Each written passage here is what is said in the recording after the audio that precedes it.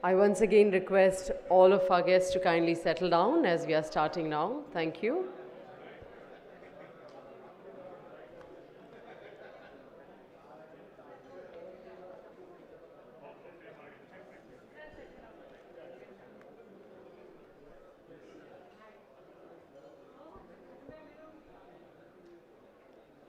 Kindly settle down as we are about to start. Thank you.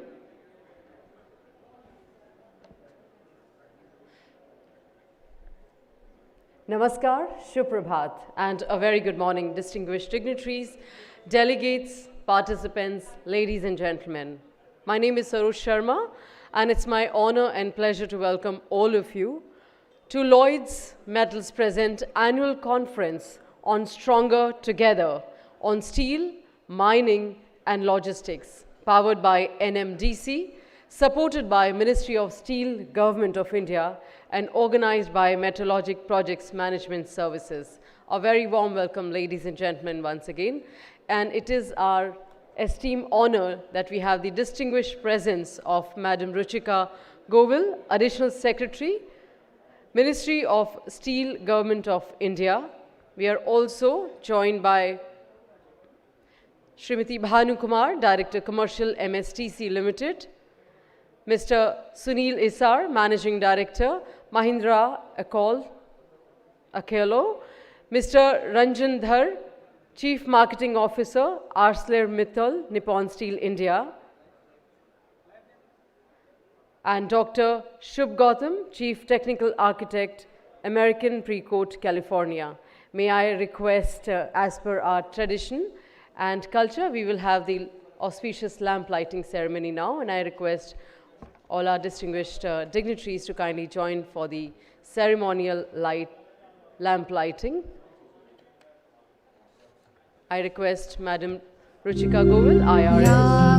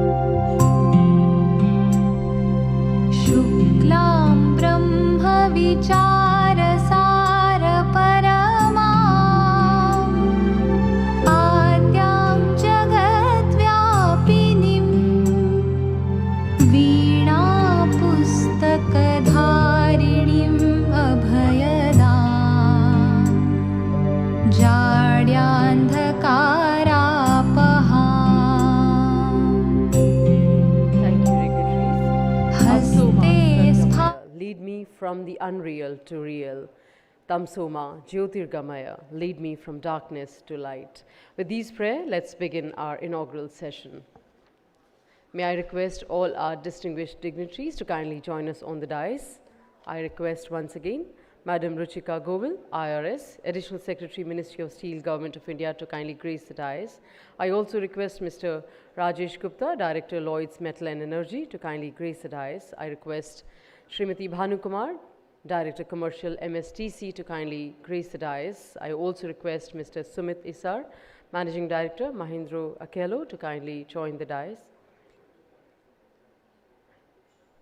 Mr. Ranjan Dhar, CMO, ArcelorMittal Nippon Steel, to kindly join us on the dais. And Dr. Shubh Gautam to kindly grace the dais. I also request Ms. Monica Bachchan to kindly join the dais as well.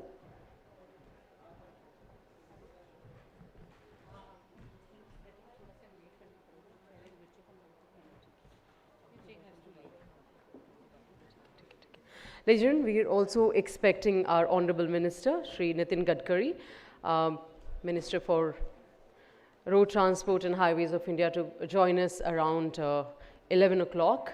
He's actually busy right now with an unavoidable meeting, so he will be joining us later part of the day. Thank you. Let's begin our day with this very meaningful shlok from Rig Veda. Anu Bhadra Kritvo Yantu Vishwataha. Let all the noble, benevolent thoughts come to us from all directions. Let's begin our day and extend our warm and personal welcome to all our distinguished dignitaries on the dais. And I invite the very enterprising and young founder and CEO, Metalogic PMS, Ms. Monica Bachchan, to kindly present the bouquet and welcome all our distinguished dignitaries on the dais. A very warm welcome to Madam Ruchika Govil. Thank you for joining us, ma'am. A warm welcome to Mr. Rajesh Gupta. Thank you for your time and presence. A warm welcome to Srimati Bhanu Kumar. Thank you for joining us, ma'am. Warm welcome to Mr. Sumit Isar. Thank you for your time and presence. A warm welcome to Mr. Ranjan Dhar. Thank you for your time and presence, sir.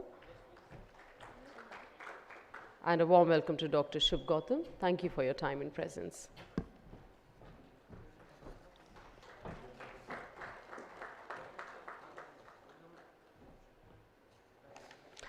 Thank you, Ms. Monica Bachchan. Ladies and gentlemen, as we all know that the year 2022 was one of the very challenging years for the metals and mining sector. The industry faced challenges on the accounts of geopolitical factors, continuous rising inflation and recessionary risks in many countries. Yet the domestic industry registered growth against loss-bearing international industries, depicting how domestic demand has overcome the challenges in the past years. Today's conference will focus on key elements of steel, from green steel, stainless steel, specialty steel, alloy steel, to steel service centers. We will also be focusing on insurance and financial institutions, mining and mineral processing sectors, and logistics and infrastructure. Ladies and gentlemen, in Upanishad they say, Yad bhavam tad bhavati, meaning as you believe, so shall you become. We believe together we are stronger. With this theme in mind, let's proceed further. And before I invite for the welcome note, very briefly I would like to share about the organizers. That Metalogic Project Management Services is a startup launched in 2017 with a mission to provide Metalogic, or decision-making logical support to the Indian and international steel and mining industry. With over 8 years of very successful experience in organizing steel industry related events and disseminating information through various media, Metalogic's experienced team will propel this new stand-alone venture for the success of Indian steel and iron industry. It also specializes in corporate events management, in which it will provide A to Z services. It is also very proud to be the industry's early morning news provider for over 4 years, covering areas like steel, mining, automobile, cement, and infrastructure. It also brings a collection of basic prices of commodities and an update on congestion at major Indian port every morning. It has also launched a portal, mymetalogic.com, which is designed to provide timely, accurate, and reliable information and data for the steel, metal, and mining logistics industry. With these words, I invite the very enterprising founder and CEO of Metalogic PMS, Ms. Monica Bachchan, for the welcome address, please.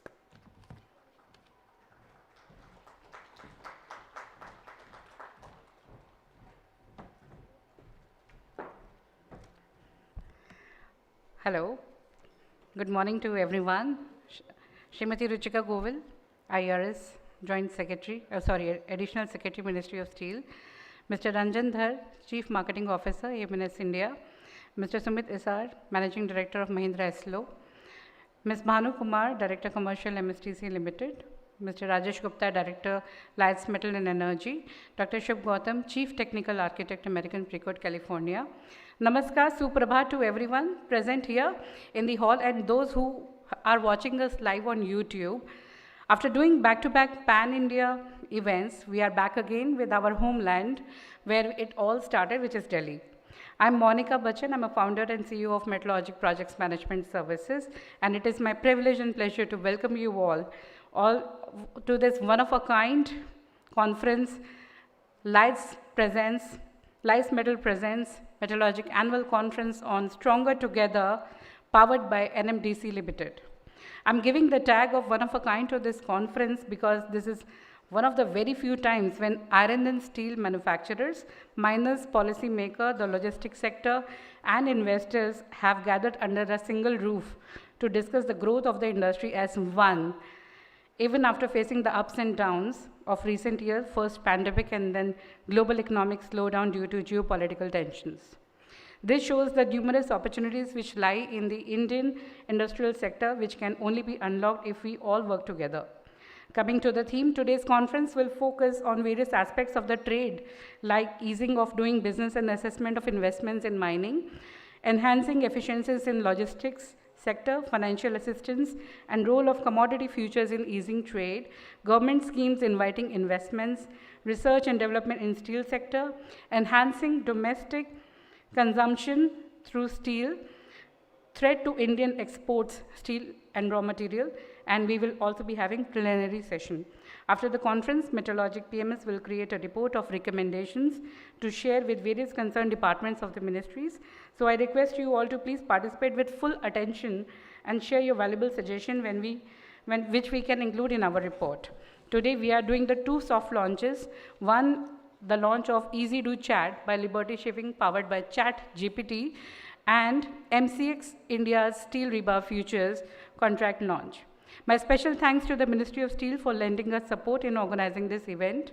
I would also heartily welcome our sponsors, Lights Metal Energy and MDC, Sri Jagannath Steel and Power, MCX India, Shanghai Milestone Technology, Neo Mega Steel, Liberty Shipping, Arja Steel, Triveni, TVQ, Consultants, and Tamil Group, our exhibitors, and also I would like to thank our support association and knowledge partners. So before I end, just 4 lines I like to speak. अनेकता में एकता की मिसाल है बनना हमें, साथ में लेकर सभी का हाथ चलना है हमें, चाहते हो प्रगति हो देश की इस जगत में तो सभी को साथ लेकर चलना है हमें. So let's begin the conference. जय Hind.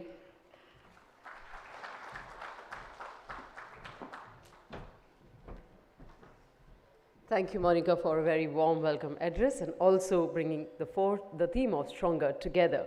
Ladies and gentlemen, I would now request our guest of honor, Madam Ruchika Govil, IRS, Additional Secretary, Ministry of Steel, Government of India, to address this august gathering, please.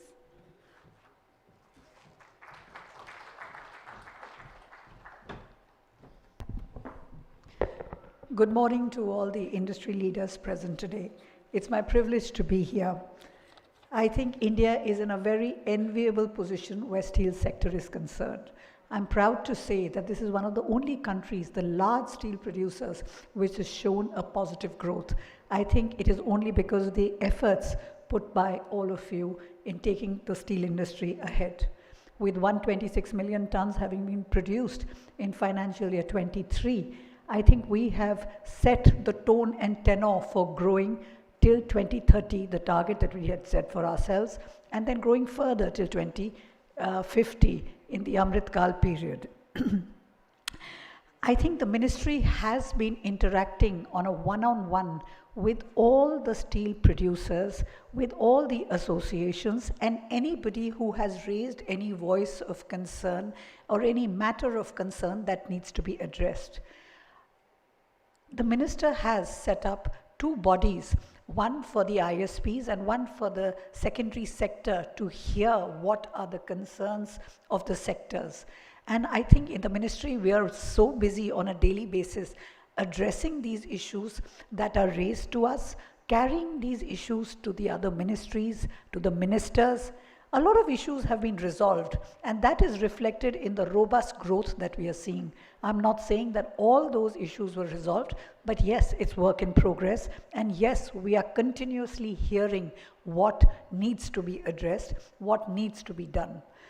I think this is the only ministry which has such a healthy, robust interaction with its industry In fact, I often say we are the advocacy ministry. It is not a very us and them, it is we together kind of a ministry where we take forward all the demands, all the concerns of the industry.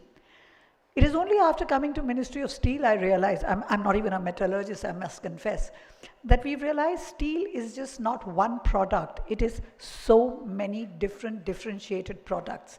And the country has been growing in all the steel products. In fact, it is innovative. The kind of products that we are seeing have been growing, and the ministry had launched its PLI scheme to address this issue of alloy steel and specialty steel.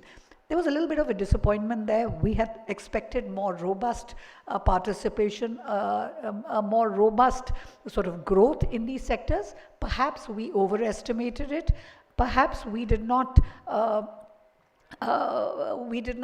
plan the scheme as you desired, but to address all these concerns, the ministry is now working on a PLI 2, and I think very, very shortly it'll be up there for discussions and any amendments that you may want in the PLI 2 scheme to say that how we can, the largest that the government wants to give for promoting the steel industry. I feel everybody must participate and must avail of all the opportunities that are there in PLI 2. Another area of concern and interest and active participation that has been there world over is that of green steel. The whole concept of the world is there for us and how we need to decarbonize, how we need to set lower carbon targets, how we need to address India's and meet India's NDC targets, and where steel has been identified as a hard to abate sector, which one of our colleagues from JSW always likes to call it a possible to abate sector. He says, why do we call it a hard to abate sector? I think everybody in this room is conscious of the efforts that are required, not only for the existence of the steel industry, but for the existence of the whole planet, of existence of the whole humanity. Everybody is conscious as to what needs to be done. Everybody is conscious of what needs to be done, yes, but how it is to be done is sort of a challenge that needs to be crossed by R&D, by academia, by pilot projects, by the industry. And in this regard, Ministry of Steel has set up 13 task forces to address each and every aspect, and everybody is being heard. In fact, anybody has more suggestions or any further topics that they would like to add there, or their voices to be heard, or want to contribute to it, please do participate in these 13 task forces that the ministry has set up. I'm available. You can of course talk to me, but otherwise even on the ministry websites you'll know who the chairman of these various task forces are, because this is something which is happening. We cannot delay it.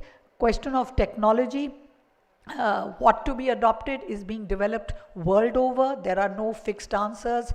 There is a lot of need of commercializing, a lot of sort of academic thought that is going on.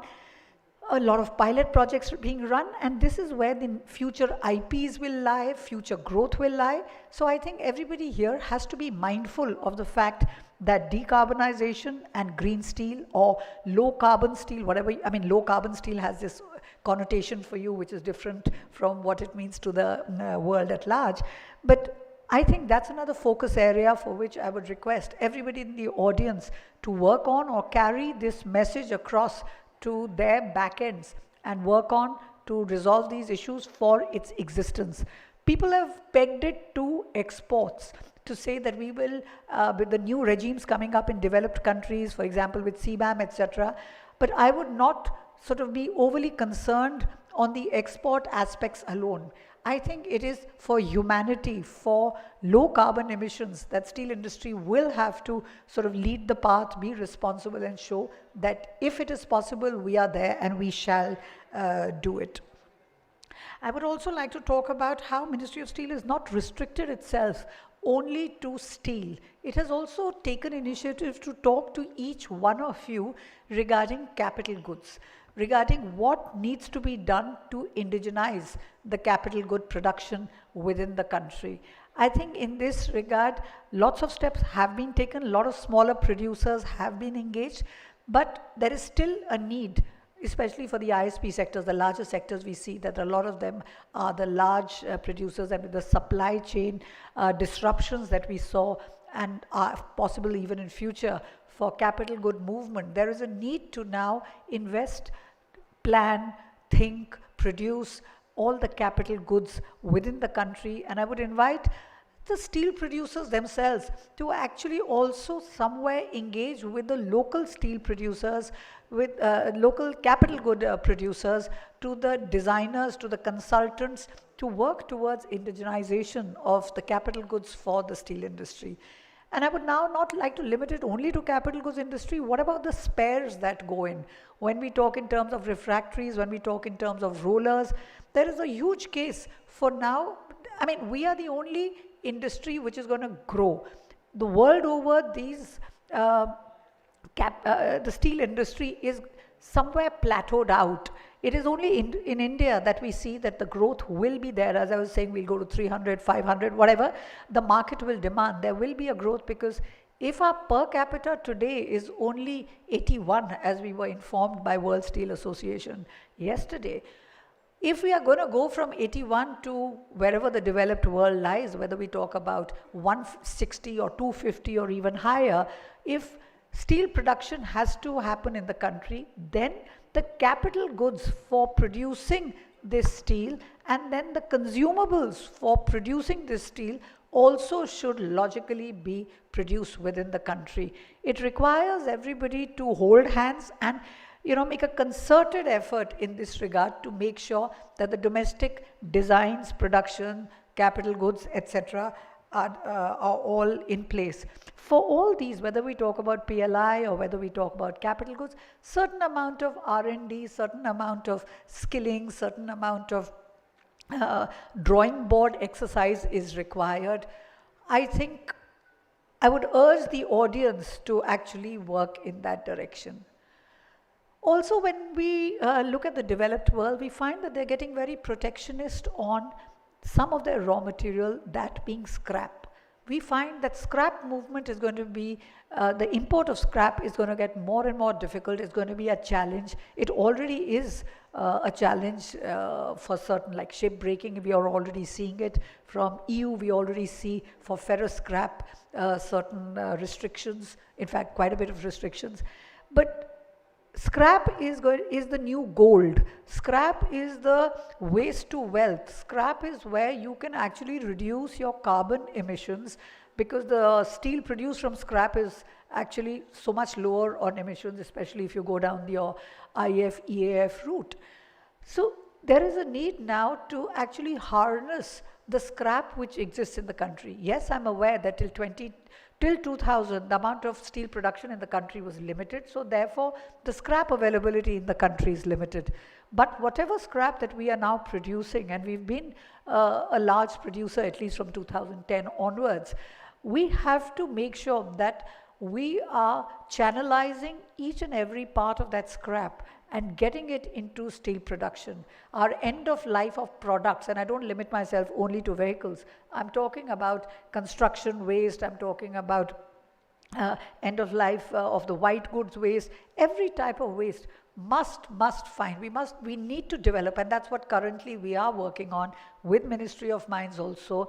We are running a very robust program with MSTC, Ministry of Mines, MRAI, for this ACAM, where we talk about how we need to be more and more invested in a circular economy. That again joins the dots back to our environmental concerns.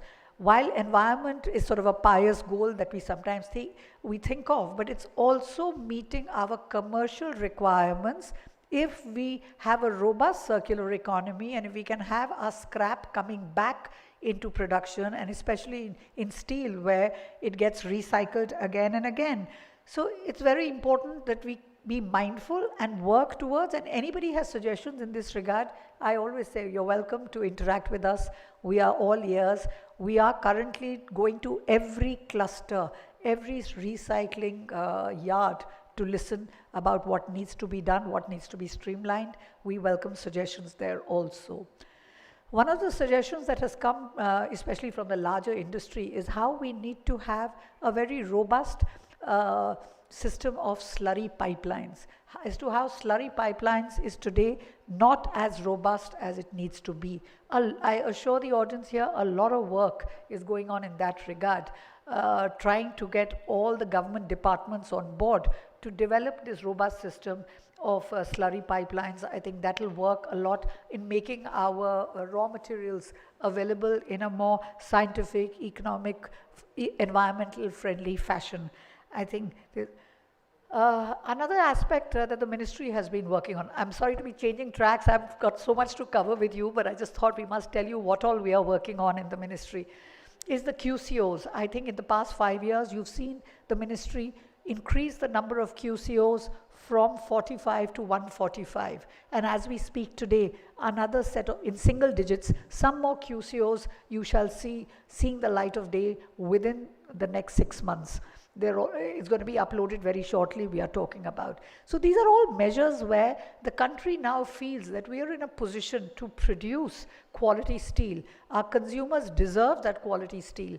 And therefore, once the producers are in a position to produce quality steel, then why should we allow quality, a steel which is not of the best quality to be imported from any other country? So the QCOs that have come in place have served a huge purpose of getting our domestic steel be up to a standard, as well as making sure that the not top quality steel doesn't find its way in the country. India has its FTAs with certain countries. Those FTAs have at times created a situation that we are seeing imports from those countries. But I assure you that we are in constant engagement with the consumers of steel to urge upon them that domestic steel is good enough, and with the QCOs in place, with the kind of,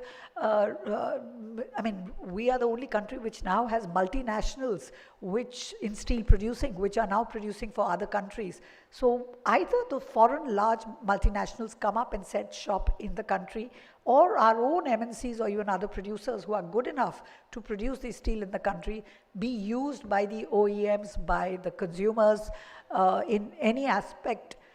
And we routinely share on our websites and portals, the SIM portal, as to what is currently being imported in the country. It's a business opportunity for each one of you. Do have a look at the kind of steel that is coming in, and that's a business opportunity you need to avail of, along with PLI, to make whatever imported steel that's being imported, produce it in the country, and I think we will see a huge dip. Currently, we are importing only about 6 million tons. Now, in a whole production of 124 million tons, 6 million tons is not too large.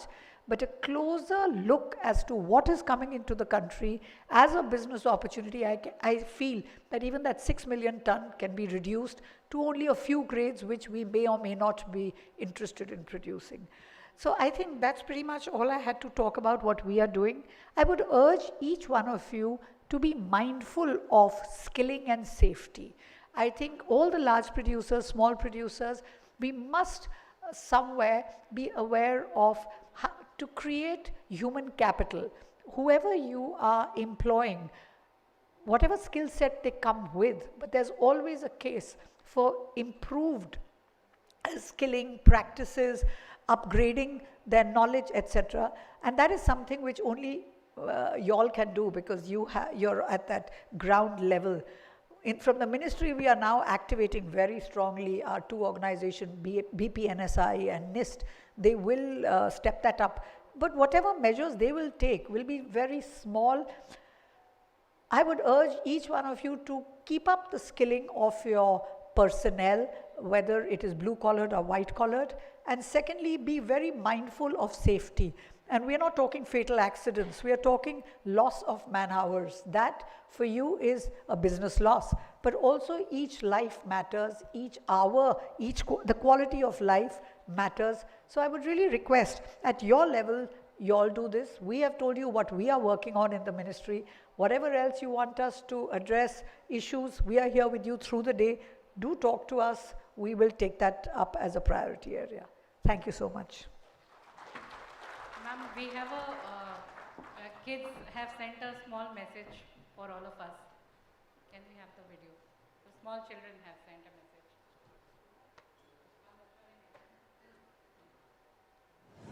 Welcome, parents. We are ready to begin. Kindly settle down. Jack and Jill went up the hill to fetch a pail of water, but all the water had dried up.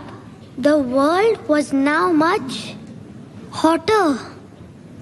So Jack and Jill sat on the hill. Their throats were so dry, they couldn't find a drop to drink. And one day, neither will I. मछली जल की थी रानी, जीवन उसका था पानी, पर पानी में प्लास्टिक फेंकते रहे हम, मछली को तरपते हुए बस देखते रहे हम। धीरे धीरे मर गई मछलियाँ सारी, रह गए बस फेंकी हुई चीजें हमारी। Twinkle, twinkle, little star, how I wonder what you are. Up above the smoggy sky, I have never seen you. I wonder why. The smoke, it makes my chest so tight. For every breath, I must fight. Mummies and daddies, आपके बचपन की favourite poems बदल जाएंगी, क्योंकि हमारा बचपन climate change की वजह से बदल रहा है।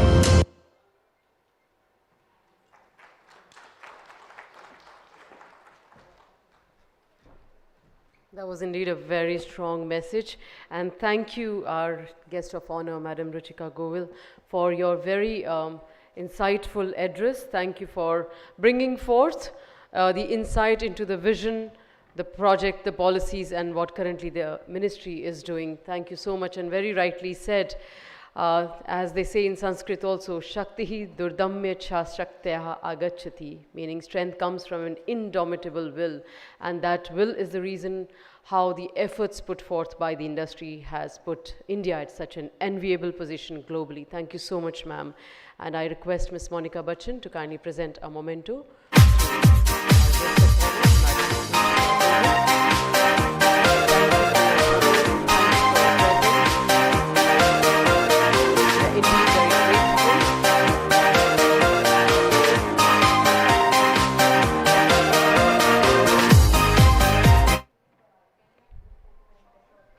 Ladies and gentlemen, due to paucity of time and an unavoidable meeting, ma'am has to leave us now. But thank you for your time and wishes, ma'am.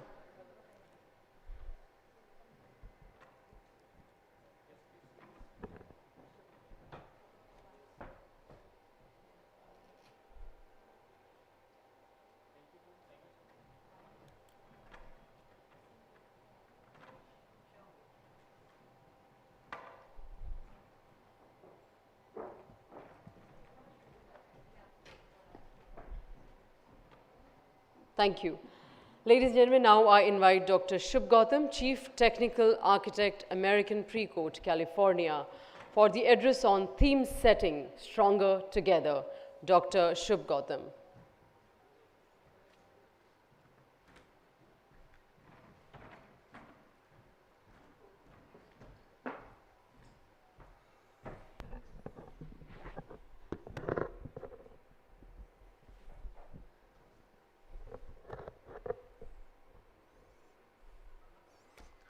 Mr. Ranjandhar, Mr. Rajesh Gupta, Mr. Sumit sir, Ms. Bhanu Kumar, and obviously smiling Monica Bachchan.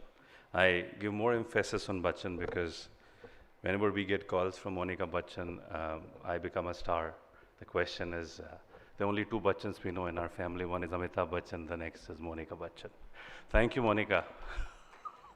Metalogic has done wonderful in terms of organizing these conferences. This is a very, very powerful conference and needs probably a week to deliberate.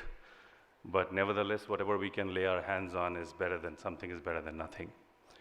The message that the kids sent across to us, the video that was just played, is not a fiction, it's a reality. And why I say so is, yes, the world is changing at a very fast pace. There is a lot of non-linear shift that is happening in the global economy. And over the next 15 minutes, I'd like to convey a very, very simple message. And that message is, future is now. Future is not 20 years down the line. The topic that we have today, Stronger Together, Steel, Mines and Logistics, a very, very apt topic. When I got to see the topic, I actually wondered that there has been a lot of wisdom behind this topic. These industries have been at the forefront of being at the receiving end as far as GHG's greenhouse emission gases is concerned, carbon footprint is concerned, X, Y, and Z. But I can assure you, this is where the future lies. This is the gold of the future.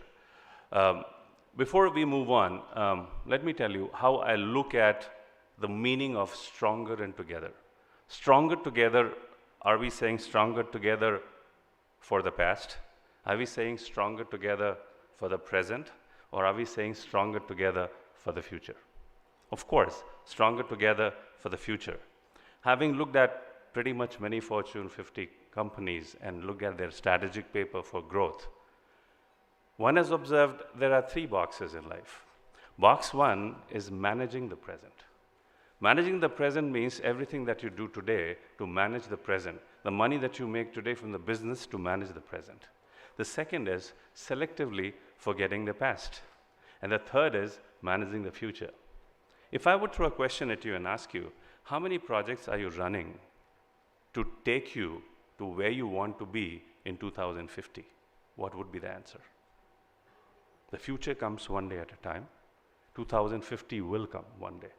And if you're not planning something today, every day, to take you to where you need to be in 2050, it'll be a great lost opportunity. And this is what I call a nonlinear shift. The first nonlinear shift that came in my generation was 25 years back, and that was the advent of WWW, the World Wide Web. Internet came into our lives in late 90s. Pretty much before that, everybody was on the same point, but that changed everything. The globe, the planet, has 7 billion population. Of those 7 billion population, we have 2 billion, the developed world. And we have 5 billion that is developing and the underdeveloped world. The leadership of tomorrow is converting those non-consumers into consumers, and that is what non-linear shift is all about. The execution methodology, the fundamental leadership options of box 3 and 2 are different than what they were for box 1. So make no mistakes. Here I start with one of our examples of nonlinear shift. It's a practical story, and we'll keep on coming to examples of how steel, mining, and logistics can join hands to be the future leaders as far as India is concerned. We stand at the cusp of one of the largest opportunities mankind has ever presented. And here it goes. Bangladesh is a country that is often tormented by famines, floods, and natural disasters. It was in 1982 that one such disaster happened, and there was a lot of famine. There was a professor of economics. His name was Dr. Muhammad Yunus. And he said, he was very moved. 166 villagers from his village came to him and said, if we don't get some money, we will die, we will perish. He said, oh my God, what should I do for you? He got those 166 villages together and took them to the nearest commercial bank and said to the banker, look, you are in the business of lending, aren't you?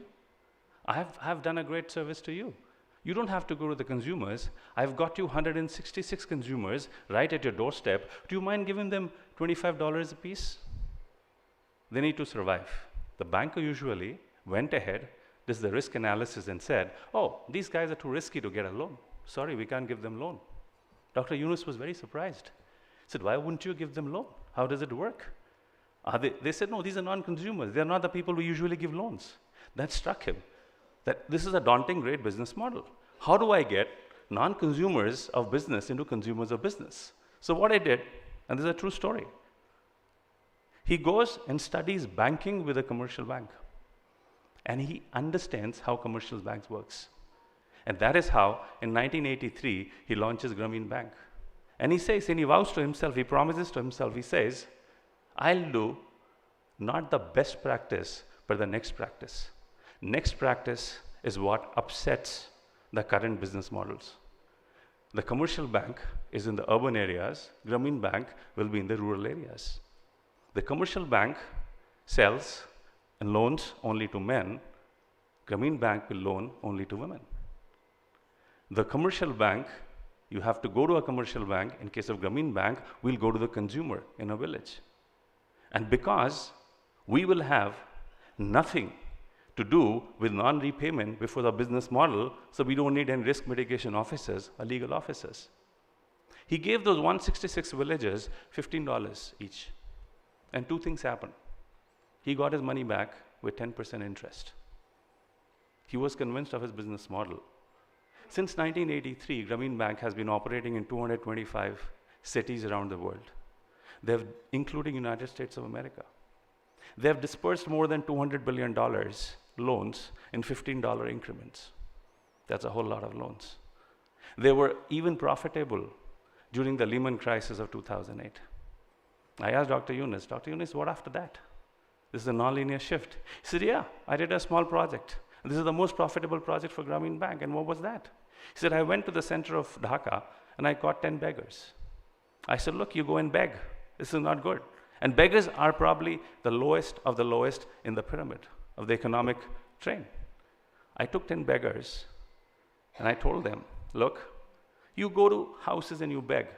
Here is $15 each.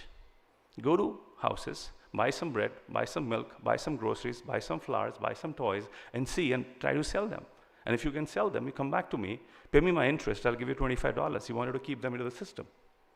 He said, Shubh, I thought from 10 beggars in 6 months, I'll go to 500 beggars.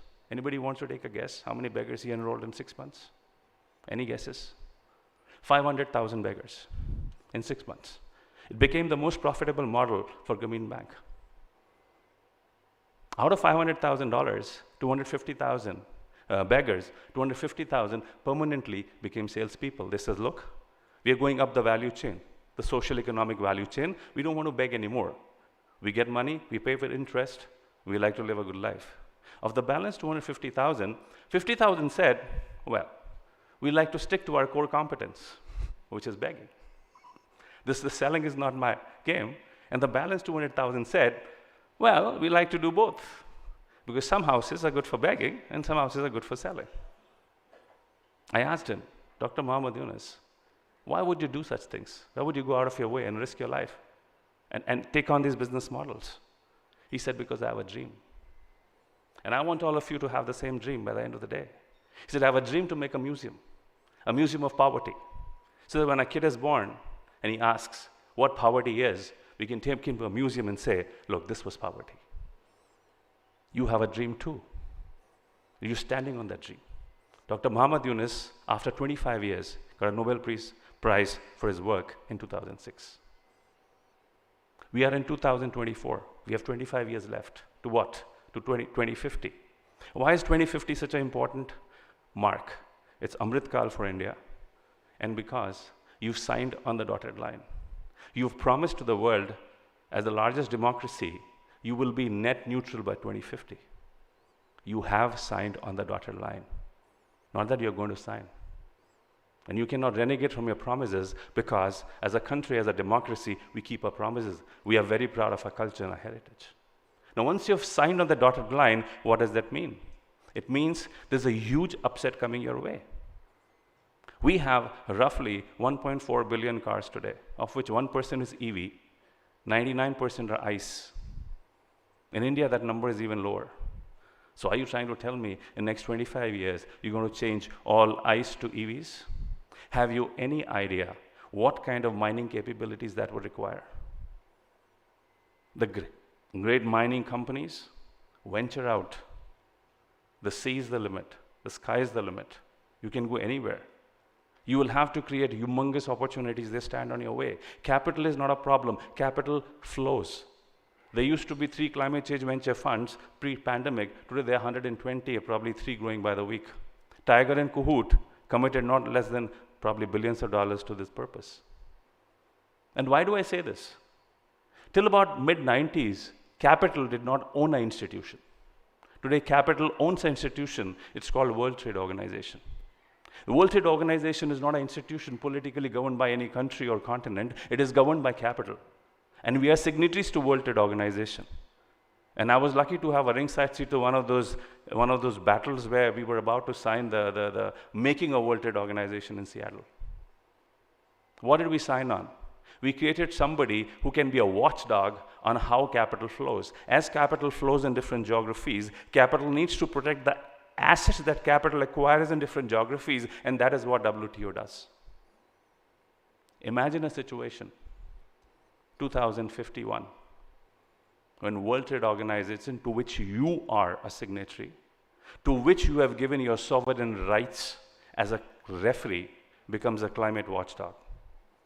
And if WTO becomes a climate watchdog, and it says, you cannot keep on pumping carbon day in, day out. You have rights to grow, but you don't have rights to pump carbon. So there will be a carbon tax. What would you do? Would you take WTO to a court? The question is very simple. We have to move from a resource-based economy to a technology-based economy. Is it difficult? It's difficult. I think so. The first nonlinear shift happened in internet, and what did we create? We created behemoths like Apple. Apple's market capitalization is $3 trillion. That's equal to the economy of India. $3 trillion. Apple employs 100,000 people. And guess what? Apple's absolute workhorse product, the iPhone, was launched when? Any idea? Any number? iPhone was launched in 2007, 2008. iPhone wasn't launched in 1947. It's barely 15 years. Apple went from making Macintosh computers to becoming one of the largest capitalized brands on the planet. These changes will come. Why am I saying this is? India has 126 million tons of capacity, crude steel. Like Secretary Steele said, we need to be cognizant of the fact that we need to invest. We need to look at alternate technologies so that we can get that competitive edge which everybody does not have. Today, everybody's on starting track. Be it Japan, be it US, be it Canada, be it Germany, be it India. Everybody's looking at alternate ways to make greener steel. Obviously, people can say, are there solutions? Yes, we worked hard on green hydrogen. There is a solution. I drive a Toyota Mirai in California. It's a car which we've been driving for the last 5 years. Toyota Mirai runs on hydrogen fuel cells. Hydrogen fuel cells have been manufactured on this planet for the last 50 years, 50 years. There are abundance of hydrogen fuel cells available. The technology is pretty simple. Hydrogen takes away the perils of grid balancing as happens in electricity. In electricity, you have to balance demand and supply. If you don't balance demand and supply, the cost of storing buffer electricity is humongous, which is why we fail at times on innovation. Coking coal is used in China to produce solar panels because they need to be heated to 1200 degrees centigrade. No wonder coking coal prices always go up. They will not come down. The cost of making brown steel will keep going up. Isn't this time to actually invest in green steel? I'll give you another data, because from where we come, either it's data or it's simple opinion. Swedish steel company, Swistal Stahl AB, Sweden, SSAB in short, tied up with a mining company, LKAB, Sweden, and an energy producer, Vattenfall, to produce what? To commit to a technology called hybrid. Hybrid was producing green steel using hydrogen. They set up in 2020 a pilot plant in Lindwall, Sweden, and subsequently they've put a demo plant in Grenvall, Sweden, and I urge most of you to travel to the demo plant and look at it. Today, Saab makes 55,000 tons of green steel. They're booked for the next 10 years at an EBITDA, I'm told, of 60% plus. Is it too difficult for us? We have the capability. The question is, as industrial output reduces in China, as there is capacity constraints in China, India is the only country the world will look upon for generating more rare earth minerals, for producing more batteries. I'm not saying lithium ion. There are technology like sulfur ions, sodium ions, tons of technology. Toyota Mirai has a 5.5 kg hydrogen tank. So you go and refill hydrogen, you refill 5 kgs. You don't do empty tank refilling. Simply, you go and refill. The cost of hydrogen in California is $7.5 a kg. 5 kgs cost converted to rupees at rupee to 80 is 3,000 bucks. On a 5 kg refill, a Mirai gives you 502 kilometers, that's 6 rupees per kilometer. Compare that to 110 rupees gasoline in India and 11 kilometers to a liter. Is hydrogen cheaper or not? Stronger together we shall be. We'll have to work on meaningful investments. Capital is not an issue, capital will flow. There are institutions that support capital flow. And if together we can understand that future is now, and we have to create a great future, and from 120 million tons, we should go to 400 million tons, but it should be green steel. I'm sure that in Amrit Kal, we will be the leaders in the world. With that, and with a dream of creating someday a museum where a kid can be taken and shown what global warming is, I leave you with some great sessions coming up. Thank you for listening. Have a great day. Bye-bye.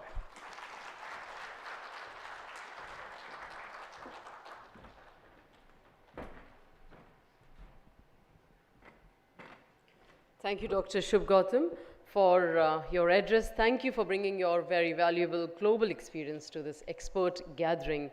And thank you for the insight into present scenarios, the vision and promises of future. Thank you. Ladies and gentlemen, now we would move on to our addresses on the industry scenarios. I would invite Mr. Ranjan Dhar, Chief Marketing Officer, ArcelorMittal Nippon Steel India, for the address on steel industry scenario, a brief outlook. Thank you.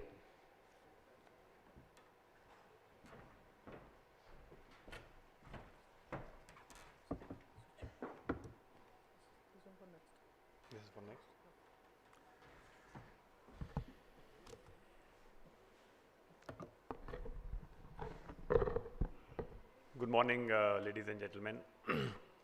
Really happy to be here today. I think the growth of steel industry, as has been illustrated earlier in the day, is also reflected in the pace at which Monica does her sessions. I think she does it probably one every month, one every week, or one every month. I do not know. I lost track. So it is good. I think it is an example of being stronger together, that the ecosystem of steel industry is developing, be it the conferences like these, or be it the involvement from the government. If you've seen Ruchika ma'am, the passion with which she ideates, the passion with she speaks, reflects the stronger togetherness of the steel ministry, the government policy making body, and the steel industry itself. So I think the true Amrit Kal is there. It is reflected in the way the whole steel ecosystem, from the government to the industry to the users, and everybody is excited to be in this space, and that gives huge amount of confidence to the investors in the steel fraternity, from the producer side to the user side. And I've been in Delhi for the last 2 days. We have been discussing with some of the customers. So there are huge investments happening across the value chain, from the steel industry to the users, and that is a really very encouraging scenario for Indian economy as a whole. I will just take you through some point. I'm not going too much into the numbers because everybody is aware about it, but some thought on what is the relevance and the importance of steel industry for the Indian economy to grow and to become the developed economy in the Amrit Kal, as has been stated. So if you see that steel is extremely relevant for any country's growth scenario and also for India. There is not even a single example of any country which has embarked on a rapid growth phenomena, rapid growth trajectory, be it China, be it South Korea, any other geography you take, parts of Europe, wherever you find a rapid infrastructure economic growth happening, it has to happen predominantly in a steel intensive way. And why? Because A, it is the speed at which you can construct when you develop in steel. B, it is the versatility, the aesthetics, and also the scale at which you can build steel structures. I'm just given some examples, it is only examples, and it can be extrapolated into very many different examples. That speed is very relevant when you construct in steel. It is strong and versatile. And when you see these deadly pictures, and we saw this video earlier, steel is a solution for sustainability. When you find all these documentaries and videos and reports, when you see all this mess which is there, which the world grapples to handle, steel is never there. Why steel is never there? Because whatever is the residue of steel, it can be redeployed and reused. So therefore, from the sustainability perspective, from the versatility perspective, and from the speed of construction perspective, steel is the only solution, and the solution available at a mass scale. What steel does, apart from the metric ton that get produced and get consumed, steel has a big, huge multiplier effect on the economy as a whole. So if you see the foundations for the infrastructure gets laid in the steel, so then there is this infrastructure that gets created. When these infrastructure get created, there is a huge employment generation which happens, whether I'm just using some examples, for example, the Mumbai Trans-Harbour Link or the high-speed railway network that is getting laid currently. So it has huge consumption of steel, but more importantly, it has huge employment generation which happens. On the other side, when this steel is being consumed, you have to develop steel industry. When you develop steel industry, there is an employment generation happening on that side. So currently, at the current level of production, steel industry employs nearly 26 lakhs people, and when we double it, the employment generation will be double. And then it has a multiplier effect on the per capita income of the country, which is slated to grow from currently over $2,200, $2,500 to $5,000 or $6,000 by 2030. So it is a rapid growth happening in the income level of the people. That income gets redeployed back in the economy, and this virtuous cycle gets developed. So from a holistic perspective also, the relevance of steel industry, the rapid infrastructure growth, employment generation, and the rapid growth in the income level of the population of the country is also related largely to the steel industry. Steel industry, and in the previous slide I have not talked about the employment generation that happened, that what Mr. Richuka Govil talked about, the ancillarization. When you develop steel industry, so ancillaries will come, there will be employment generation happening on that side also. This slide talks about the relevance of steel industry for forex, generation of forex for the country. So this is the data from 2017 to 2022. There is a 51,000 crore forex surplus that the steel industry alone has created. And we believe, and on the sidelines of this conference, I was talking to Madam Goel, that as steel industry grows in India, our exports of steel will not be commoditized. In fact, that has already happened. If you take a period, say 10 years before, predominantly our exports used to be of hot rolled coil. Now our exports are happening predominantly of value-added products like cold rolled, like coated, and more you will have exports of goods made out of steel. For example, pipes, for example, auto components. There are already a lot of component manufacturing happening in India, which is getting shifted from other parts of the world, be it Europe or China or other parts. And a lot of companies I know of are trying to make these components in India and exporting out of here. So value-added exports will keep on increasing, and that will give more forex power to the Indian economy. So, the rising investments which are happening in the steel industry in the Amrit Kal, there is an encouragement that I was talking about earlier from the government with the PLI scheme. One thing which I want to reflect upon, for each one of us sitting in this room, the brilliant thing that this government, the current government has done, they have always set targets. There's a target under national steel policy that we have to make 300 million ton and then to 500 million ton. So everybody runs after that target. There's a target for Amrit Kal. There's a target for Gati Shakti. There's a target for Sagar Mala. So these targets are set. And once the targets are set, each one of us then deploy our resources, deploy capex, deploy human resource towards that target, and therefore this growth is happening. So we feel a lot encouraged as a global company to come into India and invest, because there are targets to chase for, and when there are targets to chase for, the targets get achieved and the growth happens. India does, I don't want to talk about it much, but India does need to reflect upon all those FTAs. We are seeing now some imports coming into country from countries like Vietnam and all that we need to take cognizance of. When steel industry is investing huge capex, the last count, I do not know the updated numbers, out of the total private capex in the country, 40% or more than 40% is by the steel industry alone. So that is the quantum of capex which is happening. If such kind of capex is getting deployed in the country, we need some amount of protection from the predatory imports which are happening in the country. From the countries which do not bring any value, it is commodity imports which is coming in the country and just destroying the value below the cost of production. This is a reflection of the beautiful mega infrastructure where predominantly AMNS steel is used. So you will see that the Bogeybill Bridge, the much talked about Chenab Bridge, about 70% of the steel used in Chenab Bridge, for example, I'm happy to share is our steel.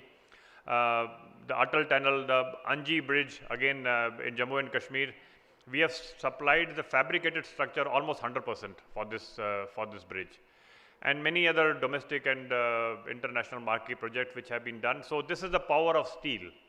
This is the power of steel and power of togetherness that gets deployed in developing some marquee infrastructure projects which then reflect India as a true developed country, and many more to be done. This is just the start, and we will have many more Bogeybill Bridge, many more Chenab bridges, many more trans-harbor links and all that, so that gives us a lot of confidence. Thank you so much.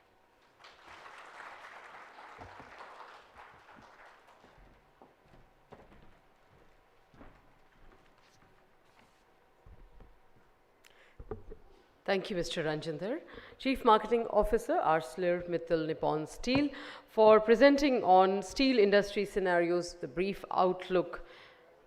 Well, and thank you for sharing the relevance and importance of the steel industry to the economic growth of the country and how a vibrant industry which is creating landmarks to livelihood. Thank you. Ladies and gentlemen, now I would invite Mr. Sumit Isar, Managing Director, Mahindra Accelo, for the presentation on circular economy scope.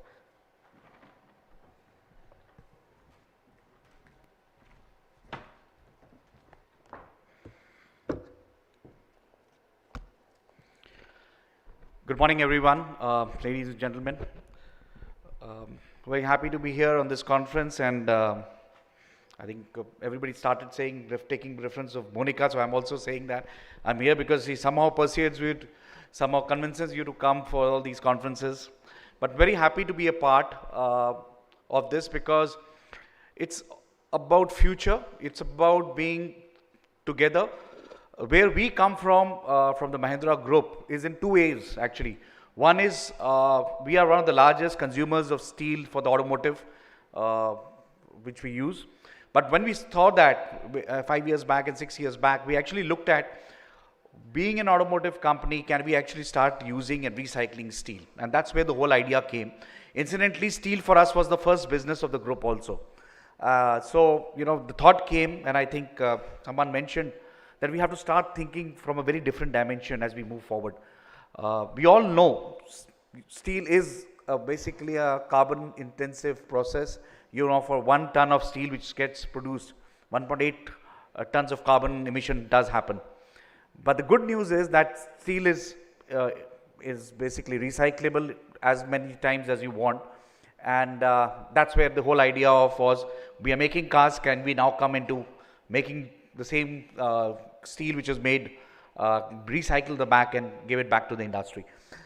We formed this company, Cero. I will talk about it a little bit later, along with MSTC, which was a government of India under Steel Ministry. We are the India's largest, first and the largest recycler in the organized space. I will run a brief video just to show, how we are all looking at as we move forward, and then I think I'll take it forward.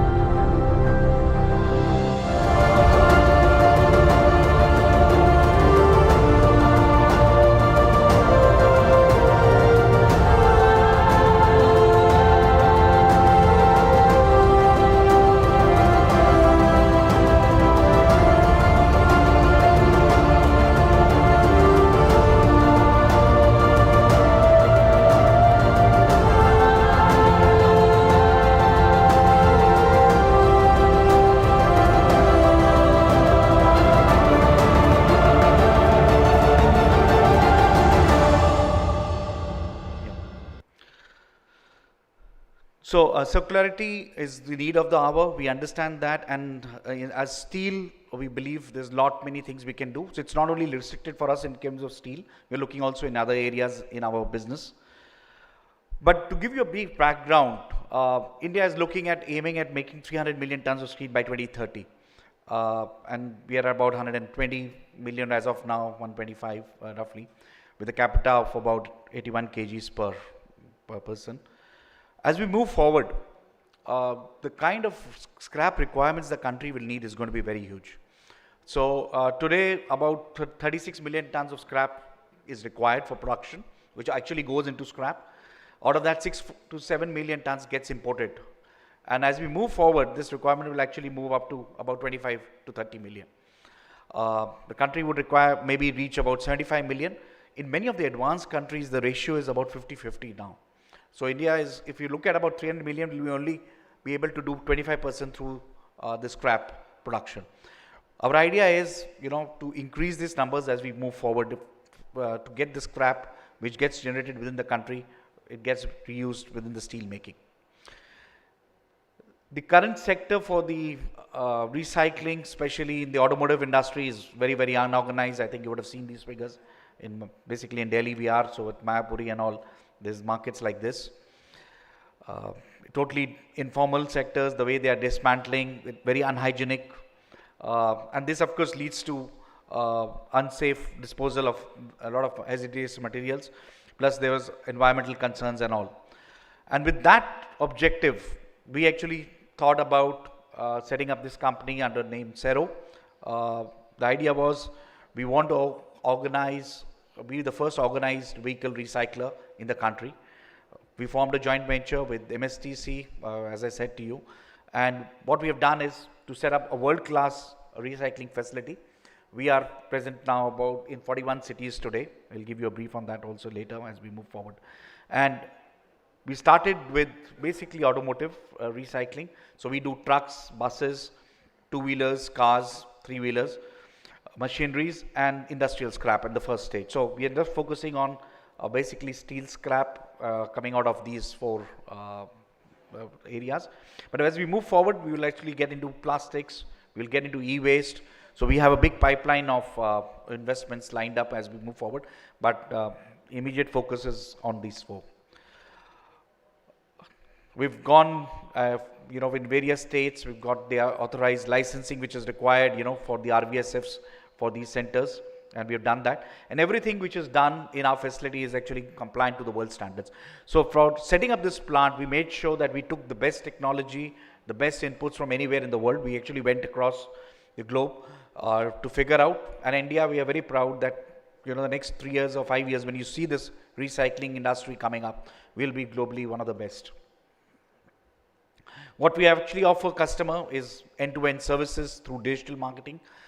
Basically, the customer just has to do a phone call, and then practically everything, his vehicle gets picked up, gets inspected, and then we actually pay for the vehicle. So the idea is to make it so simple for the customer that he can actually help in the circular economy of steel, and that exactly is the role of Cero. All the process is digitally enabled. We have actually at our end staff which is connected to all these with digital appliances and all. And then we also reach out to social media through various digital schemes. Just to give you a brief on the operations. Known as one of the fastest growing economies in the world, India has shown tremendous growth. Consequently, it has also emerged as the fourth largest automobile market in the world. But progress is a double-edged sword if not treaded carefully. Because of an astonishing pace, old vehicles are also entering their end-of-life stage, proving to be not just a safety issue, but also affecting the environment as a result. With no organized way of retiring such vehicles from the roads, it has become a major concern. Presenting Cero, India's first organized automobile recycling company, conceived by India's two most trusted public and private companies, and support of Ministry of Road, Transport and Highways. Under the guidance of Ministry of Steel, Cero stands for zero tolerance to unsafe and illegal practices in recycling of end-of-life vehicles. With its unique design, Cero shall contribute not only towards conserving natural resources in India, but also saving a significant amount of foreign exchange by reducing the import of steel scrap. Cero's automotive recycling initiative promises a pan-India network. Cero's vehicle collection and dismantling centers are equipped with state-of-the-art recycling equipment at par with global standards. Besides cars, Cero also has a specialized process for recycling of commercial vehicles such as trucks and buses. Inspired by Digital India, the entire process is paperless to simplify and enhance the customer experience. At Cero, our aim is to reuse steel beneficially, reduce emission levels, save natural resources, and create employment. As India plans to implement environmentally sustainable ideas, Mahindra MSTC hopes to make the one countable effort that takes us into a safe and secure, greener future. Cero, towards a zero pollution nation. So presently we are in 41 cities. The idea is that we want to be in the next 2-3 years reaching about 100 cities across the country, because we believe it has to happen in small cities of the country if recycling has to be taken very seriously. We do have RVSFs which are about 8 or 9 presently in the country, and we would expand that to about 25 in the next 3 years' time. This is our contribution in a very short span, what we have done. The feedstock is still a challenge, but in whatever we have been able to do, we have recycled about 14,000 vehicles in the last few years. We have actually given back 13,400 tons of carbon. We have been able to recycle about 10,000 tons of steel. In terms of iron ore, it's about 14,600. In terms of coal, about 5,000 tons. And in terms of limestone, 584 and 28 lakh liters of furnace oil. Overall saving of about, very small saving at this stage, about $4.8 million. But I think the number will expand because the awareness and the policy making at the government side is very proactive. And we expect it will have much more larger implications as we move forward. That's the plan for us to be in 100 cities in the next couple of years from now. The policy which actually came, it's been being talked for the last couple of years, but last 2 years we're actually seeing the policies getting implemented now in some of the states. It's a benefit for the country in terms of it will increase the availability of high-end scrap for the steel industry. It will also help us in production of scrap under Atmanirbhar Bharat. There will be increased income collections in terms of taxes.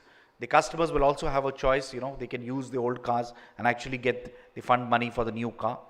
And also we are looking at in terms of GST increase, in terms of revenue and also employment.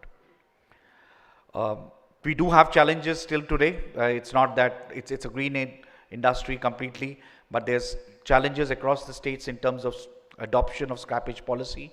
So we are now engaging with each and every state to understand and make them understand how critical it is. Also across the states there are a lot of issues on standardization of the transport policies. So that's again which we are grappling with. And third is of course the citizen itself, while we see in big cities, there is awareness, but actually we have to go across to about all the cities in the country, all the citizens, to make them understand why this is very clear for the important and very important for the future for them. Overall, I think Sero will do its part for the steel industry as a consumer, and as also as making sure that steel gets recycled properly. That's all from our side. Thank you. Bye.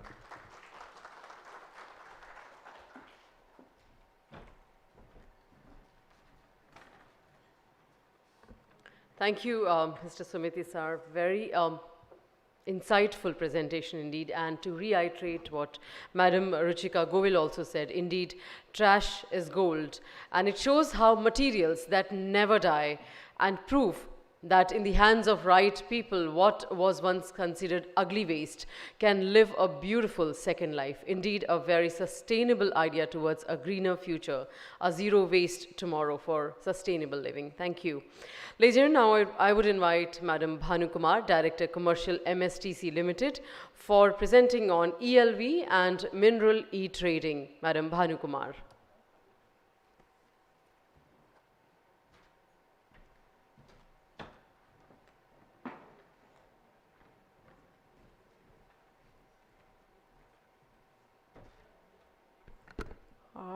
Good morning to all of you, and I'll again start with Monica's invitation. So when she contacted me for this conference today, the topic, actually we were not able to zero in on any one particular topic, and since it is coming together of steel, mining and logistics, and MSTC as a company has been present in steel and mining to a very large extent, I decided on talking about ELVs, which is the hottest topic, as Mr. Isar also said, and also the mineral e-trading, what we are doing, how we are digitizing the transactions in the mineral sector. So as you may all be aware, MSTC is a leading e-commerce service provider in the country and is a preferred service provider for digitizing transactions, especially of the natural resources. So right from coal block to mineral blocks to spectrum to everything gets auctioned through us. Over a period of 2 decades, we have built a very strong foundation for allocation, auction, trading various resources with the state-of-the-art infrastructure and technology, which ensures transparency and competition, translating to the best value for the producers. Large number of buyers and sellers base has resulted in enhancing the competition, resulting in maximization of the government revenues and the stakeholders' satisfaction.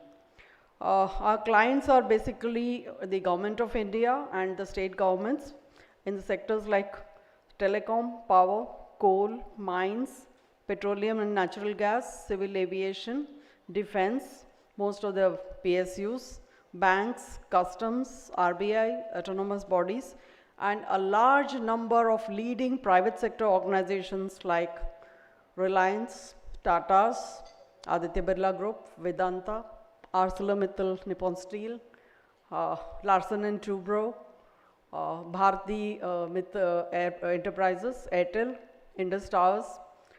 These are the people who are generating a large number of scrap, and they have reposed faith in our system for selling their scrap. Now coming to the topic of ELVs. As you all are aware, end-of-life vehicles was mostly sold in the informal sector, who disposed of these vehicles in a non-environmental friendly manner, and it was all in the black economy. There was no accountability. Mr. Isar spoke very clearly, very nicely about the circular economy and the importance of scrap in that. And what is happening in the policy framework is giving us the impetus to drive this growth in involving everyone, every stakeholder, towards the ultimate goal of a circular economy. Recently, Ministry of Road Transport and Highways has notified to use the MSTC auction portal for channelizing and selling the end-of-life vehicles owned by the central state governments, autonomous bodies, PSUs, mainly in the government sector. The ELVs are supposed to be sold only to the registered vehicle scrapping facilities, and the MSTC's auction portal ensures that, and the operations are allowed only for such facilities and not for anyone else. So this way we are sure that it's going into the right hands. Brief on the policy aspects I'll just touch upon. MORTH in September 21 notified the Motor Vehicles Registration and Functions of Vehicles Scrapping Facility Rules 2021 for setting up of the authorized vehicle scrapping centers across India, and the Voluntary Vehicle Fleet Modernization Policy or Vehicle Scrapping Policy is a pivotal initiative in the Indian road transportation sector. The objective of the policy was to reduce pollution by scrapping vehicles with invalid registration certificates, fitness certificates, to improve the road safety, improve fuel efficiency, reduce maintenance costs for vehicle owners, promote circular economy, formalize the currently informal vehicle scrappage industry, boost availability of low-cost raw material, and last but not the least, boost the auto sector sales and generate employment. Some of the following facts will also attract your attention. The transport sector contributes to about 14% of the global emissions of greenhouse gases, including carbon dioxide. Commercial vehicles comprising of medium and heavy commercial vehicles and light commercial vehicles contribute to nearly 65 to 70% of the vehicular pollution, even though they constitute only about 5% of the total fleet. The older commercial vehicles, typically manufactured before 2000, constitute less than 1% of the total fleet, but contribute to about 15% of the total vehicular pollution. They pollute 10 to 25 times more than a modern vehicle. In India, it is estimated that there are about 6 crore vehicles which are older than 15 years. If we roughly take even 50% of the vehicles, considering that some of them might have already been disposed of through the informal sector, still there is a good number of 3 crore vehicles which needs to be recycled. Further, if we consider that 3 crore vehicles to be a car, because there will be an averaging out of smaller vehicles and the larger vehicles. So if we actually see this, then the figure of 200 million metric ton of ferrous content can be recycled.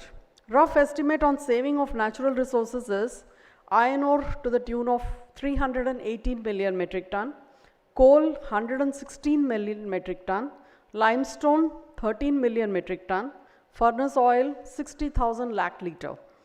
Coming back to the policy, it provides guidelines for setting up the infrastructure, incentivizing the states, and simplifying the rules under the VVMP policy. For infrastructure development, there are basically 2 requirements. First is the setting up of RVSF, as Mr. Isar just talked about. Ciro is one of the RVSFs, and they are planning to expand all across the country in another 2-3 years. But that will again be a very small portion, and what we need is hundreds, probably thousands of such RVSFs all across the country. Only registered vehicle scrapping facility can be allowed to dispose of the ELVs in a environment-friendly manner. The process to be followed for disposing of the ELV has already been notified by the Central Pollution Control Board. As per the CPCB guidelines, the ELV needs to be depolluted before dismantling. The hazardous waste arising out of the ELV should be handled and disposed following the norms of the State Pollution Control Board. The engine of ELV should be drilled with 6-inch hole in the casing to make it non-reusable, and thereafter the recovery of metals should be done. At present, there are just about 25 operational RVSFs in 8 states in the country. The second requirement in setting up of the automated testing stations. These are required to improve transparency and objectivity in testing. The vehicle needs to have their fitness tested through these stations. The transport vehicles need to go through this fitness testing after 8 years, and the non-transport vehicles, the testing has to be mandatory after 15 years. Since the number of vehicles is large, and we have just about 11 ATS in the country, scattered in just about 4 states, the existing facility is definitely inadequate. The VVMP policy also talks of some incentives for the new vehicle purchased against the ELVs. Whenever a ELV is disposed through RVSF, the ELV owner gets a certificate of deposit. In case he buys another new vehicle in lieu of the older ELV that has been given to RVSF, the benefits of registration fee waiver, concession on road tax, and non-transport and up to 15% concession on transport vehicles, waiver on liabilities against old vehicles. These are all already provisioned in the policy. Another initiative is the simplification of the VAVMP rules for setting up of RVSF and ATS. There is a national single window system, popularly known as NSWS, which actually facilitates setting up of such facilities. Now coming back to what is our MSTC doing. MSTC has already developed a e-commerce platform for channelizing all such ELVs, where only the operational RVSFs are permitted to participate in the auctions. All that is required to be done is the sellers send the vehicle details to us. We take care of the entire transaction, bidding, e-payment gateway, everything, collection, and we also have the facility of uploading the certificate of deposit. This we are in the process of integrating with the e-Vahan portal of MORTH, so that such certificates are available easily for all stakeholders and will ease out the deregistration process. It is expected that about 2.5 lakh vehicles in the government sector alone is available, which is to be disposed of in the near future. About 10,000 vehicles are already in the pipeline for various RVSFs to take. We have sold about 5,750 vehicles only in the last 3 months since the time the portal was launched, and various government departments have realized more than 37 crores of revenue from sale of these ELVs. The 5,750 ELVs that we talked about has contributed to the circular economy by recycling 6,200 metric ton of steel and saving the natural resources by 9,800 metric ton of iron ore, 3,500 metric ton of coal, 390 metric ton of limestone, and 18 lakh liters of furnace oil. To give more impetus to this scheme, MSTC is also developing an individual portal where you and me, individuals, can sell our ELVs, and the number of such VLVs, as I stated, is very large in number. So I would request all of you as an individual to use our platform for selling your ELVs and getting the maximum value for your ELVs. Now it's the responsibility of each one of us to contribute to the environment and leave a greener and cleaner environment for the next generation. Now the second topic that I need to touch upon today is about what we do, how we have introduced e-commerce in the mineral trading sector. So post the MMDR Act, Amendment Act, which happened in 2015, MSTC was asked to develop the national e-bidding portal for sale of all the major mineral blocks in the country, and e-auctions were conducted by MSTC to allot the mining, lease and composite licenses for various state governments. Through this portal, till today, we have sold about 267 major mineral blocks as on date for various major mineral holding states, which are about 12 in number. Most of these blocks are of iron ore, limestone, bauxite, gold, graphite, manganese, diamond, chromite, kyanite, rock phosphate, phosphorate. Besides these major minerals, we are also in the process of selling the minor mineral blocks for various states in Chhattisgarh, Rajasthan, Uttar Pradesh, Assam, Jharkhand, Kerala, Andhra Pradesh and Odisha.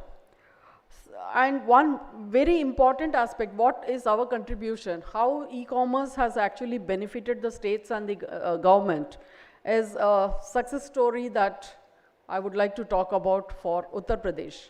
As you all know, sand is a very sensitive subject in this country, and we introduced sale of sand block in Uttar Pradesh. That was way back in 2018, and till today we have sold about 2,000 blocks in Uttar Pradesh. The system has been audited by almost everybody in the country. There was even a special investigation team as to whether the process is unparalleled and glitch-free and tamper-proof. And we have come out with the best results. The credibility of the system has been established, and more states are now adopting this model for sale of their minerals, including sand. Besides the major and minor mineral blocks, we also are selling all the mined minerals. So most of these mined minerals are iron ore, chrome ore, and many of you are already our clients, either you're buying or you're selling through us. So thanks for the patronage.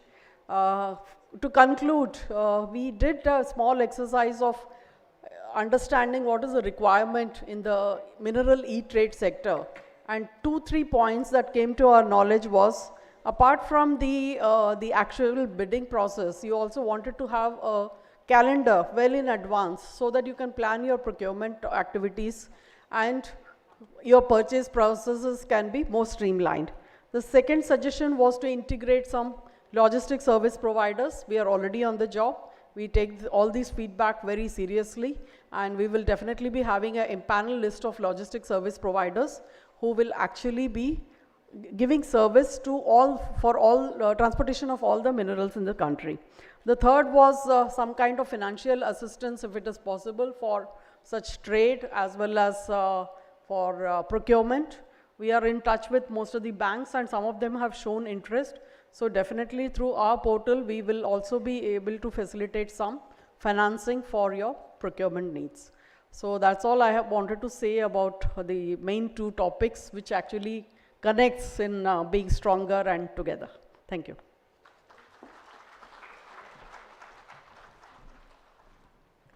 Thank you, ma'am, Bhanu Kumar, for sharing a very insightful presentation into the end-of-life vehicle, the initiative, the vision and the policy, and the way forward.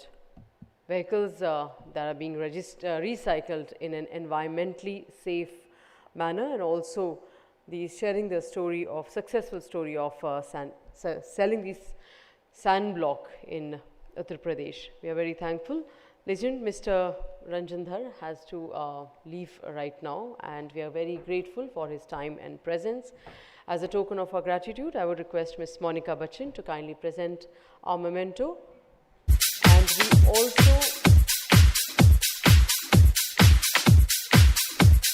we also have this beautiful token. These are steel straws. So it's a beautiful token from the organizers. Thank you, sir. Maybe now I would invite for our special address, the presentation on mining, environment, raw material and logistics aspects. I invite Mr. Rajesh Gupta, Director, Lloyds Metal and Energy, for this presentation. Thank you.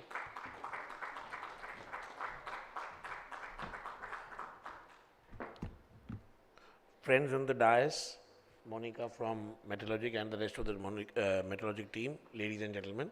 First, let me welcome everybody to this wonderful seminar on steel, logistics and mining. The Indian steel industry, the seed of this was planted in 1867 when Jamshedji Tata got a whiff of a report on the first, and based on that report, he started thinking of an iron and steel mine and a steel plant in Chanda, which is now Gadchiroli. Gadchiroli is an important district of Vidarbha. Tata's ultimately decided, of course, to go to Jamshedpur, and that part of India, Indian steel industry, everybody knows that is history. Lloyds Steel has been one of the pioneers in the steel business and in the core sector for the last 50 years.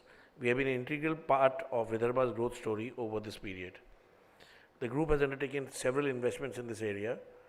India's first private sector hot rolling mill at Wardha and Chandrapur's first steel plant were both started in the early 90s by Lloyds. The company currently has 300,000 tons of sponge making capacity, a 30 megawatt plant, power plant, waste heat power plant in Chandrapur. But we are also operating the Sujagarh iron ore mine in Gadchiroli. This is the only iron ore mine in a very backward district and was commercialized in 2021 after rigorous efforts and difficulties. For 28 years, a period equal to 2 Vanvas, we persevered against all odds to ensure that the iron ore mines started. We have high quality reserves of 62 plus Fe. Starting with a mining capacity of 3 million tons per annum, we have now scaled up to 10 million tons, and we are now a 5-star rated mine, a rating which is approved by IBM. Mine development is not limited to the extraction of mineral only, but it involves an all-round development of infrastructure and sustainable ecosystem around it. The company has been investing in building infrastructure in Gadchiroli in the likes of road construction, upgrading and operating the railway sidings, health camps, training centers. We also commenced work on 2 secondary CBSE schools, a 20-bedded hospital, and a garment factory to ensure the employment for 500 women. The company now employs around 3,000 to 4,000 people in Gadchiroli, and it has led to an overall big economic jump amongst the poor sector there. Mining is just a stepping stone for the development of Gadchiroli. We aim to build on these resources for creating world-class steel facilities here. The company has undertaken an extensive capex plan, including a DRI plant which is already under commissioning. It is the first of the industrial establishment in Gadchiroli in the last 30 years. We are building up a pellet plant already with with Western India's first slurry pipeline. Ma'am Govil mentioned about slurry pipeline, and we are taking this important step in the development of Western India in this. We are undertaking techno-feasibility study for a 3 million ton plant as well. And in Chandrapur, our existing unit, we are expanding to 500,000 tons of wire rod plant, again the first in Western India. The company's plans are aimed at creating more than 10,000 direct employment and around 20,000 to 25,000 ton indirect employment in this region of Vidarbha. These investments will create sustainable, transparent and equitable growth amongst all the society. This district and the region were languishing, but with the support of the government of India led by the Prime Minister Modi and government of Maharashtra, there is a new vibrancy leading to a push in the make.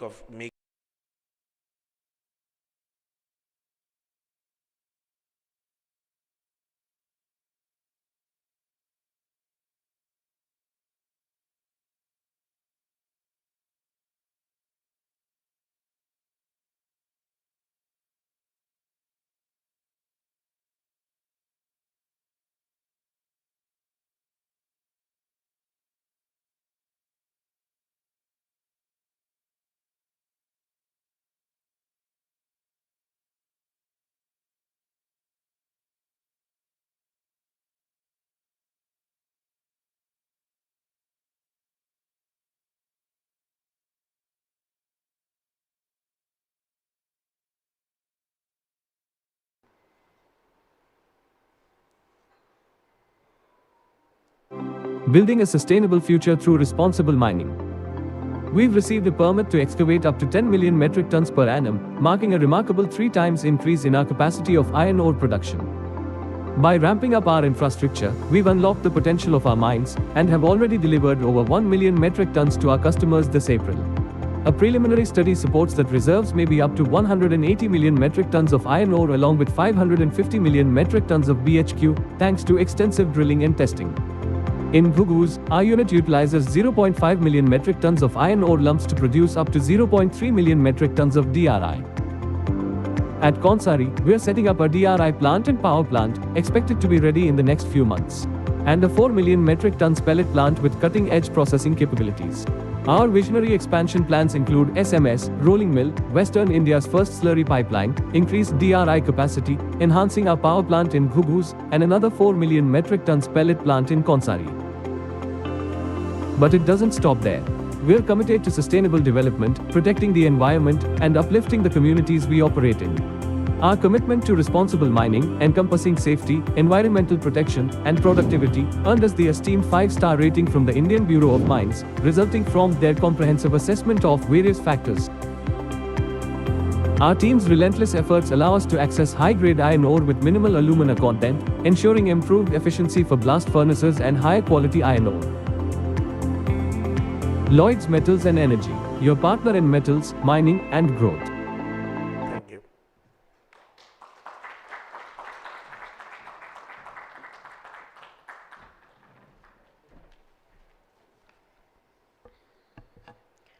Thank you, sir, for bringing your valuable experience, and thank you for the presentation on mining environment, raw material and logistics aspects.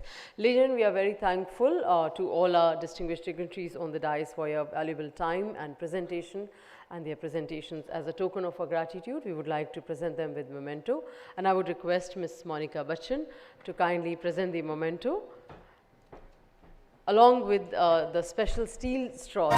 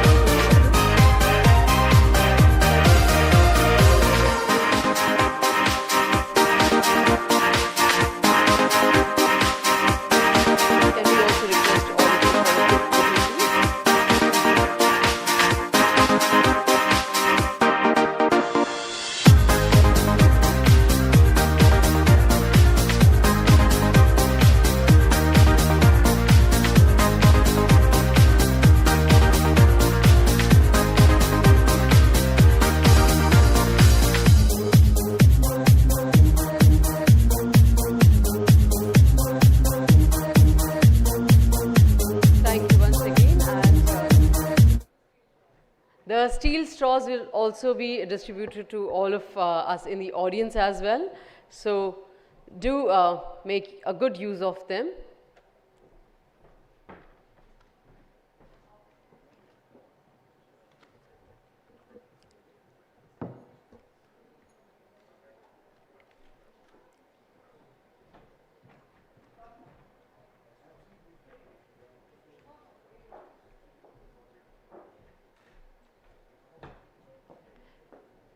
Thank you, ladies and gentlemen. With this we conclude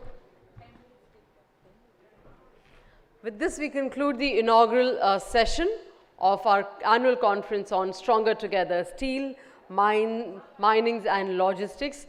We invite all of you for a short tea break. Kindly join us for a good cup of tea and coffee, and join us back in 10 minutes. Can we all request all of you to kindly join us back at 12:05 for the remaining session of the day. Thank you. Enjoy the short break. See you all at 12:05. Thank you.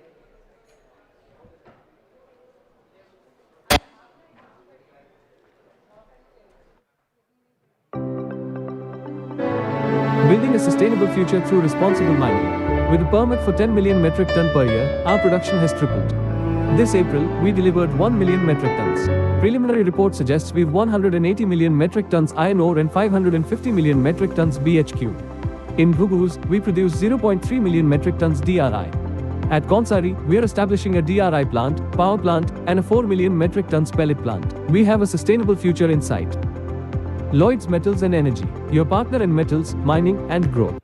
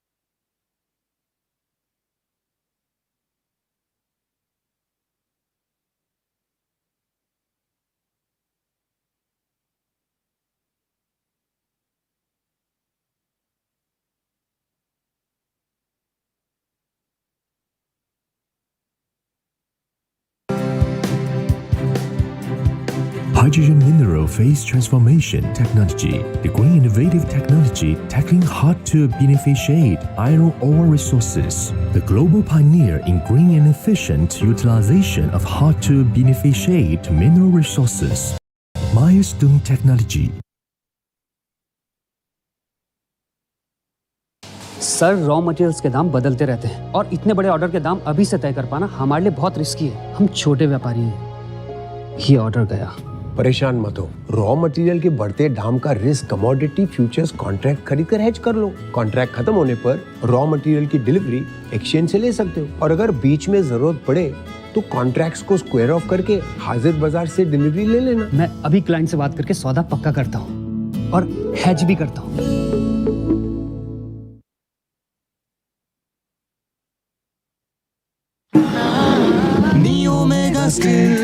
Customer-centric organization dealing in structural steel, MS pipes and MS plates.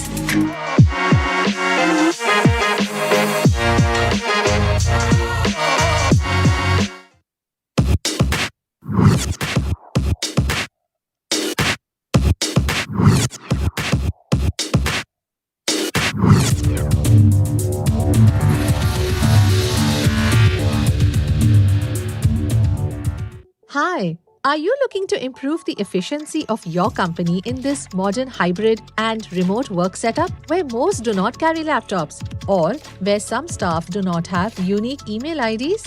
Or is your email inbox exploding with unwanted and spam emails? It's time to move on to a workplace office dedicated chat app. With Easy Do Chat app, users can register with only a unique mobile number. No email ID required. Are you facing issues with non-English speaking clients or vendors? Easy Do Chat now supports 50 different languages with auto-translation features. See messages in your own language. Are you getting too busy with work life? Now you can save 2 hours daily using Easy Do Chat app. You can now assign tasks to family, colleagues or friends under 30 seconds. Tasks appear in their to-dos automatically. Are you busy chasing or reminding people about their day-to-day activities? With Easy Do Chat, you get auto status updates and reminders about daily itineraries. Tired of sharing meeting links and calling participants to join? Using Easy Do Chat app, schedule a virtual meeting and all participants get a video call back to join the meeting on time. Are your colleagues using social media chat apps during work hours? Easy Do Chat app is a dedicated internal office chat app which comes with your company branding along with other features built for MSME businesses. Easy Do Chat comes with a user-friendly design that requires no dedicated training. To download the app, go to Play Store and search Easy Do Chat and install the app.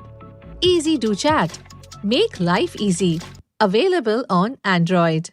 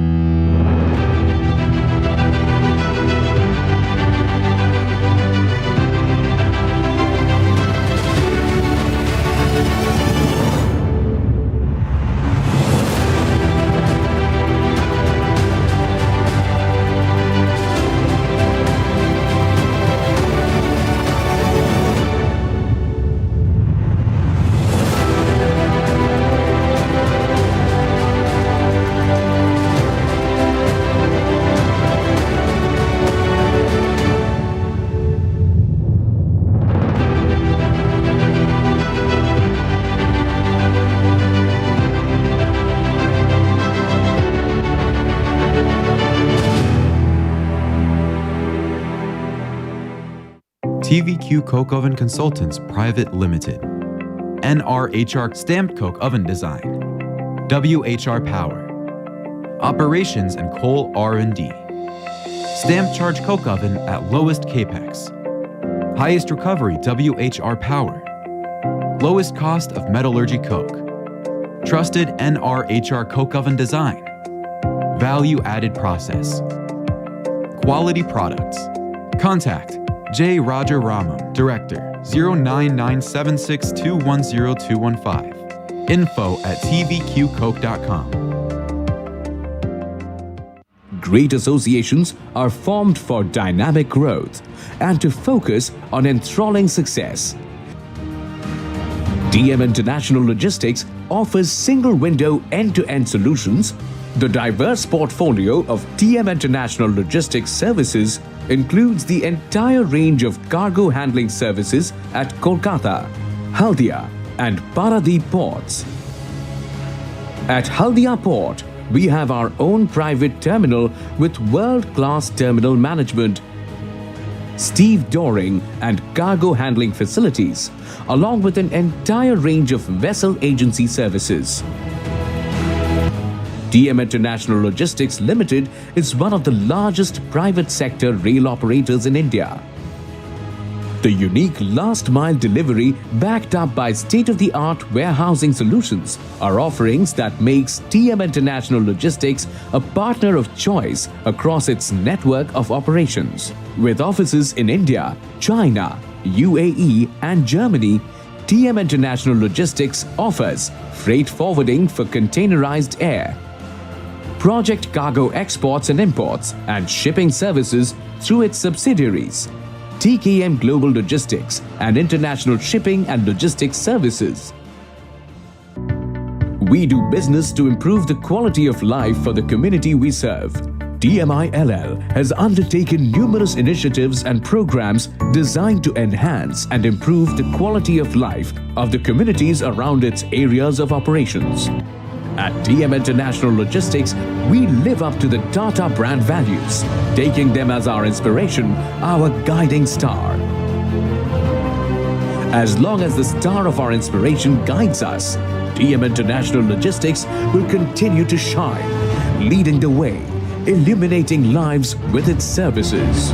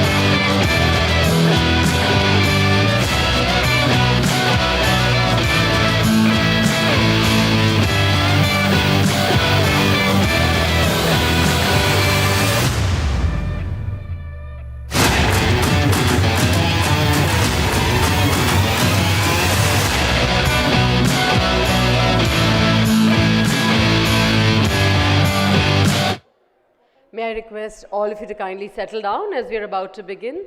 Thank you, ladies and gentlemen. May I request all of you to kindly settle down.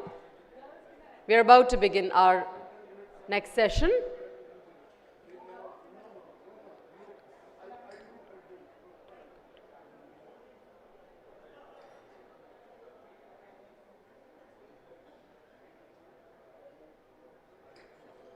Ladies and gentlemen, may I request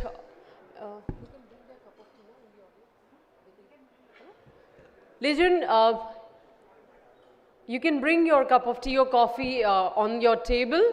We just request all of you to kindly assemble around and please take your seat so that we are able to start our session in time. Please feel free to bring your cup of tea and coffee on your table.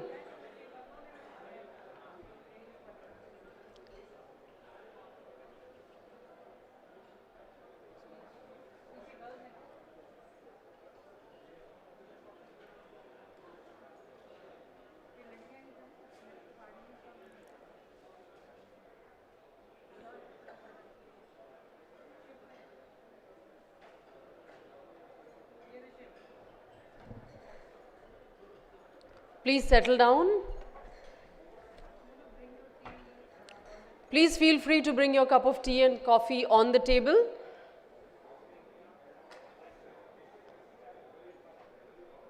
Once again, we are requesting all of you to kindly settle down and please feel free to bring your cup of tea and coffee on the table. We're about to start. Please help us in maintaining the timeline of the day.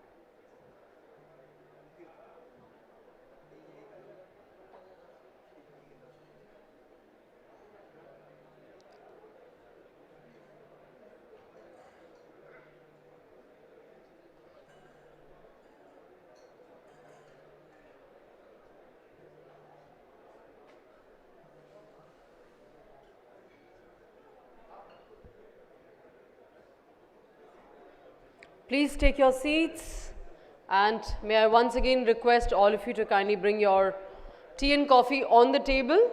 Please feel free to bring your tea and coffee on the table.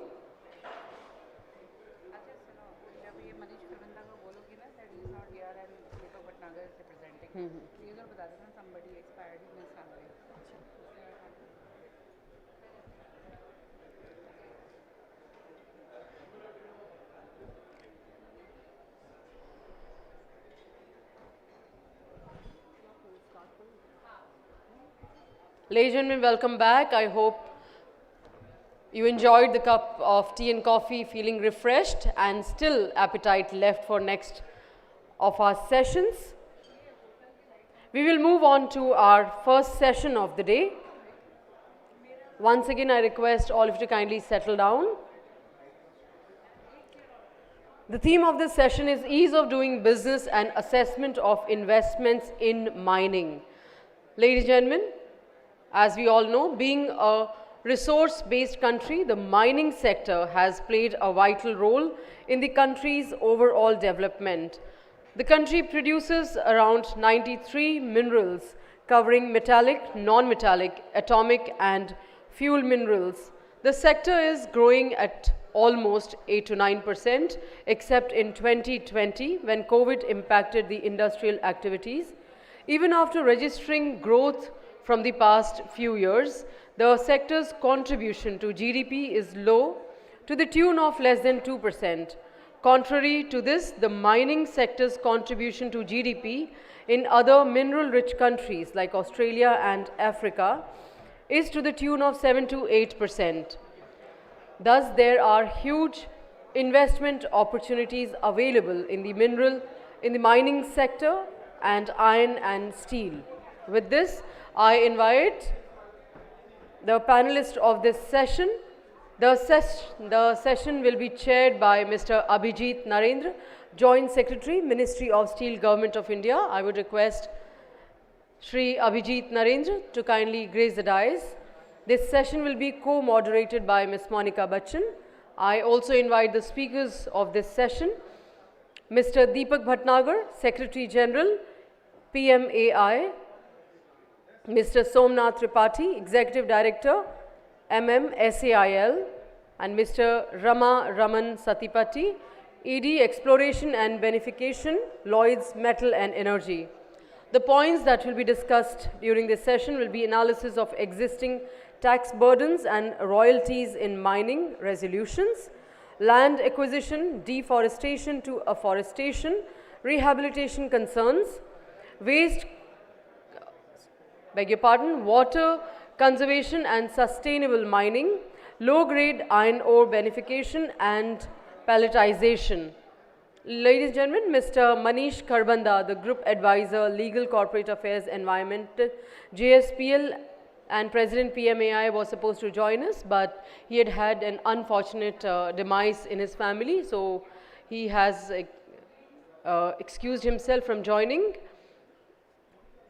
And with this, I hand over the session to our session chair, Mr.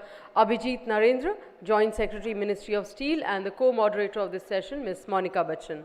Thank you. Hello everyone, once again. I request whoever is standing right now, please be seated.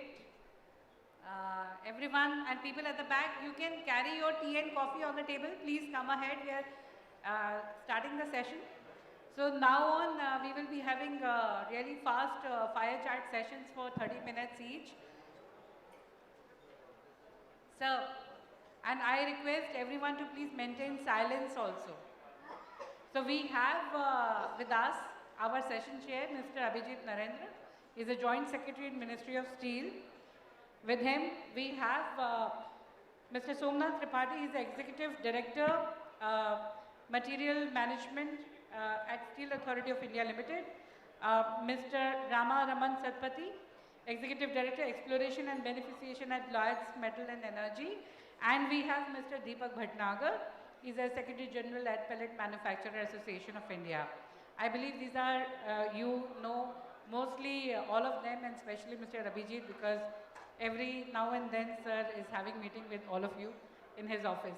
So I'm inviting Mr. Abhijit ji to open the session. Sir, over to you. Please maintain silence. Please maintain silence. Thank you. Good afternoon. Interesting topic, very learned speakers we have. We all are aware that mining contributes something like 2.5% of India's GDP, and as far as steel sector is concerned, except for coking coal, we have a kind of self-sufficiency as far as iron ore and other raw material which are concerned. Several measures have been taken in order to provide ease of doing business in the mining operation. MMDR Act amendment have been done. Exploration, in the area of exploration, some initiatives have been taken, some are being taken. The mechanism of obtaining clearances have been streamlined to some extent, and several other measures are being taken. Still some issues are there, like rationalization of royalty.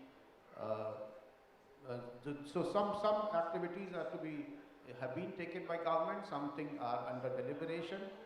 Even mining industry, they will have to think of doing something like sustainable mining in that area, and the utilization of low-grade iron ore. These are the areas which industry will have to think over it and do further. I'll, without wasting time, I'll rather request Mr. Somnath Tripathi ji to begin the discussion. Thank you, sir.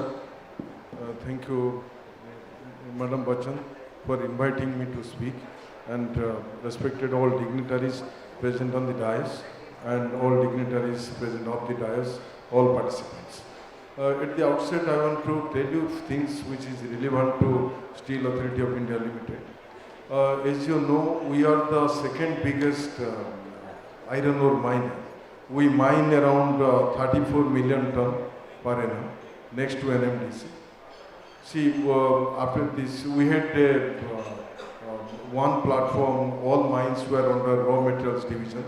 It was demerged in, it was divided in June 21, and the mines which are there in Odisha, they were merged with Raukala Steel Plant.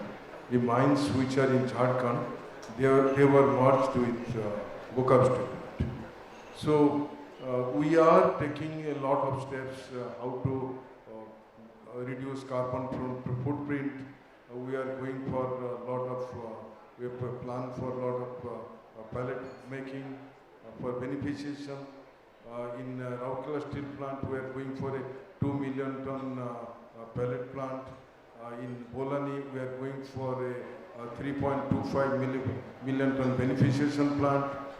In Goa mines, we are going for a 10 million ton MDO. which will have 9.5 million ton beneficiation, 4 million ton pellet plant, and 12 this total thing will be having 12.5 million ton ore processing. And we are also going for a 7 million ton MDO per Daldi. So we are doing lots of things towards beneficiation, pelletation. And presently, just I want to inform the House, we are trying to do beneficiation of below 60% Fe iron ore fines, whatever are present in both Bolani and Borsua. And I request agencies who have the expertise to take part. Presently, we are trying to do 0.5 million ton each from both Bolani and Borsua, and it will be in tendering very shortly. And other than that, we are also having long-term contract for pelletation of fresh fines, which is more than 60% Fe content.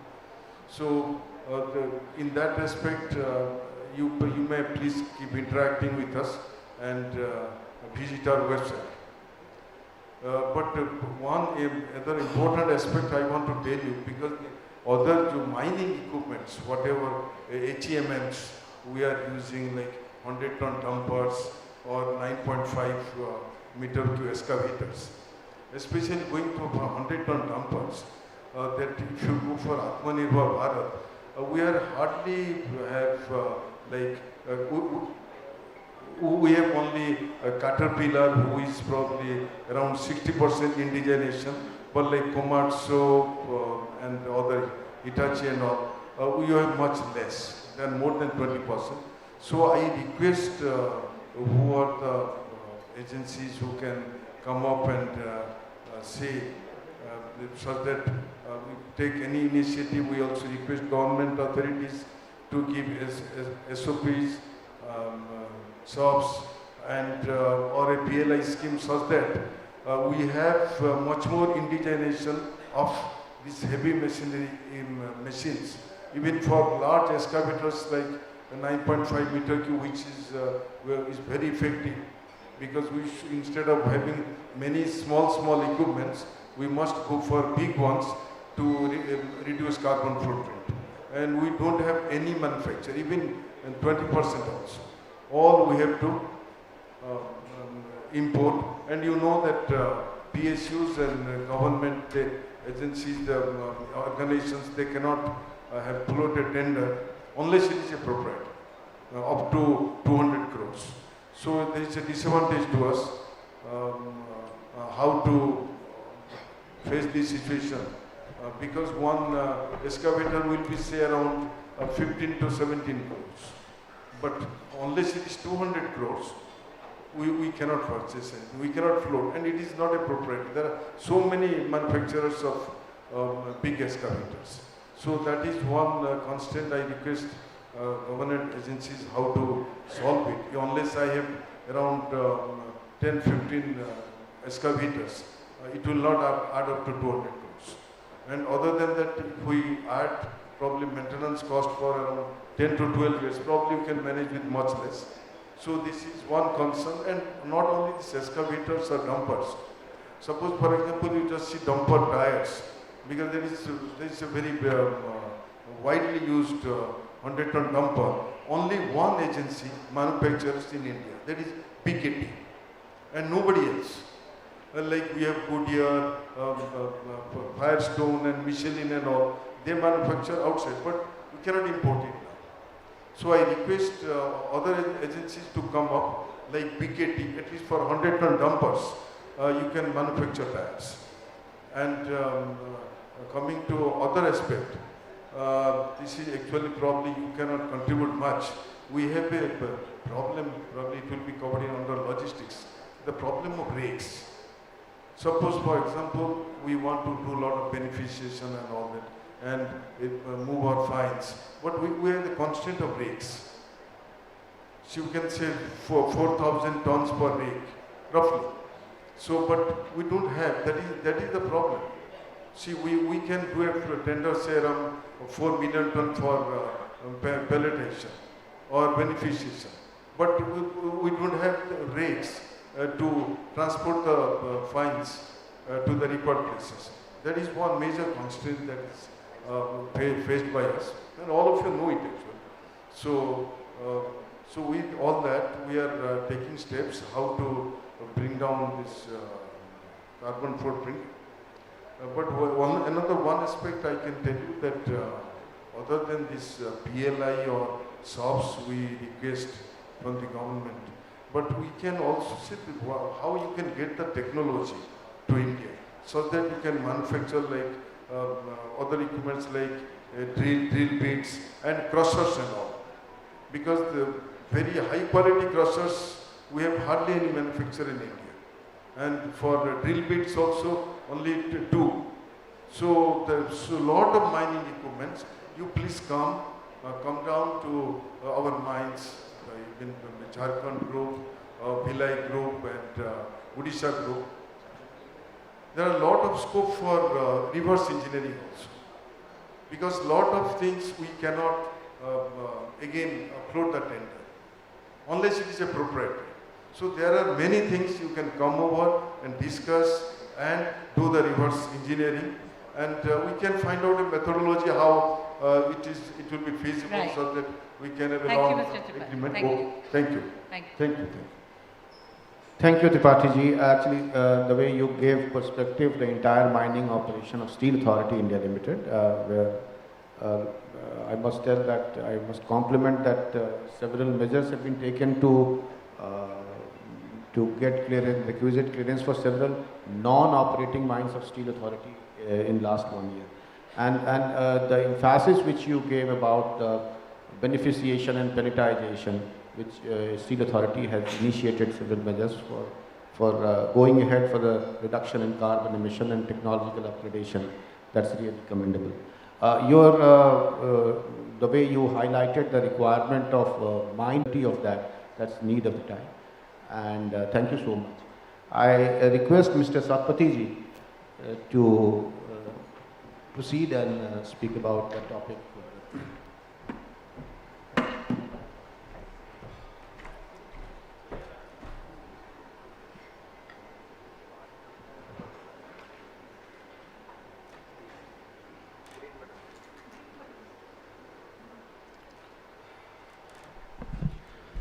Good afternoon, friends.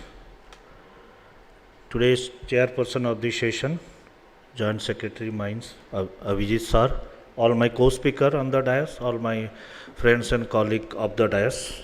Good afternoon. Myself, R.R. Satpathy from Lloyd Metals.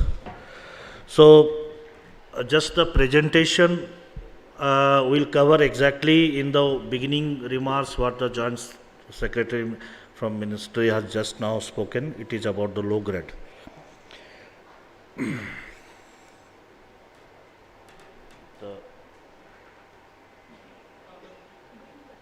green, it is the indicator. What is the slide mover? Slide mover?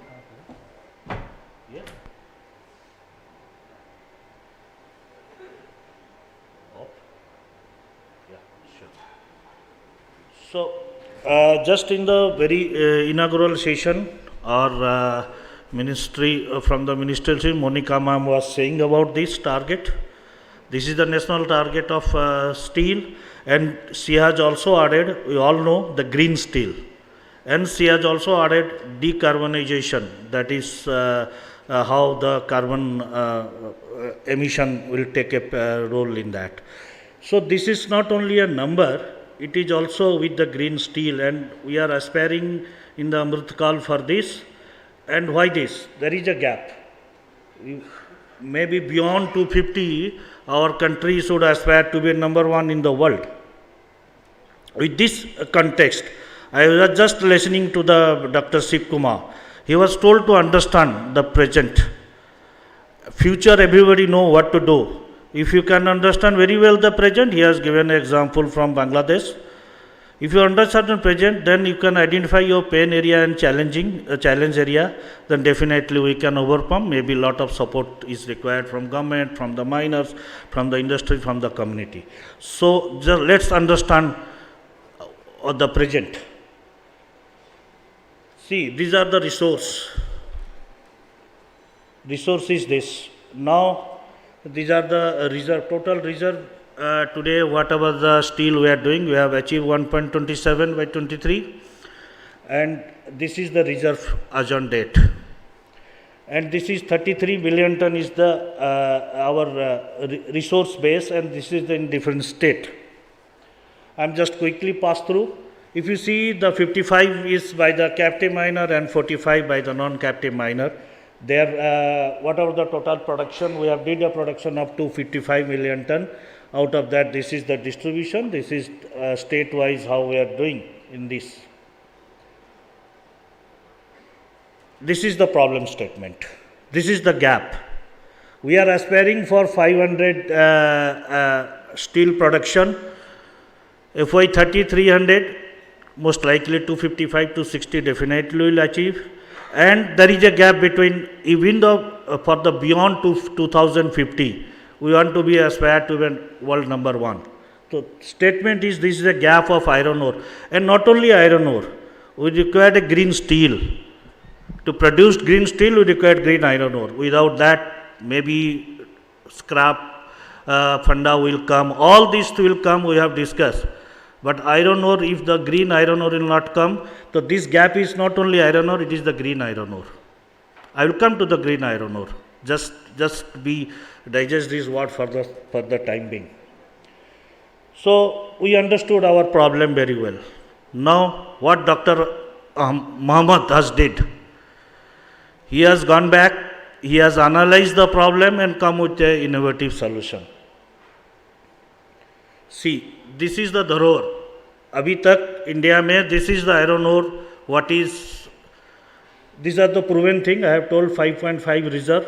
And not just now, Joint Secretary Sir has told a lot of good job is taken care by exploration, by the government, by the miners, by the privates. But the kind of iron ore we are enjoying today and the limitation we are having in the iron ore beneficiation technology, with all these limiting factor, we can maximum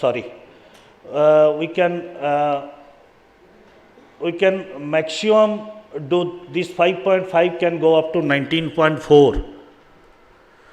But till date, we are not touching. This is the untouchable material. BHQ, BHJ, BMQ, whenever we are encountering in the mines, either we are keeping it in our waste dump or we are leaving it in that mines itself. Why? Because this Fe content is less than 45, silica is high. That is the root cause. But if we will just keep this untouchable material, then how we will bridge that gap? 500 million ton of steel, or if we will go beyond 2050 to bridge the gap and being a world number 1. No. All this dharor will be finished. This will finish maximum by 20-25 years of time. Yes, there are some miners, lot of miners have some medium class of beneficiation. We are doing a lot of blending technology, but the deposit is 19.4. And this untouchable material is this, which is 13.9%, almost 40% we are living. So, why we are living? Why you are living? We are living because of very high alumina. If you go to the Odisha Jharkhand belt, alumina is very high. So yield is, if they will go for benefit, technology is available worldwide. Only we have to do lot of R&D. I will come to in the last that what Lloyds is contributing, what Lloyds is doing the homework to achieve this. We have to do little bit R&D to say what is our flow sheet, who can beneficiate less than 45 material to a steel grade, because this BHQ, BHJ, the untouchable material, two things is very good on them. One is they are very less alumina and very less phos. That will help the blast furnace steel maker for the slag amount or fuel consumption. which is one of the enablers to the green steel. And we are leaving those material because of these issues. Like our mines is in the Ghatchoril belt. If you see this belt, it is because of high silica, very siliceous material. While the silica is almost 47 to 52%. Just going ahead, just remember this is the root cause why this is untouchable now. Now, see what will happen. These are the positive things I have told. It is very good alumina and all. The issues are, if you want to beneficiate those low grade iron ore, so-called BHQ and BHJ or BMQ, your yield will be only 25 to 30%, means around 70 to 75% will be the tailings which has to be kept, which has to be stored. That is one of the biggest area. And today, already Joint Secretary Sir is here. That what I came to know, one task force is working. The royalty is 55, the last cutoff for the high siliceous material. Those who are coming below 45, we have to pay the. So that is the OPEX parameter. This particular tailings, such a kind of a 70-78% is the CAPEX parameter. I will come to that. So these are some of the things. Now I am just passing through this because this particular flow sheet, when mine will do R&D, it is differ from the deposit to deposit, but it is very well possible. We are doing some R&D, we are getting some glimpse. That's why I am saying it so confidently. But coming to here, how to touch this untouchability material? कभी अगर देखेंगे हिंदुस्तान में भी हम लोग का 40-50 साल पहले अनटचेबिलिटी था. अछूत, ये अछूत है, ये छूत है. And what did the government has did? He has bring lot of policy. He has bring lot of rules. Change the mindset of the people. Now the untouchability group, they are not only leading India, they are leading lot of internationally firm. So that is the power of untouchability. When we will get the support from government, we will get the support from miners, we will get a support from the industrialists and get the support from the community. I will just request to finish it up quickly so that... Yeah, sure. I am just finishing up. So here I will say, this is the showstopper today. This is the showstopper today because Indian average lease size is, it is varying from 50 hectare to 500 hectare, but average lease size is 200 to 250 hectare.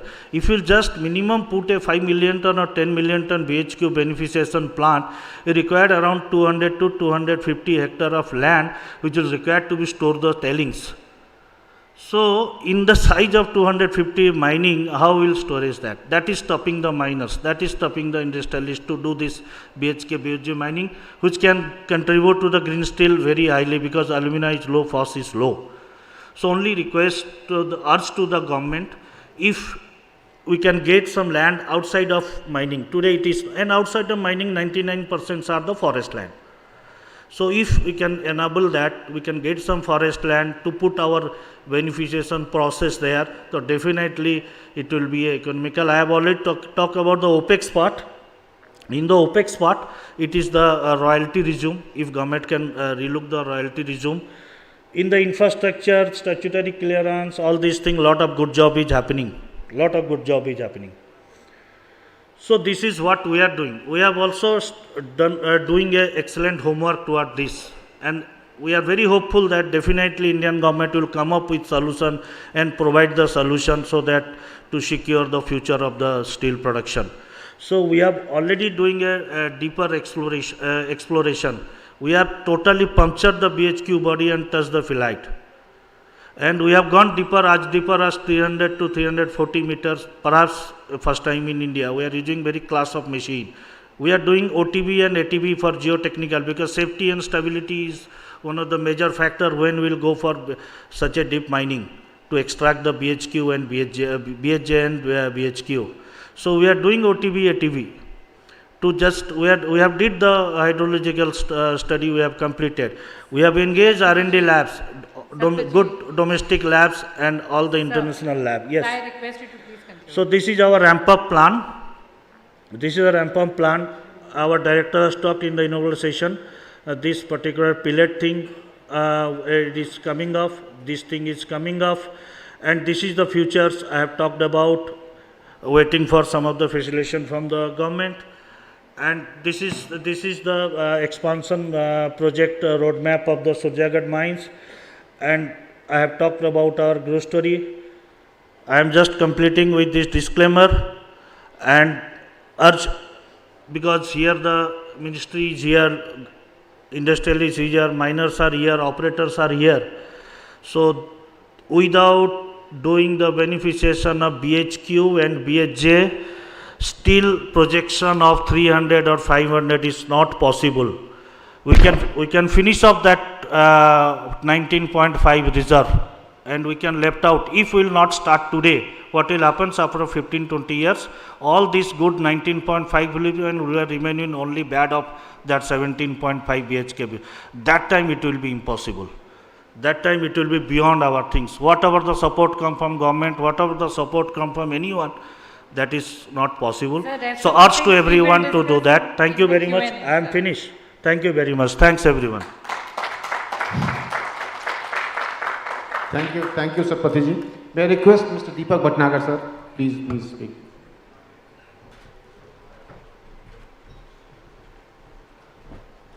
Thank you, Mr. Chairman. So with your permission, around 6 to 7 minutes is the deadline. So I am watching this watch, the tick-ticky of Amitabh Bachchan. Now this is Deepak Bhatnagar. I am a metallurgical engineer. I am proud to say that. This was my first love, metallurgy. 50 years ago, I joined Bhilai Steel Plant. I was baptized as a steel man. I still have that steel blood in me, and I see a lot of my eminent metallurgists sitting in that corner. Now you go with a magnifying glass, you won't find a metallurgist. In this audience, I can bet, if you can raise hands, who all are metallurgists. Nobody wants to send his son to metallurgy. वो बोलते हैं इन computer पढ़ता है मेरा बेटा, computer पढ़ता है, America जाएगा, बस 2 काम करता है. Anyway, so I was baptized in steel and I am very proud of that. I have shifted my loyalty now. From steel, I have come to pellets. So my friends from Indian Institute of Metal say this fellow always talks about pellets. But I am proud to say that 2 or 3 giants in pellet industry are sitting before me. One is Mr. P.R. Prasad, he is the managing director of BRPL. Mr. Subbarao is here, he was the chairman and managing director of KIOCL. Another stalwart, the first Indian plant to have a pellet plant in India. Very few people know that. Third gentleman is Mr. Ashish Srivastava from Shri Jagannath Steels. Now I come to my presentation in verbal. I won't give a lecture on that, but 2 or 3 things which have been spoken 2 or 3 times since morning. I would like to repeat. One is Madam Ruchika Govil mentioned about slurry pipelines. Slurry pipelines I have been hearing for the last 8 years, ever since I joined PMA. It doesn't come. It is just like that people in England, they say, oh, English weather is so bad, but nobody does anything about it. India mein bhi wahi chakkar hai. Slurry pipeline, every seminar you will hear. But I was in Department of Science and Technology. I had the privilege of working with Dr. Kalam. He said, if you want to get things done, you have to have a mission mode approach. Ek mission bana do. 5 साल में इतनी slurry pipeline बनेगी. उसके लिए क्या क्या चाहिए वो उनको सबको इकट्ठा करना है. स्लरी पाइपलाइन के लिए there are giants like railways. वो जब तक अपनी रेलवे लाइन के बगल में जगह नहीं देंगे आपका कुछ होने वाला नहीं है. पाइपलाइन बनाने वाले चाहिए, just like that. Second thing she mentioned was about the capital equipment. I am really sorry to say I am talking about pellets. I've been with pellets for now like almost 10 years. Not a single pellet plant in India was made in India. आत्मनिर्भर नहीं है. Iron ore में हम आत्मनिर्भर हैं, thanks to destiny and nature. But in pellet plant equipment, we don't manufacture pellet plants. So sad. इतने सारे engineer बैठे हैं यहाँ, सब pellet plant या तो जर्मनी से आए हैं शुरू के, मिस्टर P.R. प्रसाद का प्लांट, या फिर चाइना से आए हैं. जो अभी नए वाले लोग हैं वो सोचते हैं सस्ता मामला है, चाइना में 1/4 प्राइस में मिलता है, चले ना चले उनको क्या फर्क पड़ता है? Mike, oh sorry. Now I come to the iron ore. Sorry, I get passionate because I am a passionate metallurgist. Thanks to our friends here, India has a huge amount of iron ore. There is no shortage. So many times in every seminar लोग बोलते हैं shortage है, कोई shortage नहीं. At least आप सबकी lifetime में चलेगा साहब. ये this is my promise. But the bad news, the good news is आप आत्मनिर्भर हैं. 33 billion tons and all that. The bad news is that most of it is hematite. We have all studied in our metallurgy books that hematite is very friable. उसको यहाँ से गिराओ तो टूट जाता है, तो क्या करिएगा? The only way you can use hematite is by one thing, agglomeration. Now what is agglomeration? Either sintering or pelletization. You simply, any blast furnace guy knows if you put hematite inside the blast furnace, वो चूरा हो जाएगा, वो stack level में ही टूट जाएगा. There will be no upward transfer of gases. So what do? You agglomerate by sinter. जब हमने स्टील अथॉरिटी ज्वाइन किया था 50 साल पहले, तब everything was sinter. Luckily, technology for pelletization has been developed in the last 10-15 years. Pardon me, Mr. Subbarao, if I am wrong, because these people started pelletization in India, and now it is the in thing. It is the latest technology. हम इस seminar में I don't want to compare sinter versus pellet, but the basic funda is, my friend from Steel Authority knows. Oh, sorry. हम जोर से बोलते हैं. My friend from Steel Authority knows कि sinter और pellet में these people, I am also a salesman. I promise by sinter. But those sinter के ज़माने अब चले गए. But क्यों? Why sale is not? Many people should understand why sale is not shifting from sinter to pellet. The simple reason is, as an engineer, everybody knows hundreds of crores of rupees has been spent in setting up sintering plants. So how can they close it? But my humble appeal to people like Mr. Tripathi, start using pellets. I'll come to that. Pellet capacity is 134 million tons. We hardly use around 80 million tons. बाकी का क्या होगा? बाकी का ये होगा कि Steel Authority of India Limited, other steel plants which are not using pellets, they start using. You learn from it. Pellet is a different animal than sinter. You have to learn how to use. So Mr. Tripathi, of course, has mentioned that pellet plant is coming. It will come in due course of time. We all know that in India it takes ages to set up a plant. Now we come quickly to beneficiation. There are two technologies. Capacity is 152 million tons beneficiation. Why is it not happening? No seminar addresses this question. The simple reason is almost 42% of beneficiation plants, almost 64 million ton, not working due to tailing problem. Tailing is such a huge problem. We have not tackled it on a mission mode approach. There is a new technology called dry iron ore beneficiation. Abhi tak it has not been commercialized, but I beg my request, my friends from research labs like IMMT, Dr. Biswal and his family, they should work on these things to make it cheaper. Now, the conventional approach of beneficiation is gravity separation, magnetic separation, pressure filters and all that. You require 1.8 tons of feed to make 1 ton of iron ore, 1 ton of concentrate. Now, who in the world will make घाटे का सौदा कोई नहीं करेगा. अगर आप 1.8 turns आपको लगता है वो अगर 7,000 रुपया 6,000 में मिलेगा, कोई पैलेट नहीं बनाएगा, सॉरी बेनिफिशियरी नहीं करेगा. So we have to work with the ministry to somehow rationalize the price of iron ore. Pellet industry in India I have already taught. We have a capacity of 133 million ton. Pellets contributes to 3 things. One is mineral conservation. Why? जो चूरा है, they use it, which you can't use in blast furnace. It alleviates environmental hazards. When I was in Bhilai steel plant, हम राजारा mines जाते थे. जब वहाँ पर 3-4 घंटे रहते थे, हमारी कार के ऊपर पूरा dust. Whole thing was because you know why? Well, that's 125 million tons of iron ore dumps is lying all around in the country. Growth of pellet industry has been phenomenal.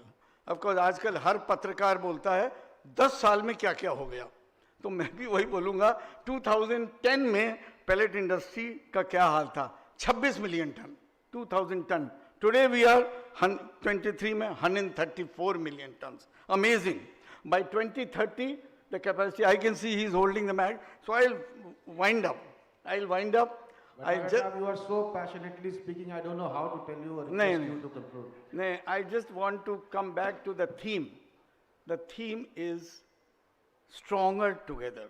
ये बहुत अच्छा madam ने, इनकी तारीफ बहुत हो चुकी, तो मैं और नहीं बोलूँगा इनके बारे में. Stronger together is amazing concept.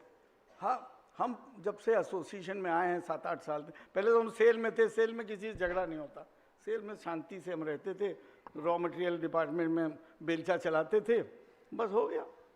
But अब पता लगा कि पैलेट इंडस्ट्री में आपस में बड़ी झंझट है लोगों में, पैलेट इंडस्ट्री में और आईएसए में, सीमा में. Why not all these people come together. ये सब मेरा एक मिशन है कि we need to work together. ये आपस में लड़ते रहोगे, मिनिस्ट्री ऑफ स्टील में हम जाते हैं तो सेक्रेटरी स्टील शुरू करता है, सारे आपस में एक दूसरे की खिंचाई करते रहते हैं. क्यों करते हो भैया, तुम आपस में लड़ो नहीं, मिलो. एंड उसके लिए मैं एक छोटा सा, because I have spoken enough, but this is my passion. I want you to work together. I want Joint Secretary Steel to understand that iron ore and pellet are two different things. कई बार हम किसी joint secretary के पास जाते हैं, बोले वो सब आप बोलते रहते हो भटनागर साहब, है एक ही चीज़. हमने कहा एक चीज़ नहीं है, एक वैल्यू एडेड है पेलेट, एक है ज़मीन से खोद खोद के बेचते हैं, तो क्या फ़र्क नहीं है. So I am just requesting madam and all of you to work together. I am reminded of a quote from my college days in Roorkee IIT. There was a man called John Masefield. He was the British lawyer, British poet laureate. And this poem of 3 lines I am addressing to all of you. He says, adventure on, for from the littlest clue has come whatever worth man ever knew. The next to enlighten all steelmen may be you. Thank you. Thank you so much, sir. I request Abhijit ji to please conclude the session, sir. Thank you. The time is up, so I would say, Monica ji, let us conclude this session.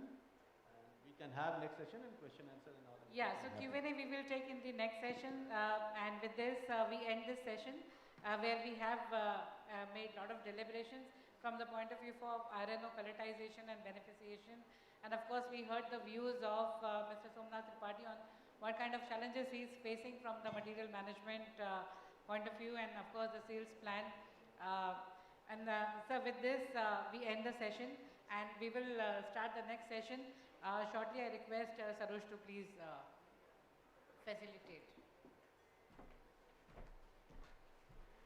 Thank you, Monica, for the concluding remarks. Ladies and gentlemen, with this we conclude our session on ease of doing business and assessment of investments in mining. We are again very thankful to our distinguished panelists for this session. I would request Ms. Monica to kindly present a token of gratitude, our memento to all our speakers, and also the steel straws that we have specially made for all of you. We are very thankful to our session chair, Mr. Abhijit Narendra, Joint Secretary, Ministry of Steel, Government of India. Thank you so much, sir, for your contribution to this session. Mr. Deepak Bhatnagar, Secretary General, CFAI. Thank you, Mr.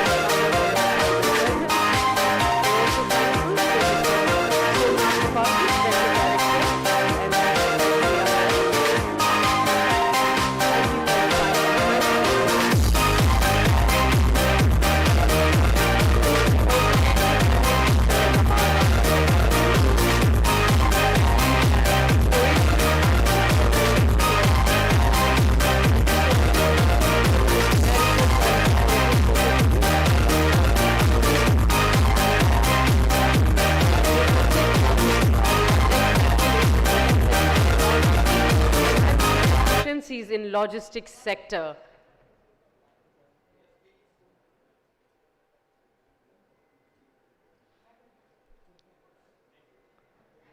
The theme is enhancing efficiency in logistics sector. Please join me in inviting on the dais our session chair, Once again, Mr. Abhijit Narendra, Joint Secretary, Ministry of Steel, Government of India. Once again, this session will be co-moderated by Ms. Monica Bachchan. I invite the speakers of this session, Mr. Dilip Gupta, Managing Director, Sagarmala Development Company, Mr. Vinayak Azad, Member, Traffic and Logistics, Inland Waterways Authority of India, Mr. Anurag Garg, Vice President Railways, TMILL, and Mr. Manish Gupta, Pradeep Port Unit Head, JSW Infra. The points to be discussed during this session would be policies for reducing logistics costs, slurry pipelines and growing ROW concerns, pipeline network for hydrogen and natural gas, inland waterways and coastal shipping, and upcoming ports and railway projects, brief outlook. So for the next proceedings of this session, I hand it to our session chair, Mr. Abhijit Narendra, and the co-moderator of this session, Ms. Monica Bachchan. Thank you. Yeah, good afternoon again. The significance of logistics for steel sector is so significant that for every ton of steel which is produced, we require around 4 tons of raw material. So total around 4 to 5 tons of movement is required, taking raw material and finished steel together.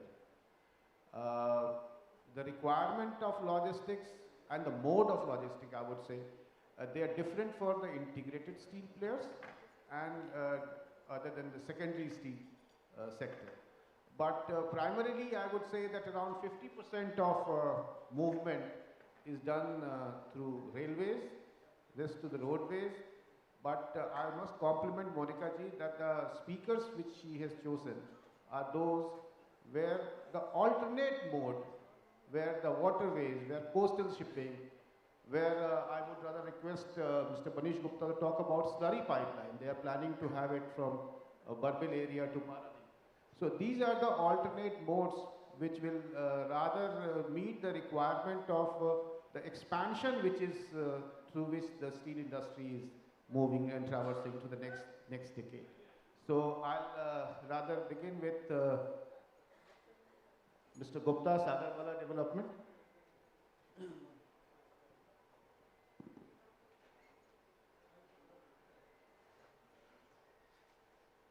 Thank you, Chairman, and thank you, Monica, for giving us an opportunity to come before this August gathering. See, being Managing Director of Sagarmala Development Company, we are basically working on the logistics side. We are part of Ministry of Port, Shipping and Waterways, and the prime objective of creating this PSU was to bring down the logistic cost. So logistic cost not only for steel, basically we are working for all the quality, obviously steel is being one part of that. So government of India is offering many incentive if you do the trading through the waterways. Like, although my partner is here from the Inland Waterway Authority, he will talk much about the river navigation if he is having.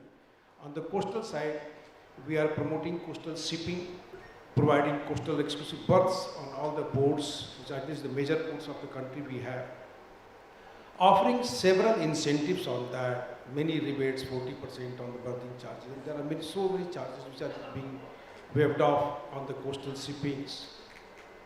To promote to reduce the logistic cost, we are providing the railway connectivity, road connectivity, water connectivity. So all the 3 connectivity, including the multimodal logistic parks.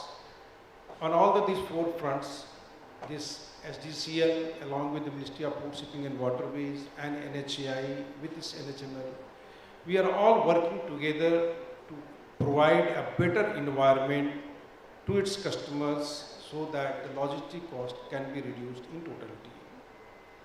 So as SDCL, we have provided the railway connectivity with the Paradip Port, Krishnapatnam Port. We are also in the process of having mini rail connectivity in the coming future. We are also in road connectivity. In Vizag Port, there was problem with the iron ore pollution which was happening. So we thought of how to deal with that area. So we are providing a 16-acre covered storage shed. I think it will be good news for the people who are getting the iron ore at the Vizag. Now, within 2-3 months, next month, we will be having a 16-acre covered storage shed for the iron ore at the same cost we used to pay earlier also. This is just to help this community of steel that we will be able to provide this Vizag port now. Because earlier it is almost getting close because of the pollution which is being created in Vizag. What else I should talk? I don't know, but हमारे देश में जो कुछ भी logistic sector में काम हो रहा है उसके लिए सागरमाला डेवलपमेंट कंपनी और ministry of port shipping and waterways in particular is taking a lot of pain for providing the road connectivity, rail connectivity. The cabinet secretary himself is taking a lot of meetings and asking us to provide the rail connectivity from the government side. We are finding it a little difficult in the PPP model because viability is not there. Look, I'm telling you a fact, Narendra is there, he has been the ED in the Ministry of Railway before coming to steel.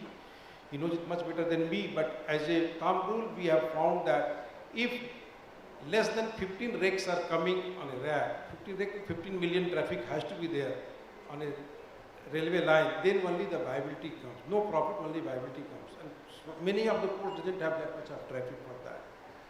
So we are trying to find out, maybe with the Ministry of Railway and the Cabinet Secretary, we are talking on that, what formula we can take up so that we can provide the more rail connectivity to all the ports.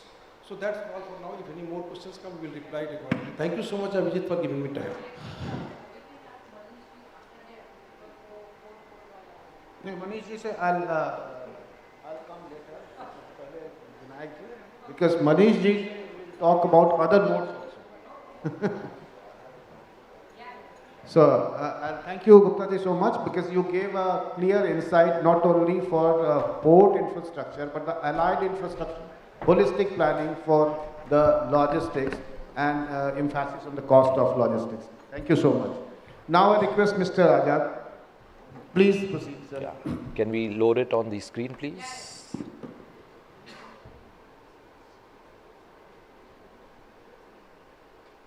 Please adjust his mic. Yeah. Thank you very much for inviting me. Just a brief introduction about myself. My name is Vinayak Azad. I am from the Indian Revenue Service, Customs and Indirect Taxation of the 1994 batch, presently on deputation to the Inland Waterways Authority of India under the Ministry of Port, Shipping and Waterways. Joined about 4 months back here. I'm going to stick to my time. There is a timer right in front of me, and I think the next session is lunch, so I'm not going to hold you back for too long. I'll be giving a very general presentation about the benefits of the inland waterway route, particularly for the mining and steel sector. But whatever I tell here, whatever I show here is pretty much applicable to all the sectors. So, just a brief introduction about the organization. Inland Waterways Authority was found under an Act of Parliament in 1985, and basically we facilitate the movement of cargo and traffic in the inland waterways route. So we are not the owners of the waterway. As we all know, the waterway is used for various purposes, for drinking, for irrigation, and also from transportation, and that's where the Inland Waterways Authority comes in. Now, these are some of the projects or the activities that we undertake. As I said, our vision and aim is to increase the movement of cargo in the inland waterways. These are some of the key functions. You can just go through them. Now, these are some of the benefits. As we have been talking about the reducing the carbon footprint, having a greener mode of transportation and production. So waterways is one of the cleanest and the greenest mode of transportation. So these are some of the benefits that I am showing you on the slide.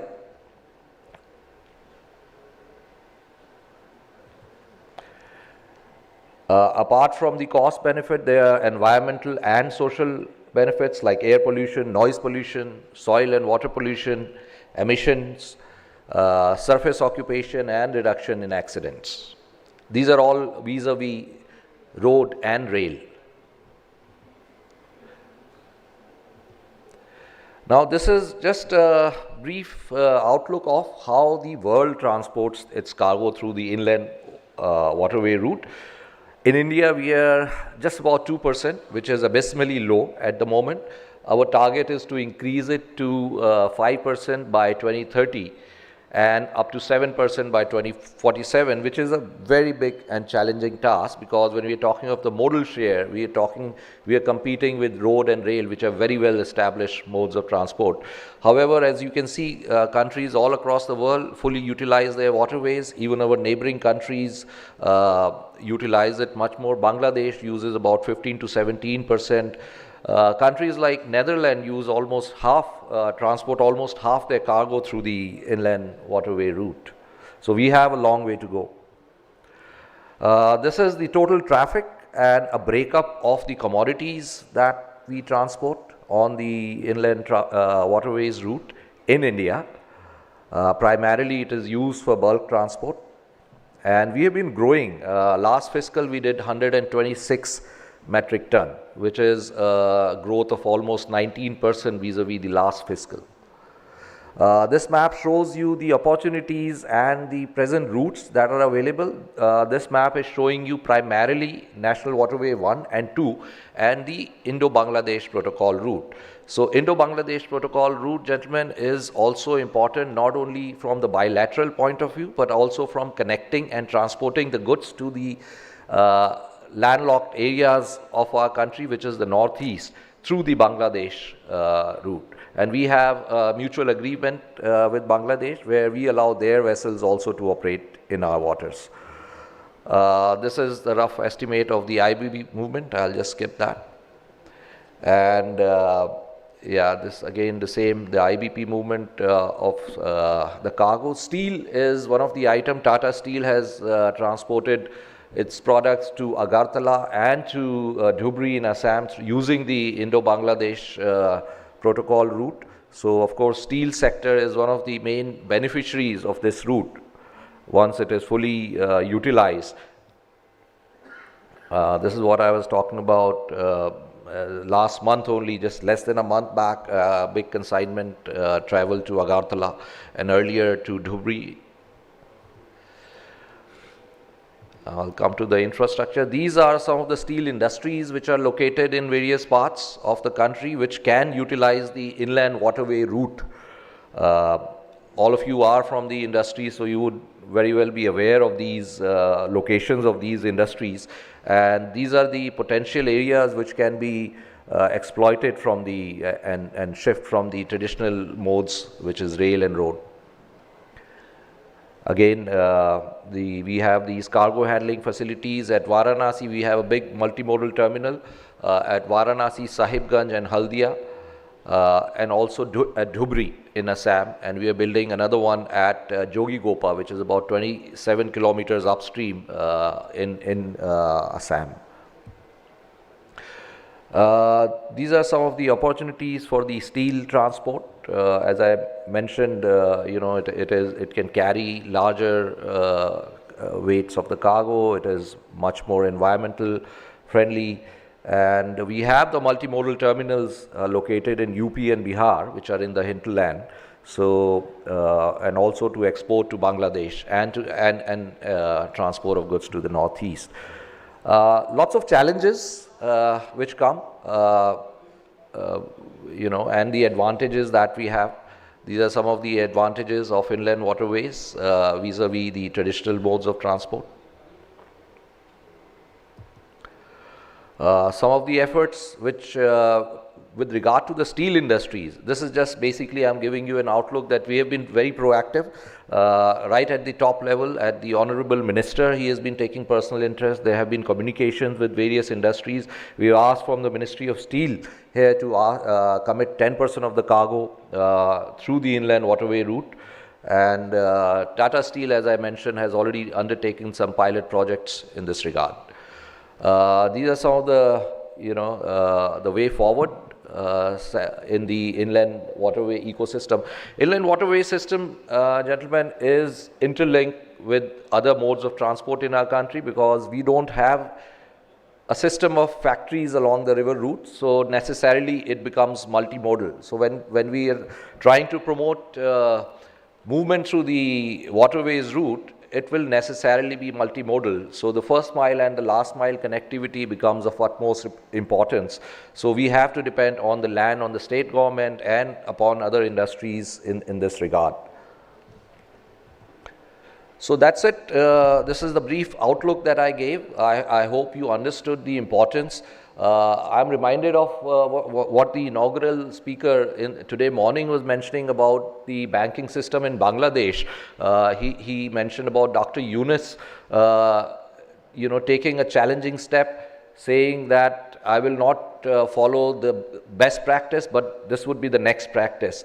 So transportation through inland waterway route, gentlemen, should be the next practice. I understand it's a big challenge to shift your logistics from the established modes of rail and road, but we are looking at long-term perspective and reducing your carbon footprint and maybe earning some carbon credits as well. Thank you very much. Thank you, Azadji. Thank you so much for your insight. May I request Mr. Manish Gupta now? And I request rather to talk about coastal shipping, railways, and slurry pipeline, the new board altogether. Thank you so much. Thank you very much. So maybe I'll talk about the logistics in mineral, that is iron ore and commodities as well as steel. So first, to introduce myself, I am Manish Gupta. I am from JSW Infra. And I take care of the terminals in Paradip, which is within the Paradip port. So now, before I start, maybe I'll give you some macro, view of our logistics sector in India. So the logistics, the last maybe 5 years has grown from to 7 to 8%, and in the next 5 to 10 years, they have to grow to almost from 10 to 10.5 CAGR. So that is a great thing which they have to be there. Second thing is India also aims to reduce their logistics cost from 13% now to 8%. That is again a Herculean task. Our logistics sector, mostly the material or commodities they move, majority moves by truck, which is 65%, and then by rake, which is train, and then by coastal shipping. Now we are trying to see that how we can increase the share of coastal shipping, or when I say coastal shipping, it is not necessarily through the river, but also within the sea, going from one port to another. Because we have a long sea coast which is 7,500 kilometers, which is a huge one. So what, as a port operator, I would first talk about the port and the productivity of the port and how the mineral moves. So we all know that there are index for say pellet, there are index for iron ore, and the index is changing every day. And if you do not move the material in time, so the trader or the person who is selling their commodity, they will never know as to what price they should quote because it's changing so fast. Definitely nowadays it's changing like on everyday basis. So first of all, we need to understand that how we can move the cargo at a very faster rate, how we can move it fast. So if we move only by rake, when I say rake, so it is a limitation because even though we have the infrastructure built, say by Sagarmala Corporation, they have built a wonderful line, Radhaspur line, but we do not have rakes now. So the cargo doesn't move because there is lack of infrastructure in terms of wagons availability. So now what is the next thing? So what we need to do is to increase the infrastructure, that is the first increase the capacity of the wagons, and because we have got a wonderful infrastructure now laid down, and also the number of rakes, which will definitely increase the turnaround time of the vessels going out of the port. The second thing is that we know that again this could be a limitation because you cannot improve the infrastructure on a day or in a month or a year. The next best thing would be a slurry pipeline. So we already have slurry pipeline. We have seen it in BRPL, we've seen it in earlier SR and now MNS. So these slurry pipelines are already available. We are also attempting to have one from Barbil to Jatadhar, which is a new port and new plant which is going to come up. The right of way is one of the challenges, of course, but even though if that can be taken care, the other thing is that if the slurry pipeline is made, then just imagine that how many truckers would be without their job, how many people would be there without any employment or any job. So we need to take care of those people as well. Otherwise, they will lobby it in a way that the slurry pipeline will never come. So we need to take care of the stakeholders and see that everybody is benefited or they are given additional or some other jobs or other areas, and then the slurry pipeline becomes a successful area. Because with the slurry pipeline, what happens, it's not only that you move iron ore. When we talk about slurry pipeline, you move the refined iron ore. So you first beneficiate it and then only you move it. So that means you're moving a semi-final product. It's not the raw material, it's not the raw iron ore. So that itself makes a lot of difference, because with a lesser quantity of material, you're going to make more of the final product, which is pellet or steel. This is one thing. So slurry pipeline is definitely an answer to all the problems, which is logistics problem. If you have a certain area that you have a origin and you have a destination, a fixed one. So in our case, the distance is almost 330 kilometers, and the capex would be somewhere around say 3,500 crore. But the best part is that once it is made, then the running cost or your OPEX is very low. It's 200 rupees odd rupees, considering all the beneficiation and then movement. Compared to that of road, if we take road, then it is almost like 1,800 rupees per ton. Or if you take rake, it is 800 to 900 rupees for the same distance. So that is the importance of the slurry pipeline, which we need to go for. Then comes that old rake, because road is never the solution for moving bulk cargo. Because if you talk about JSW itself, today we are at 28 million tons. We have to go for 40 million tons. Now 40 million tons, as you said, that into 4 times. That much cargo movement by road is definitely a no-go. So you need to have either rake or a slurry pipeline, or a coastal movement, because we move our cargo from our port and then it goes through coastal shipping to either Vijayanagar or to Dolvi. So this is, I think, I hope I answered your questions. Also the spectators' questions. Thank you Manishji so much. Just as you flagged the issue of rake availability, I must say that Railways has taken initiative in that direction, and not only for the removing network congestion, I mean the kind of level of new lines and augmentation of lines which was earlier like around 1,000 kilometers per annum. Last year they added at around 5,000 kilometers, and the wagon availability also.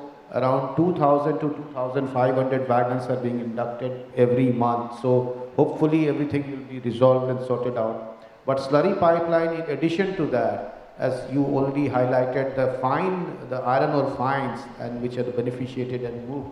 For that, the ecosystem where environment-friendly, cost-effective movement is affected. So that is certainly benefited. Now I request Anurag ji to proceed. I am Anurag Garg. I work for a company called TM International Logistics, a subsidiary of Tata Steel, and we are into logistics solutions for steel. My focus area is mostly on the rail side, although we do handle cargo in ports also. See, a lot of logistics, steel and cement, there are 2 sectors in India which are very logistics intensive. Now, sometimes in 2012, government came up with a policy called Special Freight and Operations Policy, where you can design your own wagons or ask government to design it, and you can transport cargo. And since you are investing, you will get about 12% rebate on the freight. So we started with these rakes sometimes in 2017 for Tata Steel. And today, in about another year's time, we'll have some 32 of these rakes. Our fleet would be largest, and these rakes are used only for outbound movement of steel. So with 32 rakes, you will end up at least something like 3.5–4 million tons of outbound steel movement. So this has assured slight cost savings also, because you save on utilization cost and other things. Operations are safe, and there is a guaranteed availability of rake, because in steel industry, every day they monitor the stock in the plant, and once it exceeds the critical threshold, all hell breaks loose. So I'm sure the steel industry will agree to how closely the stock in plant is monitored. So these rakes have to a large extent helped steel companies mitigate the shortages especially in the eastern part of country. The other company which has used these SFTO rakes of a different design is JSW, which has also been a very forward-looking company in this regard. In 2017, government came out with another policy called General Purpose Wagon Investment Scheme, where the bread and butter business of railway, which is essentially coal, iron ore, flux movement, now you can invest in private rakes. The policy gives you a certain discount, not as attractive as 12% of SFTO, but say 10% with a certain conditions. But again, these rakes started coming in system in 2019. We operate 20 such rakes for Tata Steel alone. And today, all steel producers are using these rakes in various measures. So the point here is that in eastern region, the rake shortage is getting mitigated because companies are investing in their own rakes. A lot of iron ore producers also have their own rakes for exports. What has happened recently is that suddenly Railways has put a brake on new inductions of GPWIS rakes. No new licenses will be given. And this has been, of course, steel industry has taken this up with the Railway Ministry. Because see, wagons will come eventually, yes, but today's problem still needs to be solved. And if I move, say, 100 million ton of raw material, just theoretically, let me buy my own rakes, let me have my own rakes for at least 20, 30, 40% of this purely as an insurance product.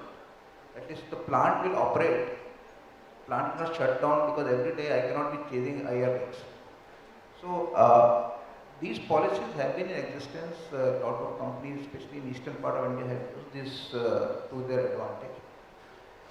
But we are requesting Steel Ministry to further impress on Rail Ministry to lift the ban on the GPWIS rakes, which is sort of creating artificial scarcity in the system. That's all I have to say. Thank you very much.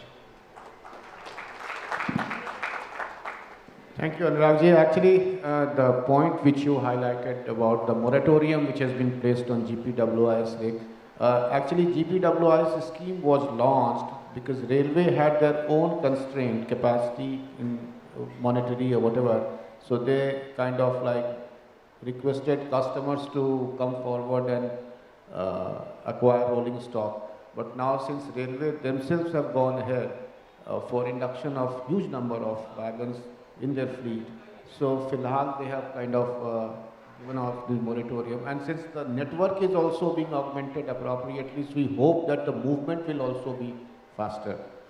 So thank you so much. Just I want to say one thing. The speed of procurement of rakes in the railway is not as per the desired level of the desired level by the industry. That is the problem. See, my HPRCL line, Hardaspur Paradip line, only 17 rakes are moving every day. We have the capacity to move more rail on that. We can go up to 35. But only in wants of the rake, it is not happening. And the industry is facing problems. So what I'm saying that, okay, railway has its own thought process, but if they want to procure, they should try to procure it much faster way. They should find the means and way out to make the rakes available to all the industry. That is the only problem they are facing. Rather, we also in the logistics side, we are facing that rakes are not. Every day people complain, rakes are not available, rakes are not available. I mean, the railway officers themselves. Sir, actually, presently, for the last 7-8 months, I would say that there was some constraint because of movement of powerhouse rakes, because the country was facing that constraint. But that is the reason or one of the factors. But other than that, as they have started inducting huge number, Because earlier they were having like 7,000-8,000 wagons per year. कई बार लगता है ना कि आपका जो huge number है ना, that is not No, meeting the capacity is also going multi-fold, sir. I mean, what is 2,500, that will go further. So what your point is taken, sir, but what I say that they are moving in that direction, and hopefully the steel industry, they had a meeting with Honorable Minister for Railways also in the month of April. I mean, they were assured. Baladela sector, sir, your movement which was around in December 10-11 rakes per day, which has gone up to like 17-18 rakes per day. So that has the improvement has happened from December to March, April. So it will go further, sir. Sir, one point here is that, see, first of all, railway has ordered 70,000 wagons. If you get into nitty-gritty, only 35,000 wagons are what is called as box NHL wagons, which actually carry the coal, iron ore. Balance are all covered wagons for food grain, which steel industry has nothing to do with. Of this 35,000, there will be a replacement demand because every year some 1.5–2% of fleet is scrapped also. So at the end of the day, the number of wagons effective in the system will be less. Secondly, railways has its own priority. Every time summer, then you will see from culture rakes being diverted all over India. Now, if it goes to the power plants in Rajasthan, which is long lead, the turnaround of the government rake itself is very high. So, these policies of SFTO and GPWIS are actually complementing railways. Nobody says that 100% you should use, but I think private players all have figured it out that at least certain percentage of their business should be independent of railway, and balance, of course, higher rakes are available, no doubt.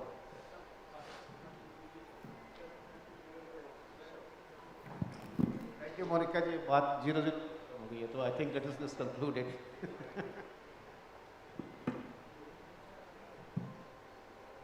So we can have 2-3 questions from the house. If anybody like to have, and then we will break it for lunch. Yeah. But now sir आप तो question के जवाब देने वाले आदमी में से हैं, आप कहाँ क्वेश्चन पूछ रहे हैं? Railways के वैसे नहीं है ये, but he is very well known to railways. And the thing is that railways, हम लोग का pellet industry is really suffering very badly for want of wagon. हम लोग ने own your wagon scheme में कई rates खरीद लिए, कुछ होता नहीं है. एक आपका ये priority CBT वाला चक्कर है ना जो, इसको थोड़ा change करना चाहिए. मतलब you are not, of course, you are from Tata, but your JS साहब भी बैठे हैं. देखिए, this is the biggest constraint in industry now, particularly pellet industry. Wagon मिलती नहीं है और कितने जगहों में वो कहते हैं कि साहब आपका लोडिंग वो उससे होना चाहिए, वैगन ट्रक से नहीं होगा. तो the result is that somehow there is an acute shortage of wagons. Earlier we used to meet the railway member traffic, but now we realize that it is beyond, होता नहीं.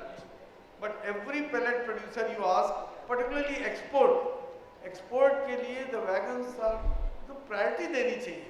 पारादीप के लिए और इनको नहीं होता था. Sir, only suggestion that association should take up this matter with the ministry. यही तो काम करते हैं. सर यहाँ जो बैठे वो competent नहीं है शायद इसके लिए. यही काम करते हैं दिन भर हम लोग. Okay, thank you. सर इस पे थोड़ा देखिएगा JS साहब.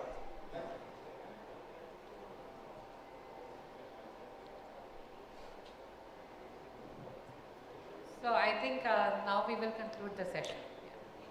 Thank you, everybody. We thank our eminent panel for this session. And as a token of our gratitude, I would again request Ms. Monica Bachchan to present a memento and, of course, the steel straws that we have specially for today.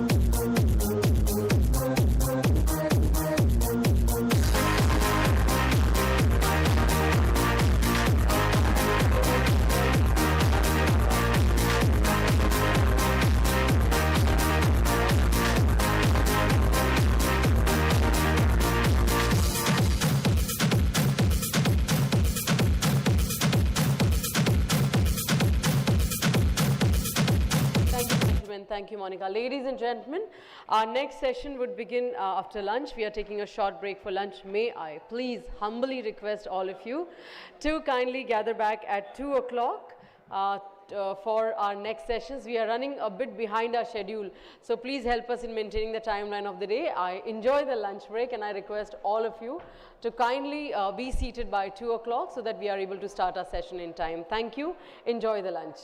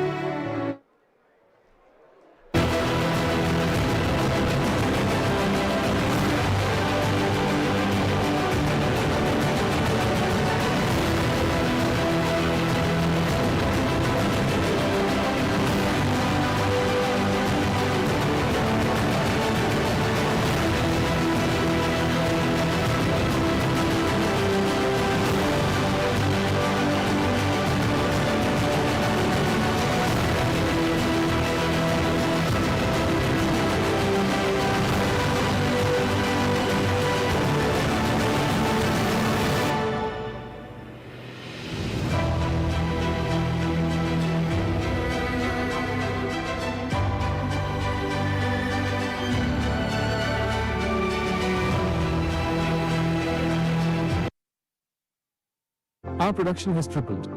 This April, we delivered 1 million metric tons. Preliminary report suggests we've 180 million metric tons iron ore and 550 million metric tons BHQ. In Bhuguz, we produce 0.3 million metric tons DRI. At Konsari,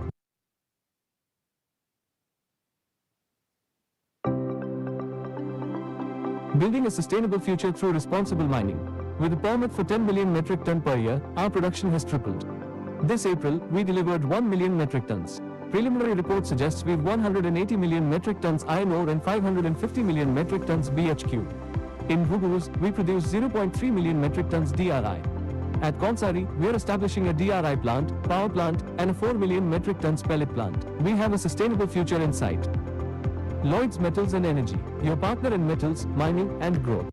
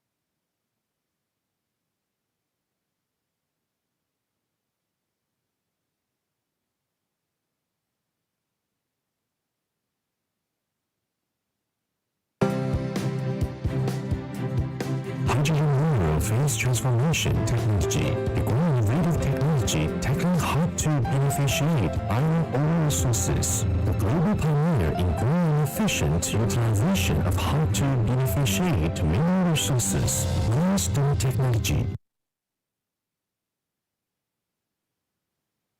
sir, raw materials के दाम बदलते रहते हैं और इतने बड़े order के दाम अभी से तय कर पाना हमारे लिए बहुत रिस्की है। हम छोटे व्यापारी हैं। ये ऑर्डर गया।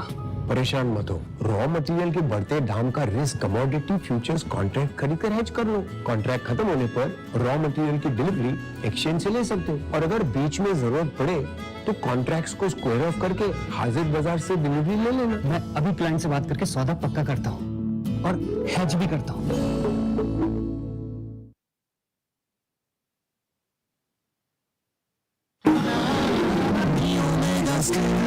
Customer-centric organization dealing in structural steel, MS pipes and MS plates.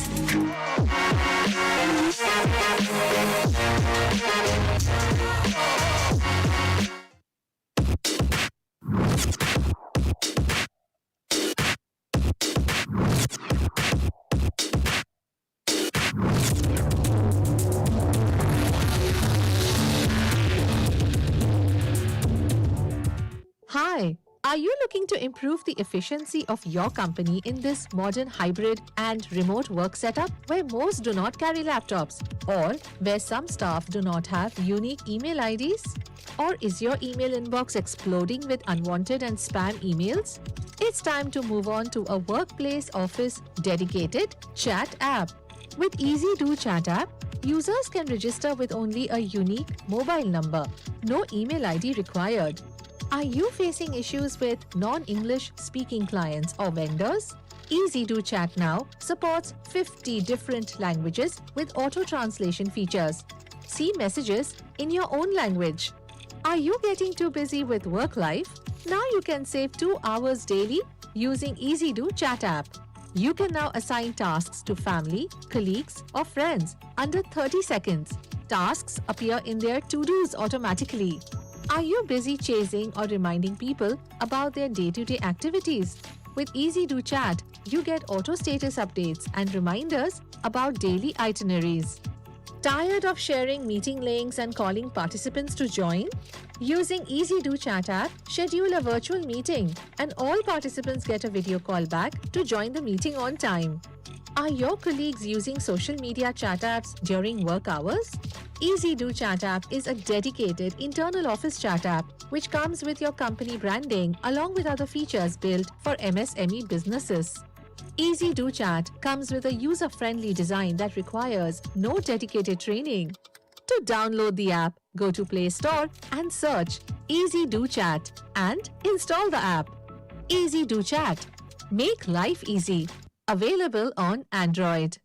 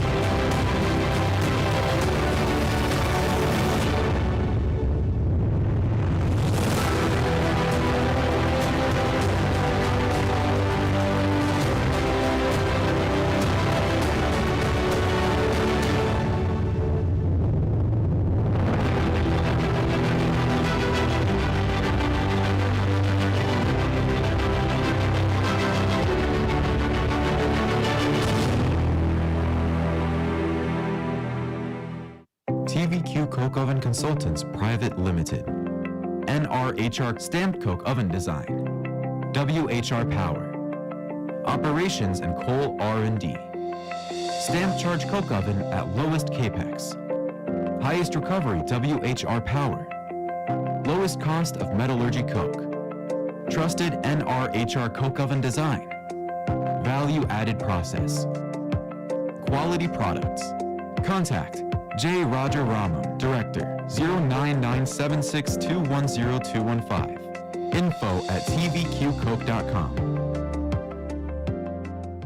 great associations are formed for dynamic growth and to focus on enthralling success.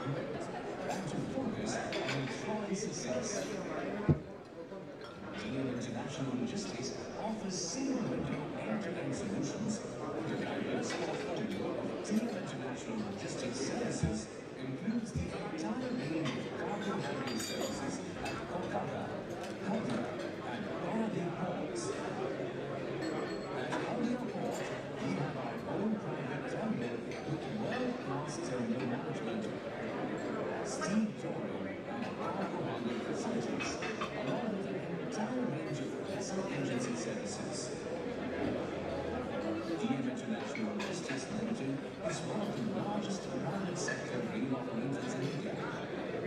The unique last mile delivery provides state-of-the-art warehousing solutions, offerings that makes TVS International Logistics a partner of choice across its network of operations, with offices in India, China, UAE, and Germany. TVS International Logistics offers freight forwarding for containerized project cargo exports and imports, and shipping services through subsidiaries. TAM Global Logistics and International Shipping and Logistics Services. Leading business to improve the quality of life of the community we serve. TAM has undertaken numerous initiatives and programs designed to enhance and improve the quality of life of the communities around its areas of operations. International Logistics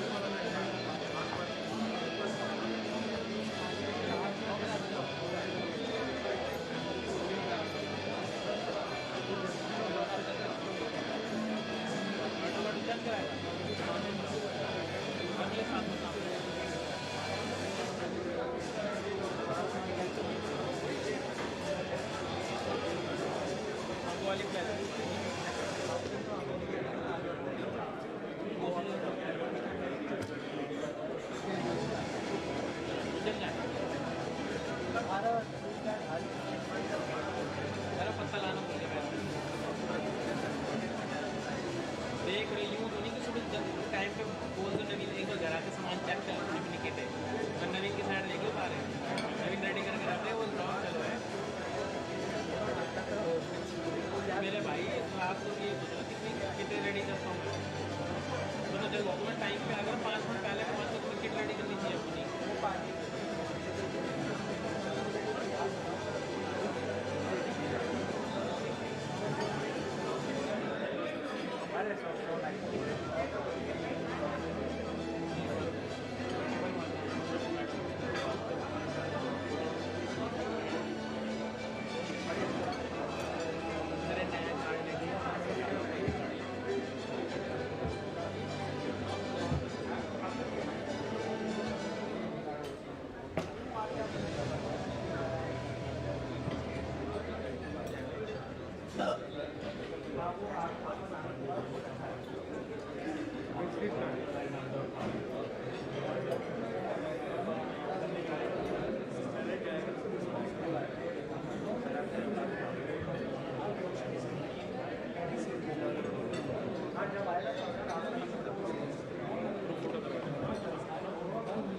back, ladies and gentlemen. May I request all of you to kindly settle down as we're about to begin.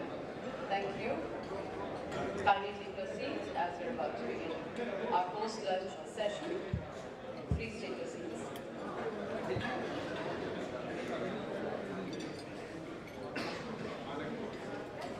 सुशील बाबा है जब उतनी देर से घूम रहा वाला plan में खाना जब स्टार्ट हो गया जब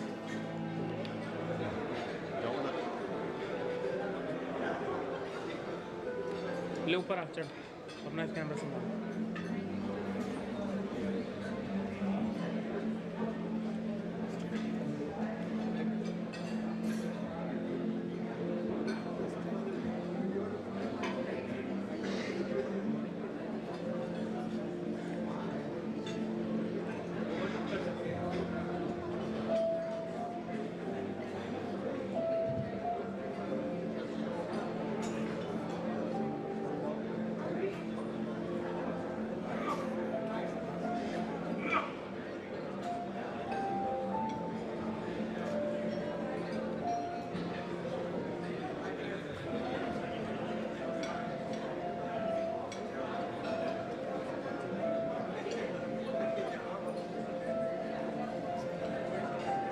कितनी है 85 ये 65 के ज़्यादा पहुँचेगी ना तो वो चेंज नहीं कर देंगे ब्रेक को तभी चेंज होएगी हाँ ब्रेक होएगी तभी चेंज होएगी ब्रेक पता नहीं इनका कब वो लेट हो जाएगी ब्रेक जो करना जल्दी करो स्टार्ट होने का लाइव आप ही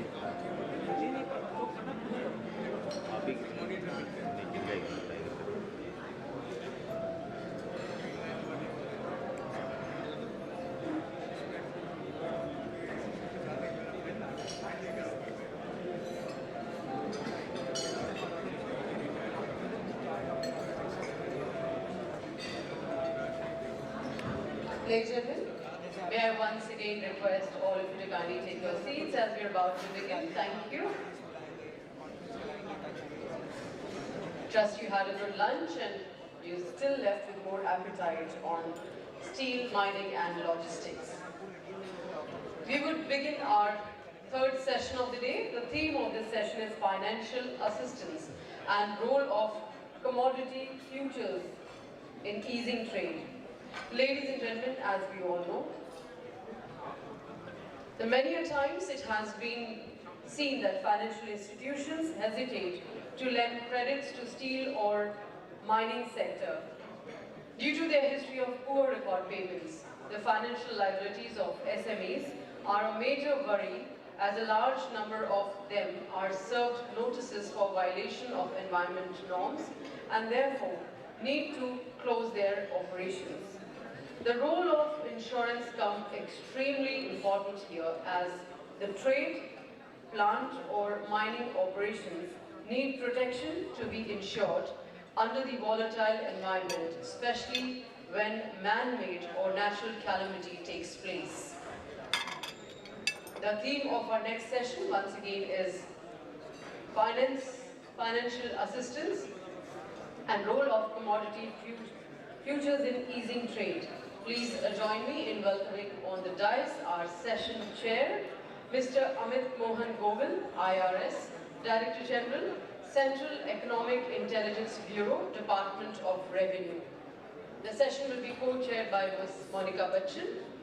Please also join us in inviting our eminent speakers of this session, Mr. Narendra Kamath, Chief Business Officer, Supply Chain and Asset Finance, Tata Capital, Mr. Chitranjan Rege, Head Base Metals, MCX India, Mr. Abhinav Singh Gupta, Manager, Mining and Metals, PwC. The points which will be discussed in this session are future assessment of industry requirement, price benchmark for domestic steel rebar market, MCX approach, project financing in mining, capex requirement for capacity expansion and green steel, and should government extend subsidies and incentives.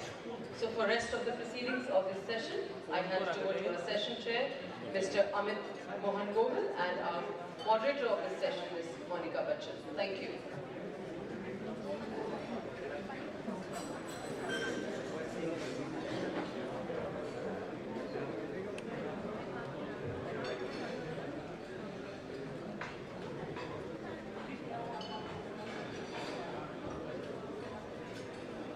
Very good afternoon to everyone.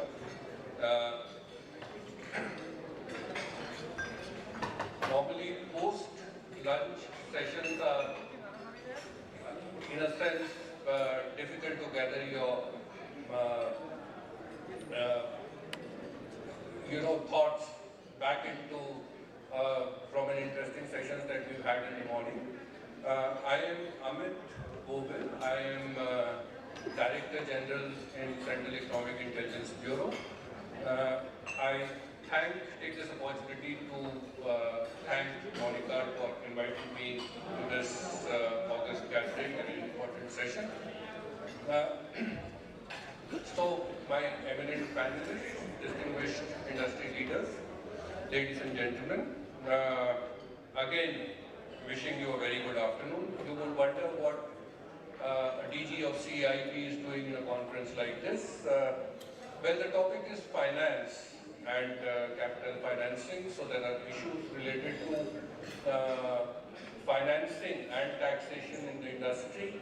We in CIP, we are the economic offense aggregators for the country. There are 17 law enforcement agencies that feed in economic offense data to us.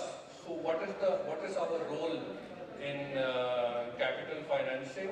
We all proposals for borrowing are referred to us by banks for antecedent verification, and we carry out antecedent verification and return to the banks for a risk assessment of the borrowers.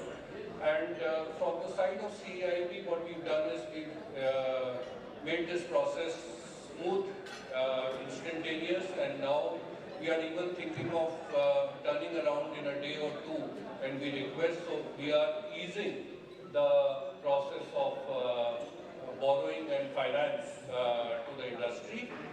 Also, as I discussed with my eminent panelists, there were some issues relating to taxation which we will have a look at and we will be discussing. Without taking too much of a time, I will hand over to the experts for today. We have some very exciting propositions in terms of innovation in finance coming up.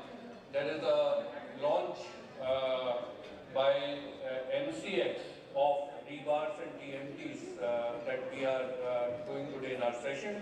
But before that, I would be inviting Abhinav Sengupta to begin the session on mining, followed by Mr. Kamath, Mr. Naren Kamath from Tata Capitals on financial solutions in the industry, and later on Mr. Chitranjan Rege will give us his insights into launching of the NC. Thank you.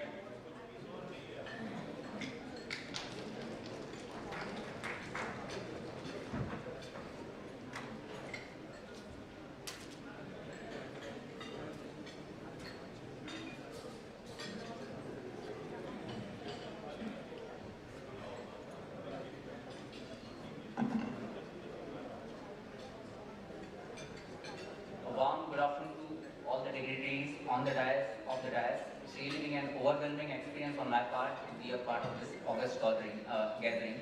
I would like to thank Ms. Monica Bachchan as well as the entire team of Metalogic PMS for giving me this opportunity and for their relentless efforts in organizing such a conflict. So without much ado, I will start the discussion. I'll be talking about the financing in mining. Now this is the most intrigued topic because this is the start of the entire value chain.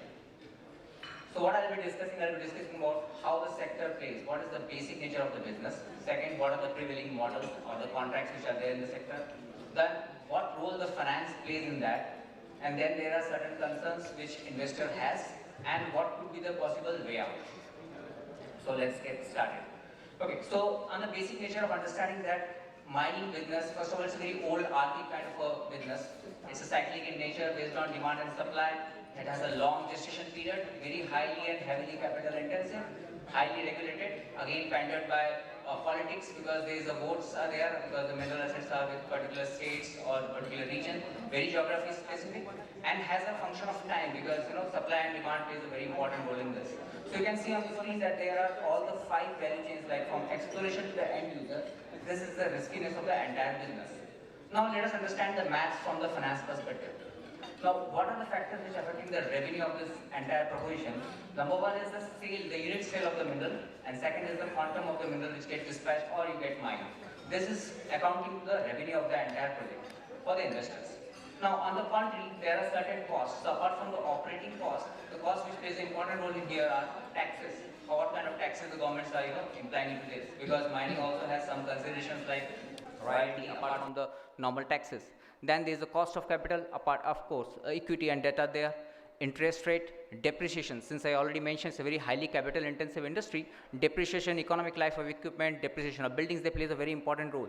And ultimately the kind of loans which you take care of, they and the moratorium period, these all plays the entire economics of the mining.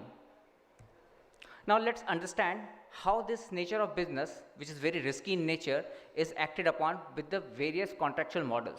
So if you see the degree of with degree of ownership and the risk of the contract, the prevalent contracts are number one.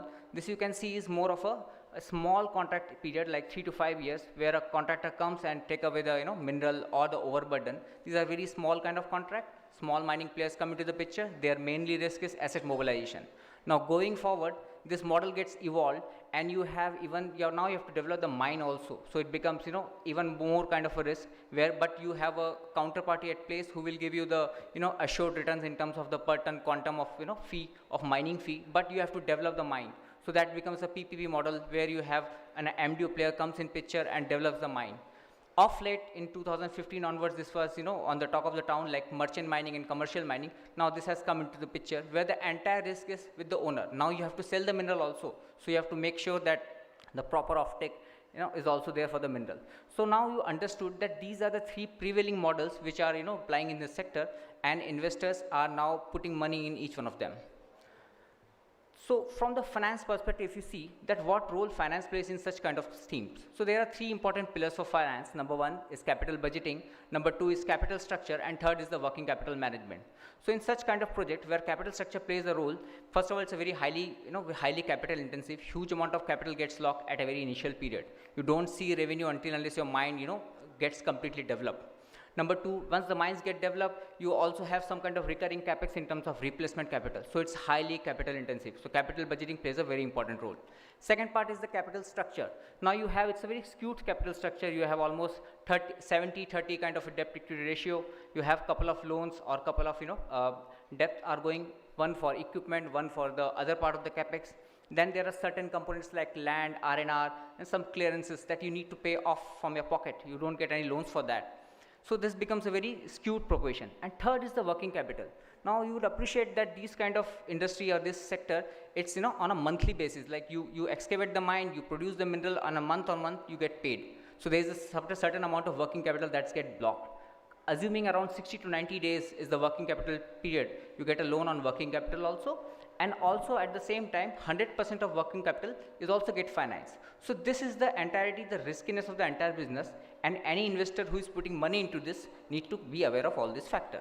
So therefore, obtaining a financial closure in any mining project is very crucial.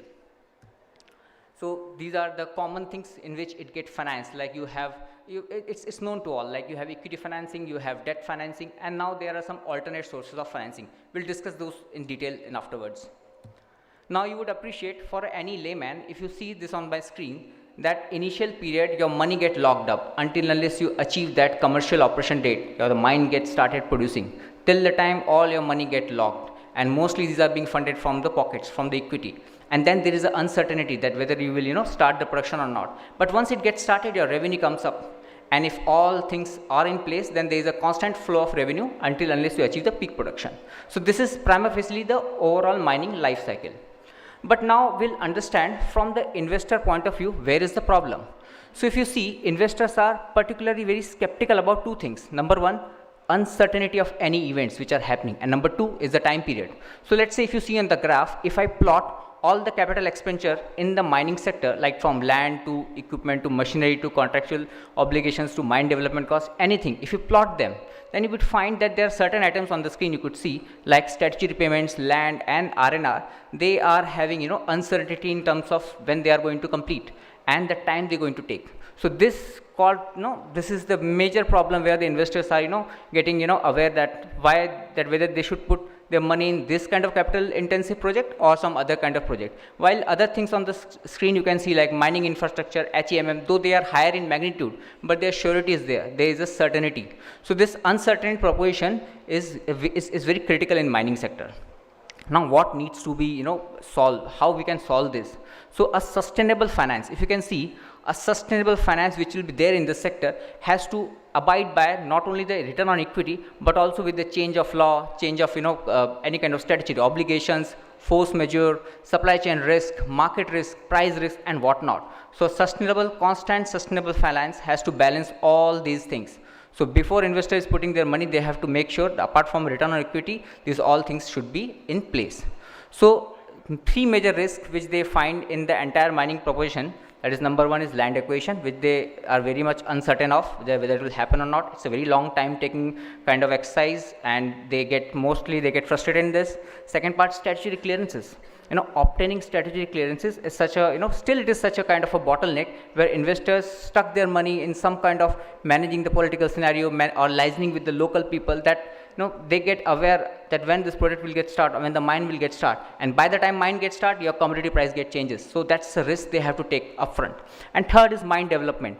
If you see, mostly in the underground metal mine, where the cost of development is huge, you don't get return until unless you develop a particular mine or develop a particular scope. So here again, you know, this becomes a risk until unless they hit the mineral or, you know, ore. So these are the three prima facie, you know, area where the project financing is, you know, is seeing the problems. Now let's take an example. Let's take a real life example. This is just to, you know, make yourself aware that what exactly the magnitude of investment the industry is looking about. This is a real life example of a coal mine having a very beautiful stripping ratio. It's an open cast coal mine, G11 kind of grade, and already explored. Now you could see on the screen, still this will take around, you know, 4+ year of pre-development period. You have to acquire the land, you have to start the excavation, you have to, you know, develop the area, and then only you can mine. So still it is have a 4 year of development.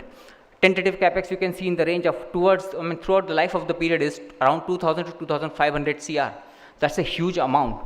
And on the other hand, if you see, a particular investor will look on those figures which you can see on the table form, like EBITDA margins, at least 12 to 15% of 25 years horizon, they are looking at this kind of EBITDA margins, at least 8 to 10% of PAT margins, and then there are certain other parameters like DSCR range, you know, payback period, minimum payback period. So before investors they are putting into their money, these are the certain benchmarks which is currently applying. Now this is only for the open cast coal mine. Now let's say if you go for an underground metal which has a, you know, higher capital intensive, much riskier proposition, and you get the revenue only when you sell the refined metal, then it becomes much more difficult. But what could be the possible way out? So we can see that there are certain way outs that can be managed and that can be, you know, thought through. Number one, ultimately India is at such a cusp where their raw material securities are very important. Number one. Second thing, Atmanirbhar Bharat is second role, will play a major role in this. So again, developing mine, resource augmentation, mineral excavation will play a role. So finance has to play a major role in this. Now what could be the possible option? Number one, awarding a infrastructure status to a mining sector. Not in complete way, but there are some issues, some part like exploration or, you know, logistics of mining that can be awarded an infrastructure status which will lower down the cost of capital. That could be the one way where a lot of deliberations are now going on and which will see a day of light. Second thing, conversion of bank guarantee into surety bonds. Now this has of late has happened in the road sector. Just last month this has happened. That government has already allowed highway contracts as well as the ropeway contracts. They have converted the bank guarantee into the surety bond. Similar fashion this could be adopted in mining sector also, where huge amount of capital get locked in terms of bank guarantee. And in terms of surety bonds, you don't have to give any kind of collaterals. Third, as I told, that land is a major problem. How about government, taking the ownership, and they can develop the land, and they take the land, and back they just lease it to the developer who develop in return, and hand it over to the contractor with a certain period of time with a certain cap.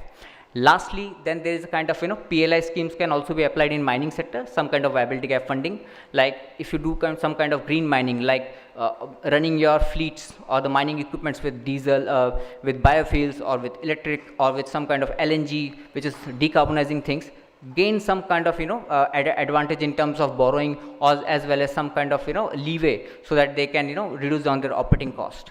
And lastly, there are some alternate financing modes which are being explored in other countries, like stream financing, offtake arrangement. You should have a beautiful offtake arrangement in place, that some part of your overall mineral assets can be taken care of by the investor, that they will take a loan on that. So these are the few arrangements where the government needs some deliberation, and this can be taken care of. Lastly, we should understand, and this is very pertinent, that finance is the most important part in such kind of project. Understanding the gravity of it. Now critical minerals, energy transition, these are the two important aspects which are there. We need to develop our mines, and we need sustainable finance in this place. That's all. We are from PwC India. We are working in mining and metal space all across India from the various areas. And thank you. Thank you, Abhinav. I'll request you to stay on for a minute. In our discussions,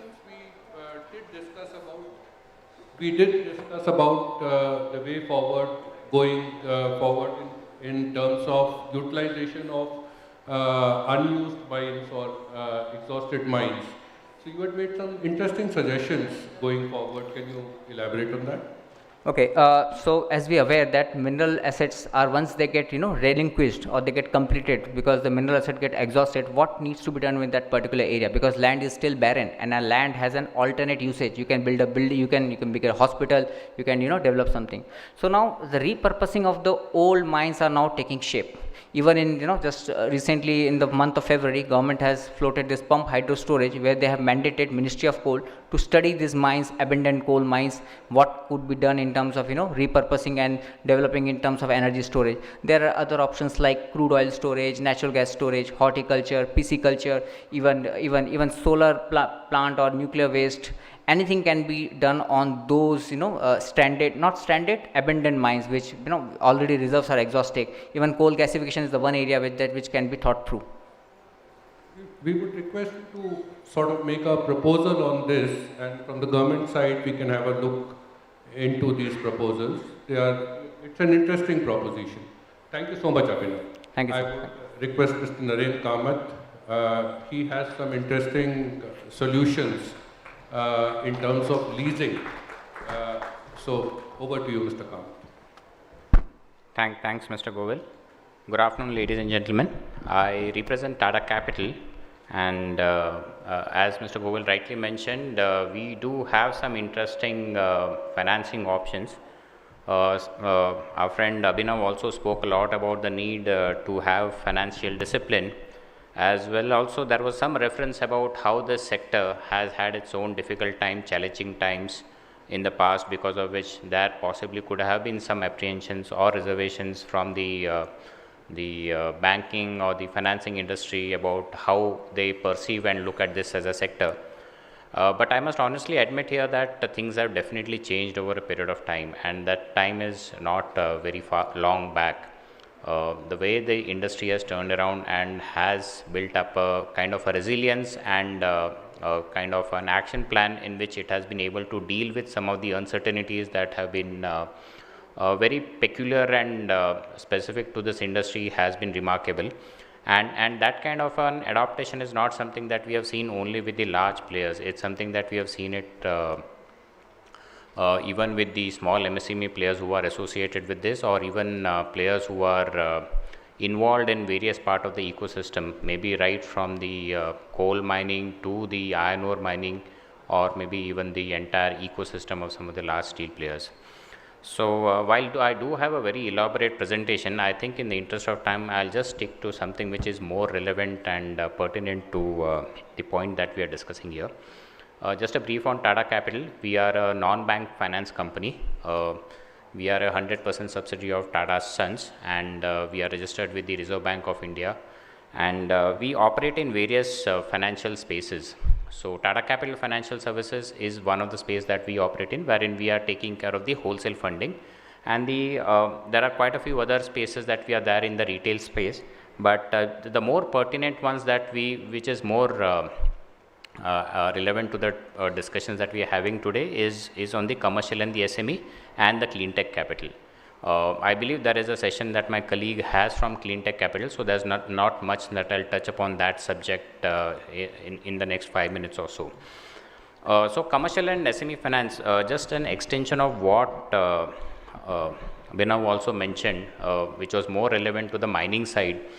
But if you extend it, if you look at it, the products or the solutions, as we prefer to call them as, are something which are more relevant even if you were to categorize it across the mining sector, be it the coal, be it the iron ore, or even to the steel and the entire supply chain till it reaches the last mile or the last customer, who is possibly the end consumer of the finished steel. So if I were to start with how these offerings go about, if you were to start with the basic coal mining, there are products which we categorize under equipment finance or construction equipment finance, wherein we offer assets which are used for coal mining, which are used for excavations. Then we have working capital products which go into these contractors who are engaged into the deep mining, be it for the coal or for the iron ore. Over a period of time, as Mr. Govind mentioned, there are certain products which are very unique and different than what the conventional banking system has been used to. Namely, first and foremost, if you were to talk about from the asset finance side, it is the asset leasing as a proposition. Now, while asset leasing as a proposition is something which is extremely prevalent in some of the developed countries, it is yet to gain traction in India, primarily for reasons about there was a lot of ambiguity regarding the taxation at some point in time. Then there is always a concept of ownership of the asset. Who owns the asset? Typically in India, we have a preference or an inclination to having an ownership of an asset for a very long period of time till we use the entire economic life of the asset. Now, these are some of the constraints, I will not say the constraints, but these are some of the inhibitions that people have over a period of time learned to overcome. So if I were to look at some of the assets that leasing is extremely well looked at, one is in the automobile side, where people have started looking at leasing as a very active option, wherein it takes off some of the debt of their books, deleverages their balance sheet, gives them an option to have better debt management on their books and manage their cash flows better. Over a period of time, in fact in the last 2 years post-COVID, we have seen a better adoption of leasing as an option even in the mining side, be it the large contractors who are engaged in the coal or the iron ores, who are engaged in the deep mining, also have started looking at leasing as a very attractive option, irrespective of the kind of ticket size or the investments that they have been required to be getting into.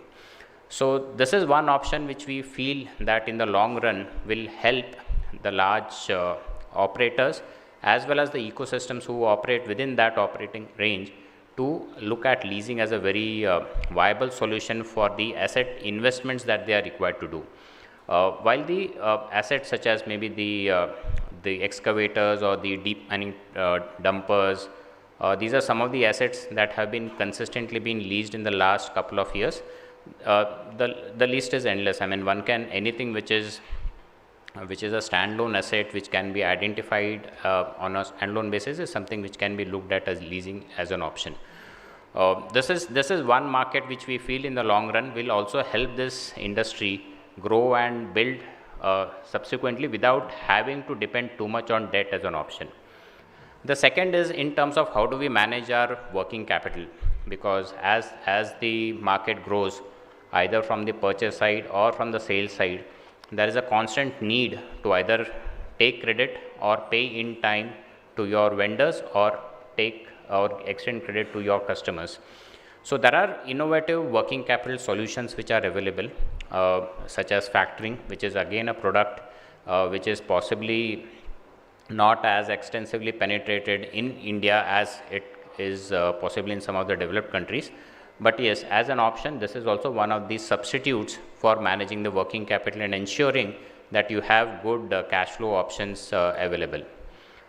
These are something which are there more on the typical side of some of the large operators who are there at space. If you go down further in the ecosystem, which is more on the sales side for the finished steel business, I think that's a market which has always been starved for capital. We'll be having a session towards the latter half of the day, wherein we'll be having a conversation on what is it that we can do to aid further business to the MSMEs. Having said that, I think there is a fair enough recognition in the financial sector about the need to get these MSME also into the formal banking system, wherein they have an access and ability to raise money both for their long-term expansion as well as for their working capital needs. So these are some of the innovative options which we feel in the time to come, which will help this industry and this business raise money other than the standard project finance options, etc., which Abhinav referred to, which are available in plenty but have its own way of looking at it. But some of the other products, be it leasing or factoring for that matter, have come a long way in being able to address some of the requirements which are more relevant to these businesses. These are some of the solutions that we feel can make a difference. So that's about from me on the financial sector side. Mr. Govil, if there are questions or any observations. In fact, we will field questions to you after Mr. Rege's presentation. Sure. Thank you so much. Thank you so much. These are some interesting new options that Mr. Kamath has put on the table. Leasing has been there, but it is not much used, and we request the industry to use this platform to reach out to Mr. Kamath to explore this option of capital financing in these very, very capital intensive sectors of steel and mining both. But we have a proposition, and very interesting proposition coming up next. Thank you, Mr. Kamath. We have a very interesting proposition coming up next. Mr. Chitranjan Rege from MCX is going to present a new financial product that the industry can start using. I will not take the thunder out of Mr. Rege's presentation, hand it over to him, and we'll have discussions post his presentation. Thank you.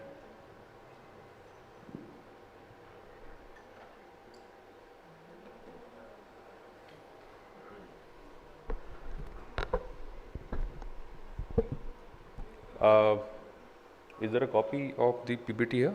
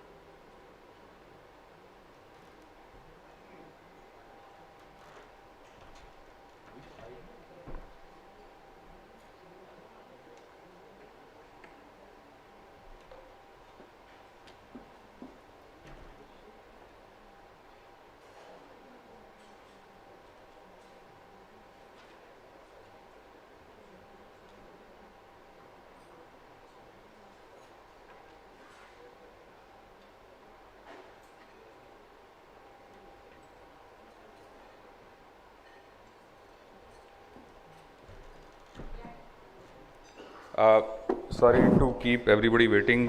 Chairman Saab, colleagues on the dais, and the industry captains from the steel industry. While the PPT is getting uploaded, let me anyways give you a brief background of what we are and what we do. I am part of multi-commodity exchange, MCX in short, what you all know. We are a commodity exchange. We are regulated by SEBI. We have chosen to be listing only the commodity products. So, on the business news channels and everywhere, when you get to see what is the gold rate, what is the silver rate, and what is the copper and zinc, all that price discovery is happening on our platform. We are an online exchange. You access the commodity exchanges or MCX the same way you do the equity markets. You log in, you do the KYC, and on an online platform you can transact. Now, the reason we are so excited about participating in it today is that we've been trying, we've been decent student of steel industry for a while now. We wanted to come with a value proposition which will bring some comfort to the industry in some way. And when I say we bring a comfort, there is a reason to that, because our today when we say that we are going to launch a steel rebar contract, it's not simply somebody said and we started working on it. There is a history to it. We tried our luck listing sponge iron, we have tried luck listing ingots, billets, we went to Mandi Govindgarh, we went to Ghaziabad, we went to Raipur, everywhere. And very unique thing that the thumb rule in this industry is that the price of X, price of any place is relevant for about 200 kilometer radius is where it is valid. Thereafter the price changes. Alright, so otherwise, our success or our value proposition in the other trades, what we have seen is that once a price is there on the exchange, that becomes the price for everybody to refer to, and thereafter everybody will say. So, I mean, if the MCX gold price or MCX zinc price, suppose is 250 rupees a kg, then Delhi same price, Chennai same price, this thing, everybody will add a notional incremental to give you delivery at your doorstep. It's that simplified. But when it comes to the steel side, we find that this is absolutely not working in the same fashion. There is entire industry which works on SMSs. There is entire industry which is working on daily news updates and stuff, and there is some mention of some deal which has taken place, and everybody will refer back to कि उसने ये बोला है तो आज का भाव ये है. So this is starting of our learning came from this fact that there is scope for us to bring transparency, bring comfort, bring a common reference to the audience across India. And interestingly, we also list a lot of agriculture commodities. Now this इसमें ऐसा भी नहीं है कि cotton सिर्फ गुजरात में बनता है, महाराष्ट्र में बनता है, so whatever is happening is everything X this thing. Now steel, secondary market, this is a very bad term to use, but integrated versus non-integrated. So I am also improving that way.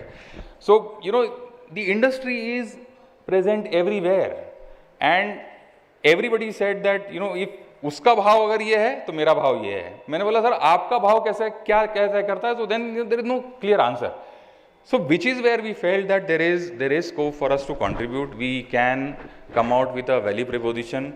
And another success story which we anyways know, everybody in the industry is very well aware of कि SHFE पे एक steel rebar का contract है, वहाँ का भाव बढ़ता है और वहाँ का भाव कम होता है, तो everybody else is looking at this thing. Now see the importance of that contract, and I would encourage you to also look at or think through that Chinese market also have a very vibrant iron ore contract, they have a coal contract, they have a steel rebar contract, and they have a HRC contract. In the entire value chain, both of them emphasized the importance of financing.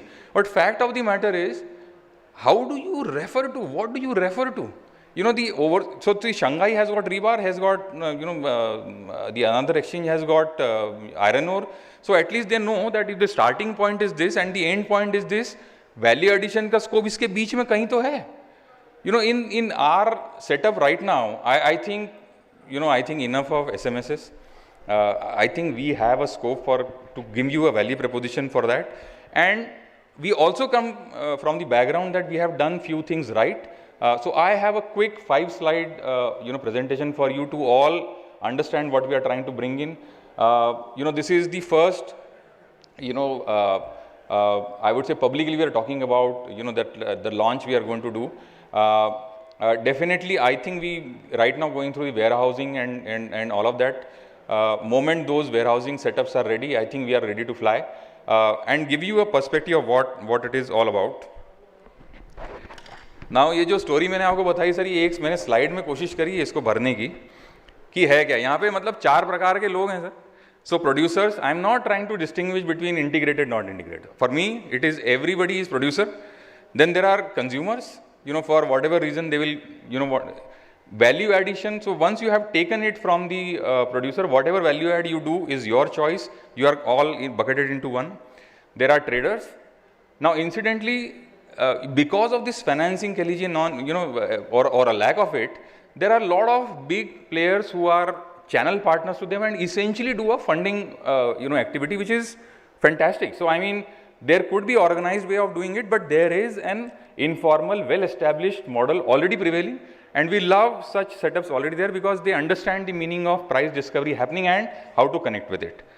And obviously the exporter typically would be the guy who is producing.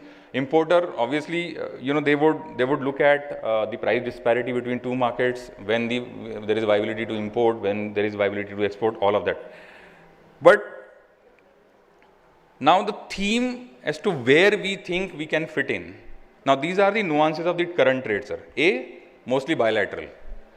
So every producer will have a comfort zone with select 15 to 20 people जिसके साथ वो काम करने के लिए तैयार है. It is not commoditized to fashion कि जहाँ से so आपका अप्रूवल कौन सी एजेंसी के साथ है, मैं तो उसी को सप्लाई करता हूँ, उसके साथ है.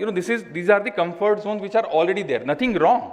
Point is, if you want to grow big, if you want to liberate yourself from this thing, then you require an external source which will say, come what may, this is the price. आज आपको बेचना है तो इसमें ये बात पे बेच दीजिए जितनी क्वांटिटी बेचना चाहते हैं, और जितनी क्वांटिटी खरीदना चाहते हैं ये भाव पे आप ले लीजिए. This is what we can bring to the table. Next is another interesting thing. अगर आप बड़ी तादाद खरीद रहे हैं, then you have a discount. The another thing which everybody told me that if you commit and that gets confined to the 15-20 clients you may have, you will say that if the quantity is bigger, I'm willing to commit, that bigger the discount. And I think that is where the trading angle and the financing angle comes in. You must salute the spirit of Indian entrepreneurship, which has devised informal products like this, which is helping the industry to survive and grow. Third thing जो मैंने आपको मोटा मोटी बताया कि हर 200 kilometre पे भाव बदलता है sir. Raipur will not recognise Chennai, Chennai will say I have got nothing to do with Durgapur, Durgapur will say कि गाजियाबाद का पता नहीं है, मंडी में हर आधे घंटे में भाव बदलता है. This is what I have learn. But the point is that there is somehow, it's a lack of it. There is a lack of a common benchmark which the industry can refer to. So किसी गलती नहीं है, easy for me to dramatize, but there is a scope for someone to come and list a product and give a common price discovery to everybody, that if you are at a central place, now to what extent this is very identical to our aluminum contract. Host of production, the domestic resources are all in east. Chhattisgarh, Jharkhand, Odisha, these are the hubs from where you get the raw material. So obviously अगर वहाँ पे माल अगर बना है तो it should be cheapest there because the transport cost is so significant that it is cheapest there. And we identified that Raipur somehow is a place which is an excellent redistribution center also, which is already developed, which is where despite of aluminium or the bauxite and reserves being in Odisha, our primary delivery center in the aluminium is also Raipur. So, Chhattisgarh, Balco, Vedanta in Odisha, Aditya Aluminium in Odisha, Nalco in Odisha, but they are producing there, they are not able to consume there, so it has to get redistributed. And for redistribution, if you bring to a most best redistribution center, commercial center like Raipur, then Chennai is also not worried, Ghaziabad is also not worried, Thane is also not worried. They are saying that it is equidistant. मेरे को आपने अगर रायपुर में delivery दी तो यहाँ से मैं उठा करके ले जाने का भाड़े का खर्चा है वो एस्टिमेट मैं कर सकता हूँ. We tried to bring that idea here and we spoke to a lot of people and they say कि obviously the distribution is one of the things and भगवान की दया से Raipur anyways is evolved to large extent in terms of producing rebars and lot of resources and distribution of that. So that added advantage. And imagine from there, or a combination of Durgapur, metal going or the rebar going in any direction will be equidistant. Good to say that way, but then it allows Chennai to think कि मुझे वहाँ से यहाँ लाने का खर्चा इतना है, तो मैं अगर स्क्रैप इंपोर्ट करता हूँ, कन्वर्ट करता हूँ, बेचता हूँ, तो मुझे स्क्रैप का मेरा भाव कितना होना चाहिए, जो ये वाले भाव में माइनस ये उतना का लैंडिंग मेरी प्राइस होनी चाहिए. It becomes a reference for everybody else to work. Now Mandi Govindgarh and say Ghaziabad, for them, or even Alang, they will say that this is if this is the price of MCX, I am going to get delivery at X place, which is where the inventory is lying. I am not taking that way. My scrap का भाव इतना होना चाहिए, आएगा तो पड़ता पड़ेगा. Today this reference is missing, and if there is no referencing, I salute the spirit of this industry who continues to do business, making these educated guess for so long and have come thus far. But we believe that we can bring value to the table. In a quick, I will tell you as to how we have designed the contract. And in terms of utility to the individual, producer consumer, I've already narrated. I believe that these challenges are not going to go away. But if you adopt a financial model, probably there is scope for you to do business profitably on a sustainable basis. Now, what does the exchange mechanism does? So, unrestricted a participation, the price discovery on screen is free for all. I mean, वो मुझे उसी के साथ business करना है या मैं उसी से खरीदूंगा, वो झंझट खत्म है. Price discovery में freelance, so everybody can participate. Whoever has got margin money to be paid can participate. If you have bought scrap and if the exchange price seems to be right, you can go and hedge yourself by selling, so that come what may the price drops, the remuneration of the margins on the scrap are not going anywhere else. Vice versa, another challenge is what we heard. I've got a metro project tender which has been given to me. Now the price has to remain constant for 3 years. How am I supposed to do? Now, if something like this happens, you come to the exchange and buy a quantity which will see you through that phase. I mean, obviously price will not be single. There will be price which will go up and down, but a educated guess can translate into a workable mechanism to bring sustainability of the margins. It's a transparent mechanism. Anybody can come and participate.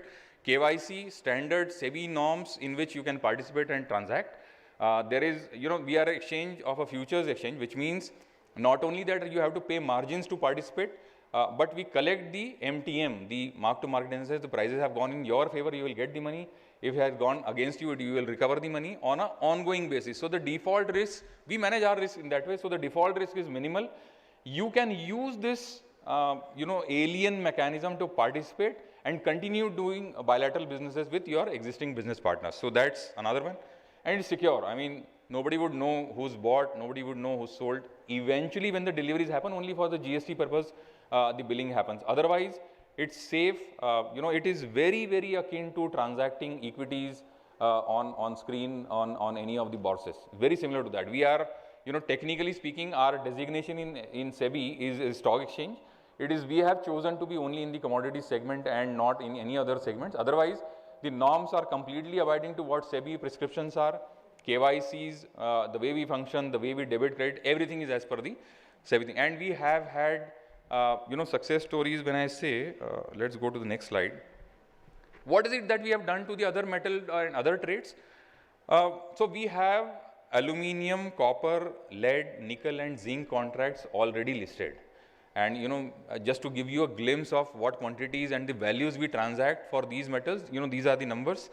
On an average on aluminium, we trade close to about, so this is the actual numbers of last financial year. So 31,000 odd for aluminium, about 30,000 for copper, about 6,500 for lead, zinc about 29,000 tons.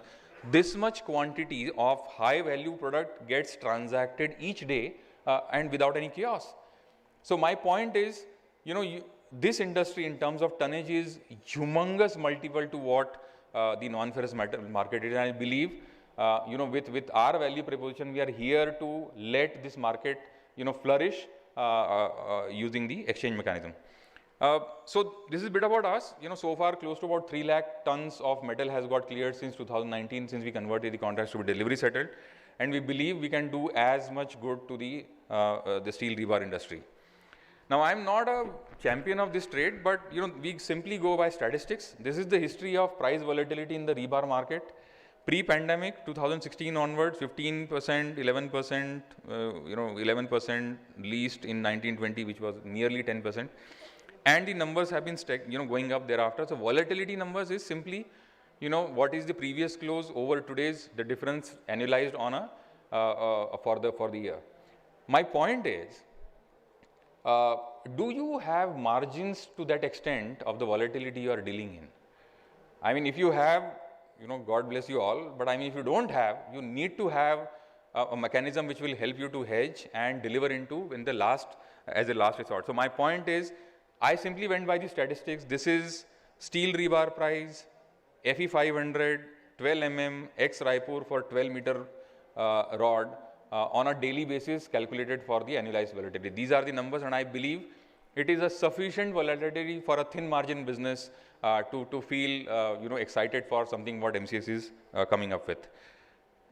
Briefly now, 2 slides, last ones, to show as to when we keep saying कि हम contract ला रहे हैं, मतलब होगा क्या? Now typically our contract runs into probably 11 to 12 pages covering every aspect of the trade.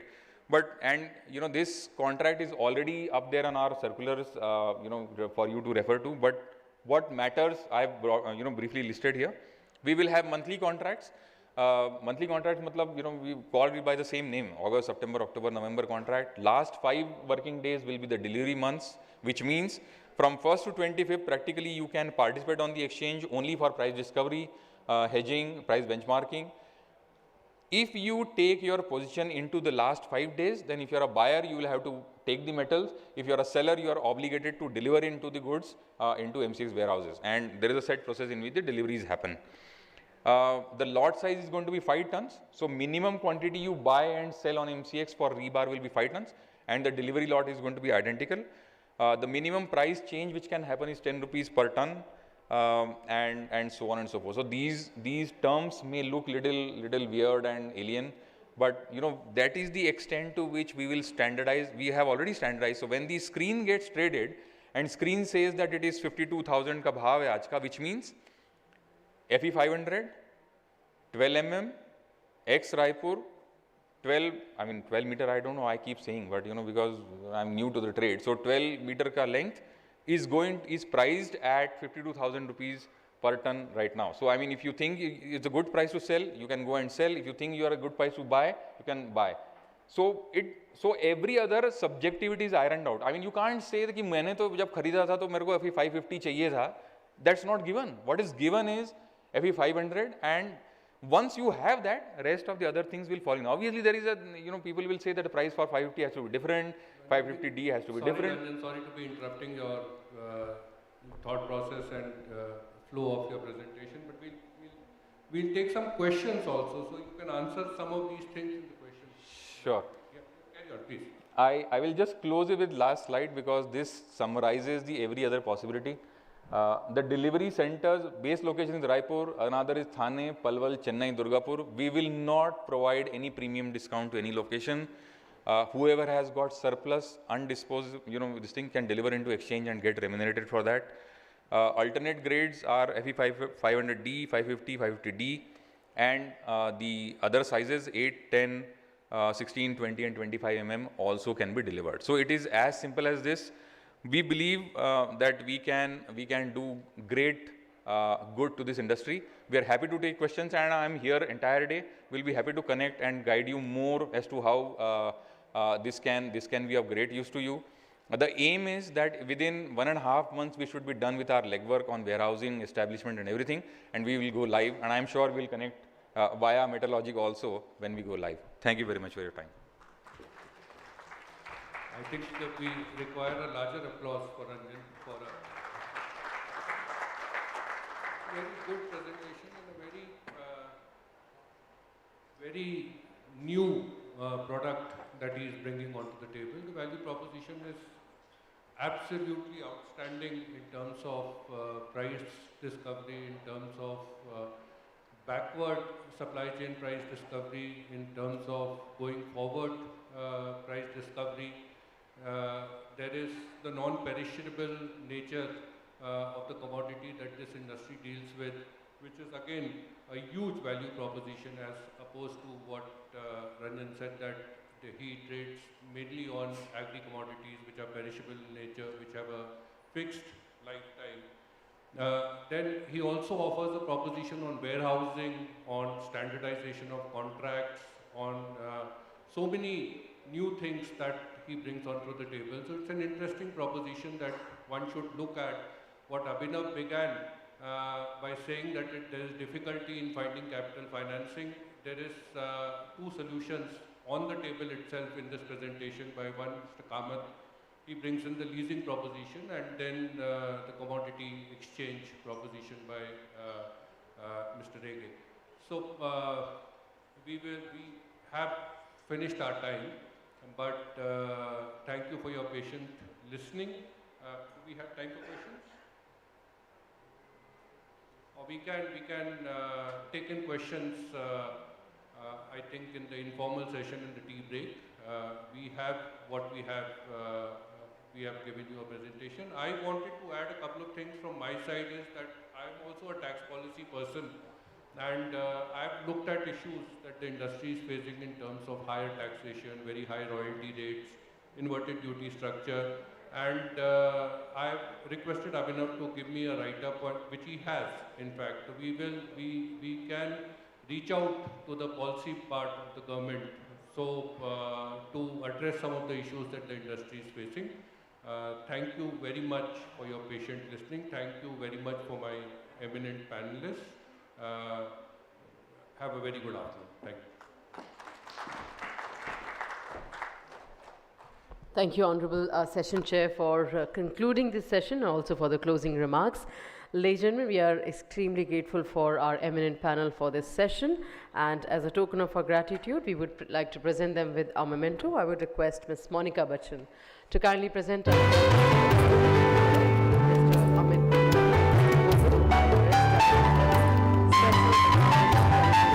Department of Revenue.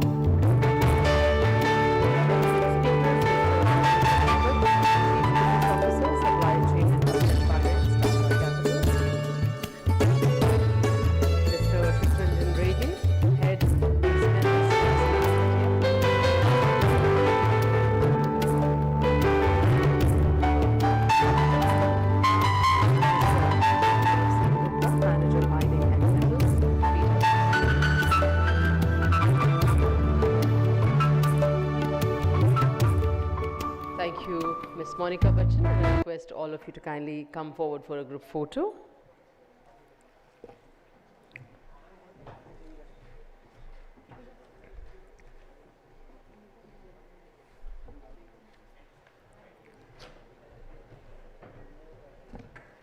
Ladies and gentlemen, with this we conclude our session on financial assistance and role of commodity futures in evening trade.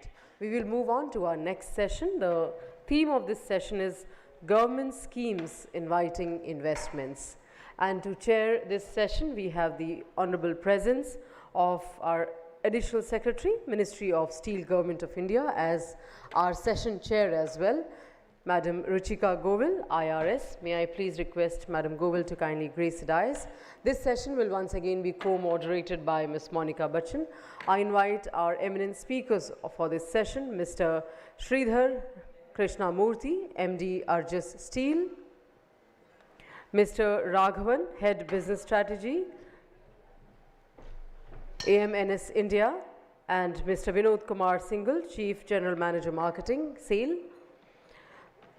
The points to be discussed in this session would be brief discussion of PLI scheme, vehicle scrapper policy, coal gasification, and similar schemes, benefits to the industry with recommendations. Now for the proceedings of this session, I hand it over to our session chair, Madam Govil, and co-moderator of this session, Ms. Monica Bachchan. Thank you.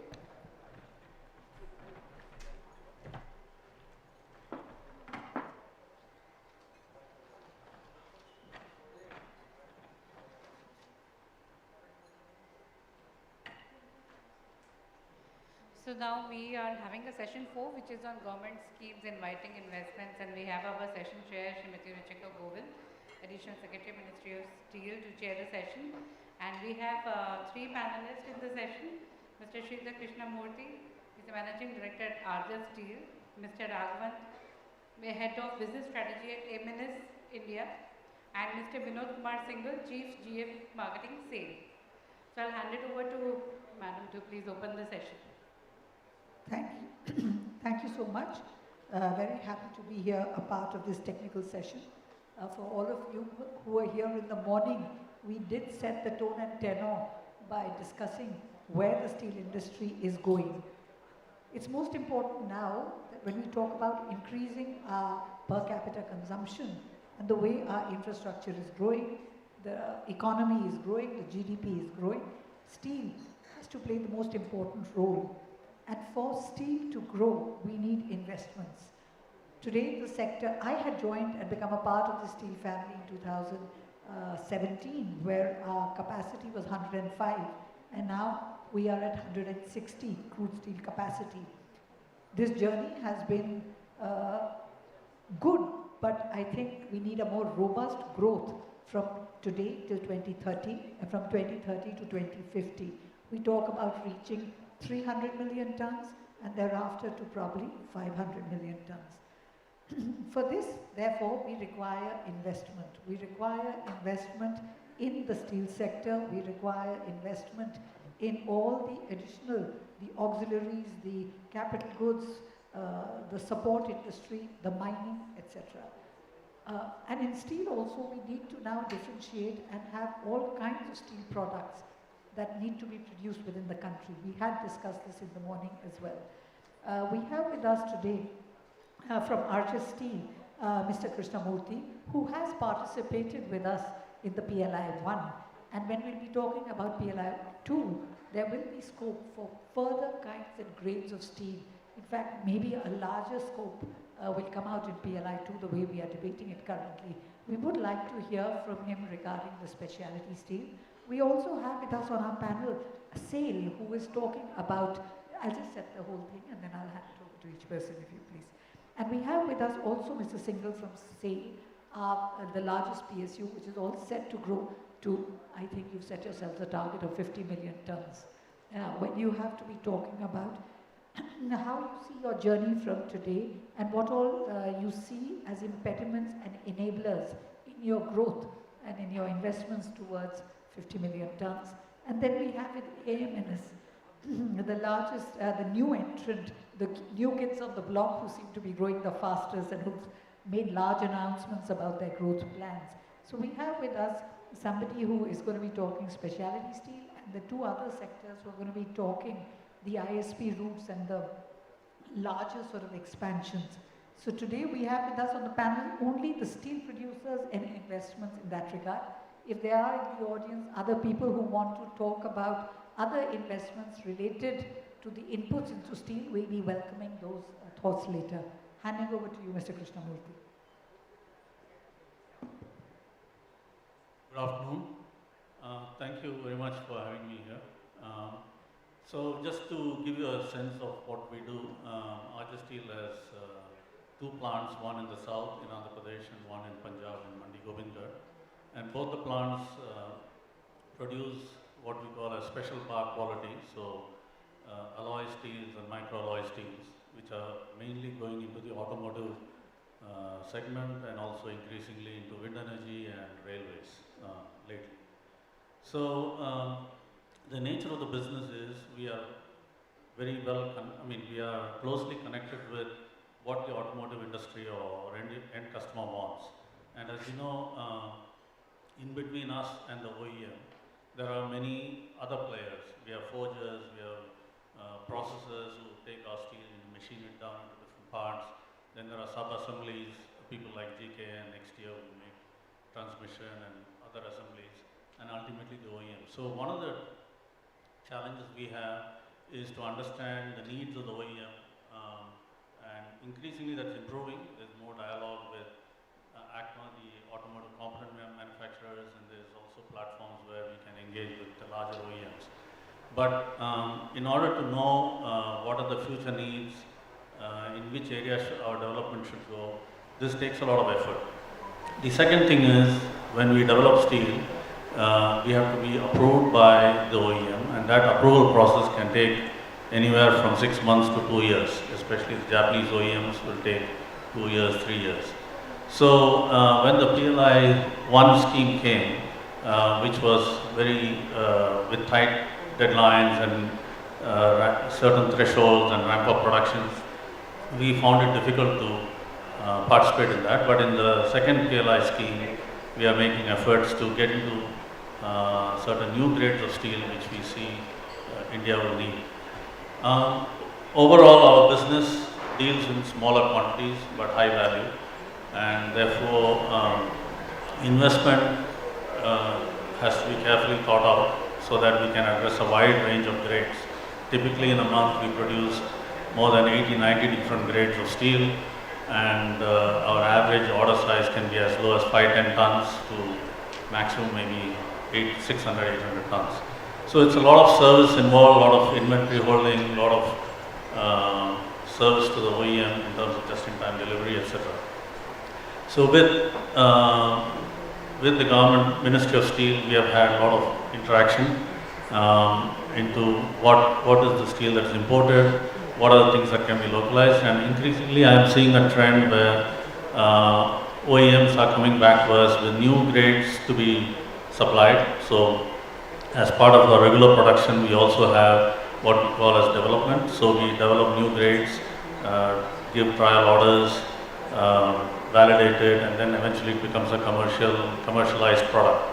So this goes hand in hand with the daily production, and increasingly we are seeing new demands coming from Europe, mainly because one of the beneficiaries in India is from the Ukraine war, and a lot of German OEMs are looking to India as a source for auto components. So a lot of this comes through the OEM to the component maker and then ultimately to the steel producer. And directly also we are exporting now more steel. So we see good potential in the near few months, and we look forward to also taking advantage of some of the supportive policies that we have. Later I can address more details. Yeah, right now we are focusing on expansion in the Andhra Pradesh plant. We are looking to expand downstream, that is more heat treatment, more profile changes that we don't make today. And also upstream, we are trying to reduce our carbon footprint. We are putting in some new technologies and also a solar power plant. So all these towards also the other target we have to reduce our CO2 intensity. In the Punjab plant, we are looking to modernize and produce die steel, tool steel, more ESR, more value-added steels there. That is, so the plant in Andhra Pradesh is a blast furnace route, whereas the one in Mandi Govindgarh is an electric arc furnace route. And in Mandi Govindgarh also we have engaged with one, or in fact 2 OEMs, where end of life cycle for the vehicle, they will strip it and bring back the alloy steel back to us. So there's a circularity of materials. So this is also a good thing.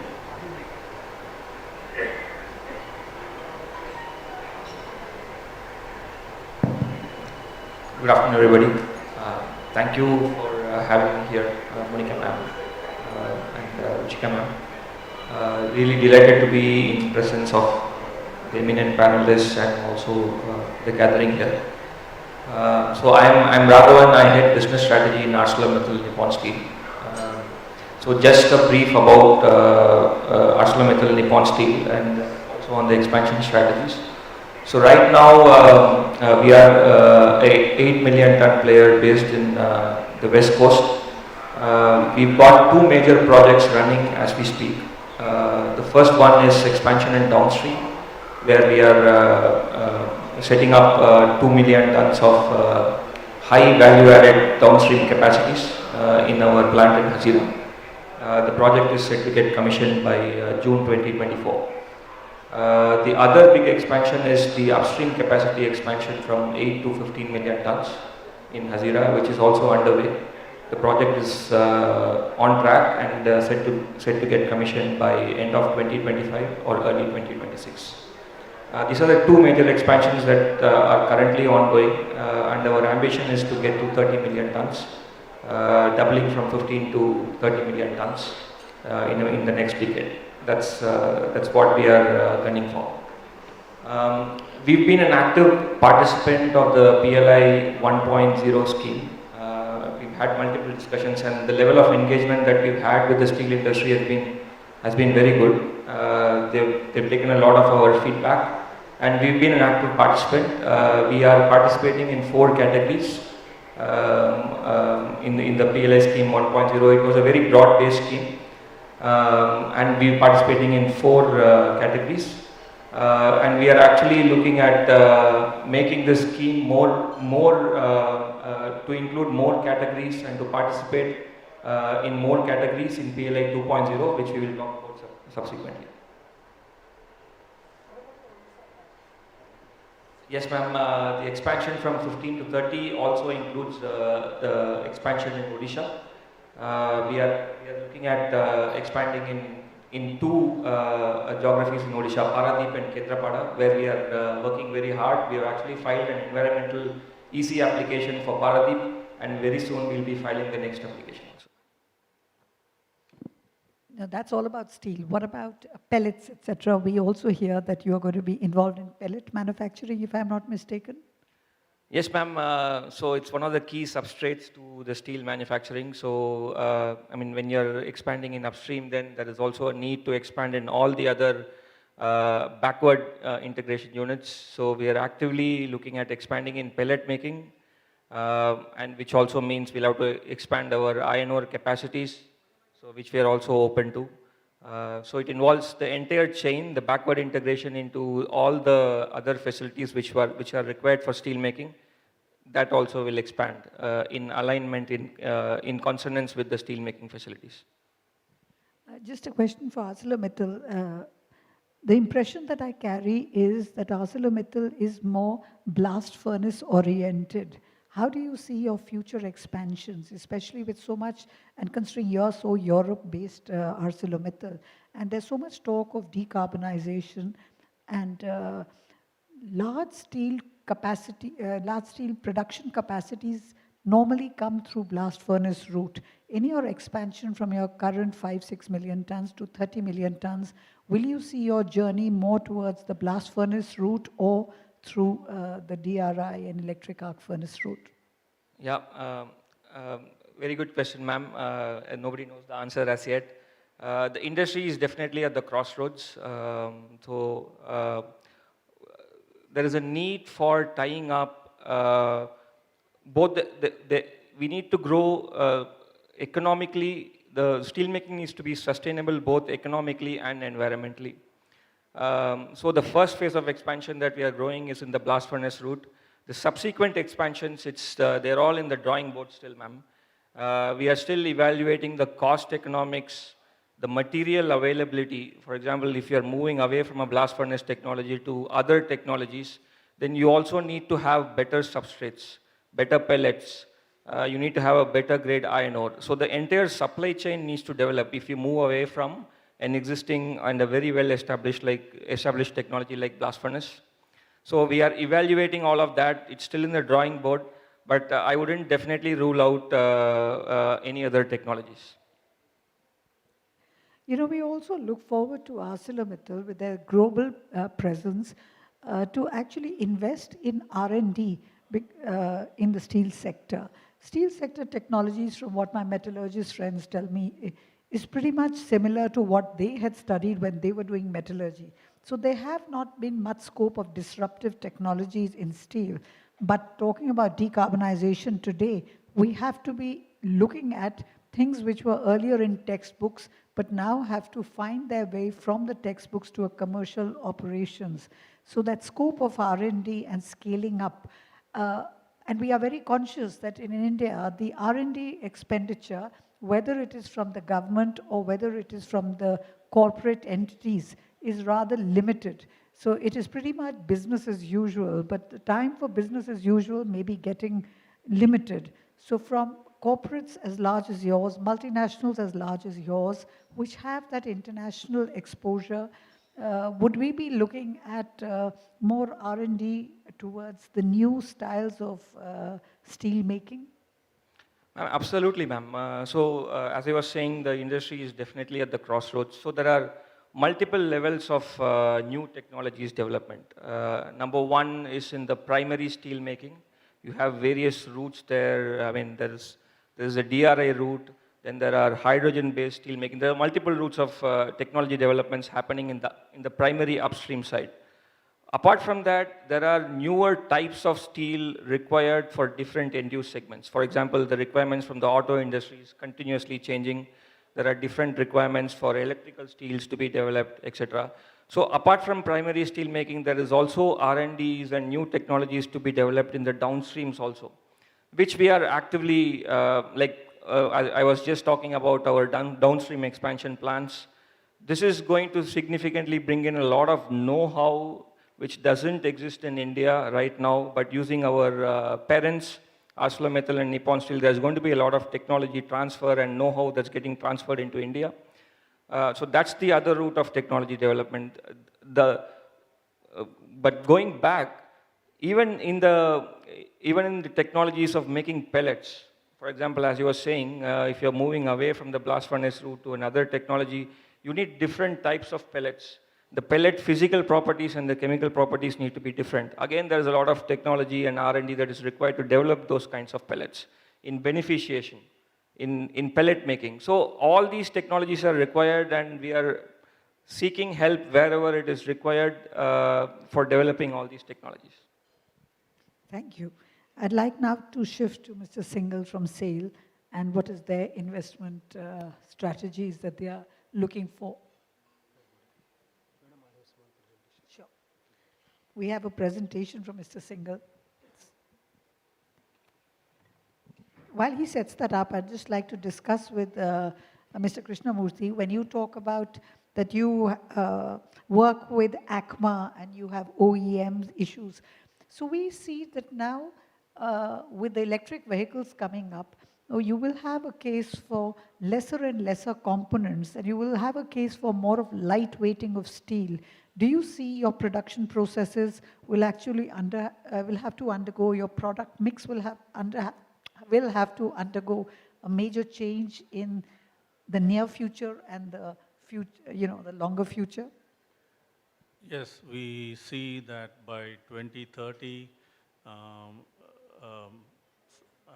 would hazard a guess here, I don't know the exact number, but 30 to 40% of the two-wheeler market, when I say 2030, maybe a few years up plus or minus, and then a fair amount of the commercial vehicle market, which is the last mile connect, the one-ton trucks, and fleet vehicles will probably get electrified. And we are already seeing many of our clients. In fact, even today, a lot of our steel, we don't know how much is going into EV as well, because all the OEMs are producing both EVs and the IC engines.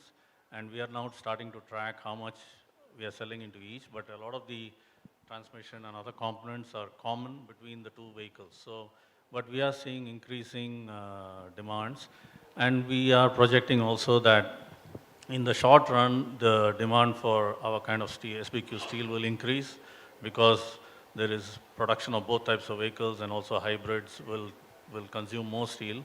But eventually that will fall off if EV momentum picks up.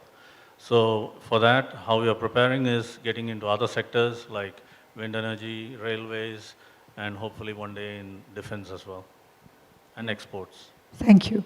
Back to Mr. Singhal of SAIL.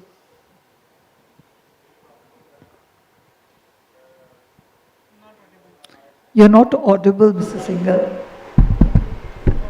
Very good afternoon, respected madam, dignitaries on the dais and off the dais. I'll start. Basically my presentation is in three parts. Little bit about SAIL, then PLI, and then how the basic objective of PLI, how we can go for import substitution, and how we can increase exports. So SAIL, as most of us know, is one of the largest steel making company in India, with a crude steel capacity expansion of 20 million ton, and we are 20th largest producer. 60% of equity is held by Government of India, Last year we had a turnover over 104 lakh crore, 1.04 crore lakh crore, and sale volume was 16.2 million ton. Sale owns 5 SPs to over 20 million ton crude capacity, 3 special steel plants, has one of the widest network in the country. PLI, as we know, is with the outlay of 2 lakh crore by the government of India. Then MOS has a outlay of 6322 crore. Financial incentives are up to 5 years, 2024-25 onward. Main objective has been to promote manufacturing of specialty steel and move up in the value chain. Products covered are coated, high strength, specialty rails, alloy steel products, CRGS, CRNO. PLI 1, there has been a good success, 57 MOU with 27 companies, 30,000 crore investment lined up over a period of 4-5 years. Additional capacity 25 million ton envisaged, more than 60,000 jobs are expected to be created. And Government of India, Ministry of Steel has set up Prayas portal to monitor and facilitate the scheme. Having covered PLI, now we get into what are the key deliverables envisaged from this policy. One is increased production, accelerated investment, increase in exports, reduction in imports. And so now there are how we can achieve the objective of reduction in import. Imports are primarily either need based, price based, but there are some other factors which we can dwell upon. Need based imports, PLI basically is aimed at that. It addresses this issue, how we can reduce our need based imports, the grades which are not manufactured in the country. There PLI has targeted that let's make it in Indian country and reduce our reliance on imports. Price based imports, this is a phenomenon of market. It will depend on market. Whenever our domestic prices are higher than landed imports, maybe that imports are bound to take place. We can curb it by having some more barriers or CVDs, etc., or time to time correction whenever situation becomes alarming. But my stress is upon other factors where we can reduce imports within the norms or parameters and facilities and capabilities we have in our country. What is really ailing the industry and why lot of imports take place? One of them significant is higher lead time and inconsistency in supplies by our domestic producers. Though we have capability, but whenever it comes to very special grades, we will ask for a very high lead time. Some of the examples mentioned are like very high tensile plate, class 1 plate. The range required is 6 to 40, but VRL supply, we'll say only 14 to 60. So buyers have to turn to imports to meet such requirements. There are many end use segments like windmill or shipbuilding which require a very wide range of sizes, but we Indian producers mainly we'll say we can supply this much, rest of it we don't know. So buyers perforce they have to resort to imports. So such things also need to be taken care if we really intend to reduce the imports. Then again we Indian producers have been irregular. Whenever there is an opportunity, our preference is other ways. So the domestic buyers are left to import or resort to this thing. So there are many sectors, madam, which are identified which have to perforce import, because as an industry we are capable of meeting their requirement, but our preference is not there. Say seamless pipe material, raw material, even for forging industry, certain these materials are technically possible in our country, but this does not get our enough preference. We have more lucrative areas to cater to. Madam, continuing in the same way, say another area which we in the morning also emphasized, and I am only adding to that imported, we have to Indianize our capital goods production, particularly when we are envisaging huge investments in other industries as well as in steel making capacity. The steel making equipments need much more than anyone else this Indianization of the capital goods itself, then its spares, then it rolls. One thing I can tell that whenever we are operating a imported part or as well as the Indianized part, that cost of operation is also much less, because when we have to get import spares, the cost of getting spares for imported machineries are not only cost wise higher, even there are a hell lot of difficulties and high lead time in getting the imports. And some technical solutions we have been looking for, how we can go about this expansion and in the more technically efficient manner. Maybe I feel ki some joint ventures with the foreign companies who are already high in tech can be, like JSW has gone for JFE, ArcelorMittal has advantage of tie-up with Nippon. So other companies can also go for this type of technical collaborations, where at least we can get some technical know-how for our operations. Madam, that another area is how we can increase imports. I think for increasing exports, there's another session next Only time. one, yes, madam. Yeah. Okay. Only one thing I'll touch, that in raw material, normally in raw stage, whatever steel exports we are doing, that is okay. But there is another area we can look upon is, if we can emphasize more on export of processed material, little bit processed material, that can be more relevant and less competition there. Madam, lastly, some suggestions about how we can achieve this decarbonization. I think there's another session on this. We can take it up at that stage. Because here we are talking primarily yes, madam. about investments. Would you like to make any comments of SAIL and yes, investments in that regard? Madam, SAIL has drawn its expansion plan from current 20 million ton to 35 million ton by 2030. And already a capex of around 1.2 lakh crore is lined up for that. Soon it will be taking off, and we will be starting with Durgapur, Banpur, then going Rourkela, Bokaro, then Rourkela. Maybe Pro Ghat mines come through, we will be expanding at Bhilai also. Madam, this is the first phase of expansion program, and that next is we will be going forward for another 15 up to 50 million ton by 2042-44, madam.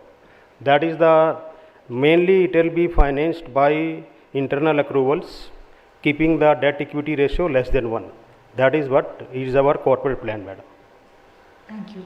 You know, in this session, Monica, you have given us topics of inviting investments, and you've also talked about coal gasification, vehicle scrappage. We are running out of time. I don't think we'll have time to take up a topic as big as coal gasification.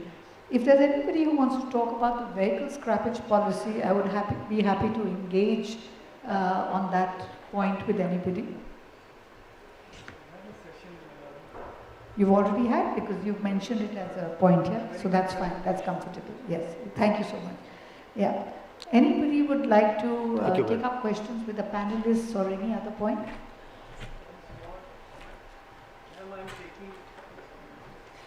taking from the morning session, and I also in my presentation on pellets I said that, you know, the problem is, you rightly said, and this gentleman also said, indigenous development of capital equipment.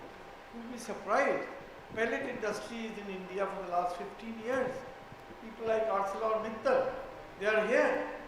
Why don't we have indigenous pellet producers? The entire pellet industry is coming from either Germany or now from China.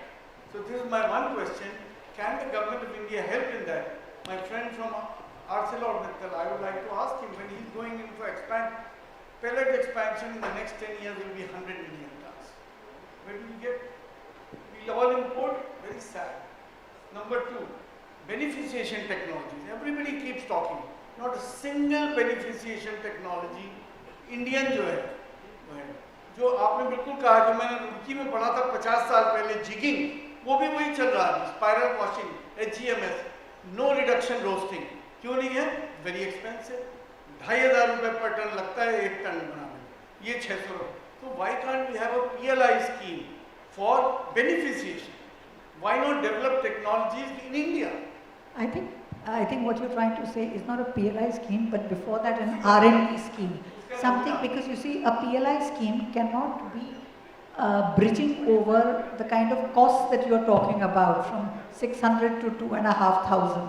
There is no way that it can be subsidized to that extent. So perhaps and this was discussed in the ministry. We've had some rounds as to the R&D for the next 10 years to sort of set ourselves sort of what are the questions that we want addressed. There was a wide consultation with industry in that regard. What are the questions we pose for ourselves? We had then with us the academia, but academia at times just addresses questions which is very much at the crucible stage or at a very 10 kgs or 100 kg stage, does not scale it up to a commercial stage. So therefore, it was sort of to be worked out in a fashion where the industry and academia would work together for an R&D, because you see a PLI is when it is mature and then there requires a little bit of hand-holding before it can be launched. It is not to address a question where you have to take it from pretty much the book to a commercial stage. A lot more work needs to be done in that regard.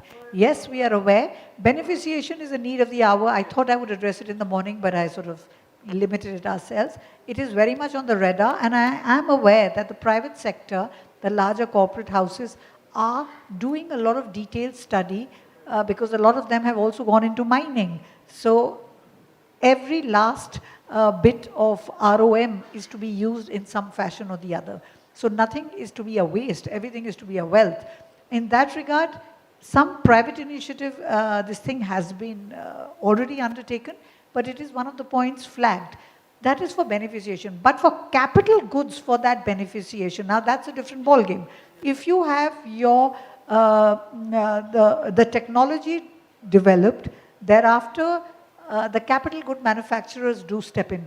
And my little understanding in this regard is, I find, and I must say this, that the ISPs go more for the foreign capital good manufacturers. But when we look at our clusters, when we look at our smaller producers, they actually innovate more and use the domestic capital good industry to design their products and actually have capital goods produced in the country. I mean, that's my understanding. Sir, if you could react to that. Yeah, I would like to add that the capital goods, when we import, we do have lead time, delays, or working capital, etc. issues. So what we have done in the last 3 years, although it's in a small scale, we are talking of few crore savings, but whenever we dismantle a part, we reverse engineer it. If we have the drawings, good, otherwise we get a local vendor to make the same part. Many vendors also don't find it comfortable to just machine one gear or something and give us, because that's not a mainstream product for him.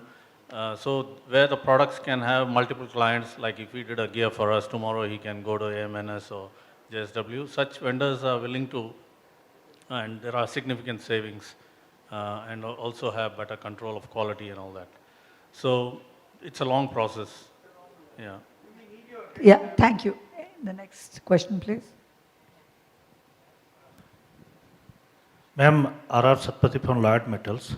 In the first session, we are cover up that beneficiation. I have to just bring few points on your table regarding the low-grade iron ore beneficiation.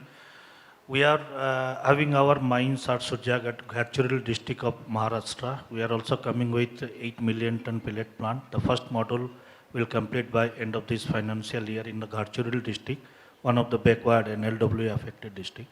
We have did a very extensive R&D on this low-grade iron ore, that is banded. Magnetite, hematite? Yeah, banded hematite jasper. We have done it banded hematite quartz, which is having an average Fe of, Fe is ranging from 25 to 40, average is 33, 34. We have did R&D with the domestic labs, IBM Nagpur, IMT Bhubaneswar. We have did with FL Smith, USA, Germany, and one of the lab also in China. What we found, it is the technology. See, you have talked about... What's your question, sir? Question is the limiting factor to bring this technology or implement this technology to upgrade this BHQ or BHJ is this created tailings of 70 to 70, 30% is the yield. It can upgrade up to 64. Silica can reduce to 5. Alumina and phos is already negligible in that. What's the question, sir? Land availability for keeping the tailings within the mining lease is the limiting factor. this like at a huge land. Can miners we allow to be have the land outside the mining lease for this purpose? Yeah, this was a question which came to us when we looked at low-grade iron ore, when we discussed it with the pellet manufacturers, when we talked about beneficiation.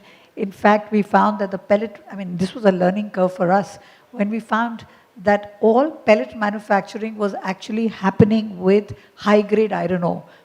Pellet manufacturing was not in the country happening with low-grade iron ore. When we checked with them as to why are you not using low-grade iron ore, and at least for about 5% improvement can happen by beneficiation. So from 52, you can definitely take it to 58, etc. But everybody's using 58 to 65 for pellets. The issue that you have raised is what about land and what about water and what about the tailing ponds? It increases the cost. It increases the cost because you need double the land. And where do you have it, near the mine or near the pellet plant? All these were economic questions that arose. And that is where the R&D part of it also comes. Do you really need to have beneficiation only with water? There is a lot of talk about now dry beneficiation also to be considered. I think this is where the R&D or the economics, the both aspects have to be worked on and worked on hand in hand. I'm glad you say you've already developed some R&D in this regard. We'd be happy to take it up with you and mines. But if your process requires land, then the onus of getting that land will lie with you. It is an economic consideration that you will have to factor in. If that is the R&D you've done and developed a process which is using water and land and tailing ponds, etc. Therefore, the issues of land, environment, forest, and costing is something which, and as we are going to be running into lesser and lesser of high-grade iron ores and more dumps of low-grade iron ore, I think the economics of it is also going to work out that, yes, iron ore will therefore get more expensive to actually allow you to acquire extra land, extra water, and undertake the process as you want to. It's a reality, and it has to be worked out with R&D as well as the economic cost. That's my sort of off-the-cuff answer to you, but we could engage more to say where do you find a possible solutions. You see, we as policy makers often just listen to you and find the best solutions and make a policy that works for everybody. So the learning curve is, our learning curve is always what you actually offer to us as solutions, and we are happy to work with them across the ministries. We have tried with dry. We have tried with dry, we have tried with dry, what we are saying. Sir, I want to add one point, ma'am, if you allow me. See, I've been organizing so many webinars and conferences, and I have interacted almost with every stakeholder of the industry. We go to the policy makers with plenty of requests, but I believe as a stakeholder of the industry, or as an owner of a company, we do have certain responsibilities to invest in futuristic technologies. I'm telling you, none of the person in the house is going for any futuristic technologies. Even if any company is planning expansion, it is absolutely on the blast furnace. Even if we are talking about green hydrogen, then still people are buying mines, coal mines in abroad. So I don't know what exactly are we talking. Madam rightly said dry beneficiation, but I don't know how many people have really explored this technology. It is being provided by Osenco. And on this also, we have specially organized one of the webinar during pandemic. So I believe the video which, we presented in the morning when, in the video featuring kids who were talking about, small poems which we have been hearing since our childhood, but it is turning up. The change will come when the beauty of the poetry will take an ugly turn. So I believe as a company owners, as a factory owners, it is our responsibility what kind of future we want to provide. And then even if that is not happening, when you are thinking that this is the best technology, then please reach out to the government. But then, so in fact, Bhatnagar sir also said rightly in the morning that whenever we go to the Ministry of Steel, so many associations are there, PMI, CORSMA, ISA, so many associations it's there. And we all are doing, each other leg pulling. Rather than coming up with certain conclusion, okay, we have discussed internally and this is what we want from the ministry. Ministry gets confused because No, ministry not confused. Sorry for that. But that's just on a lighter side. Yeah, so that's what exactly, I was trying to say. The steel and mining industry, it's like husband and wife. So steel, husband and wife, ma'am, like steel and mining. So कोई भी एक दूसरे के बिना survive नहीं कर सकता. But then both are fighting with each other. Okay, Monica, I think we've got the plot. Okay, anybody else who's got any topic that you'd like to take up? Yes, please.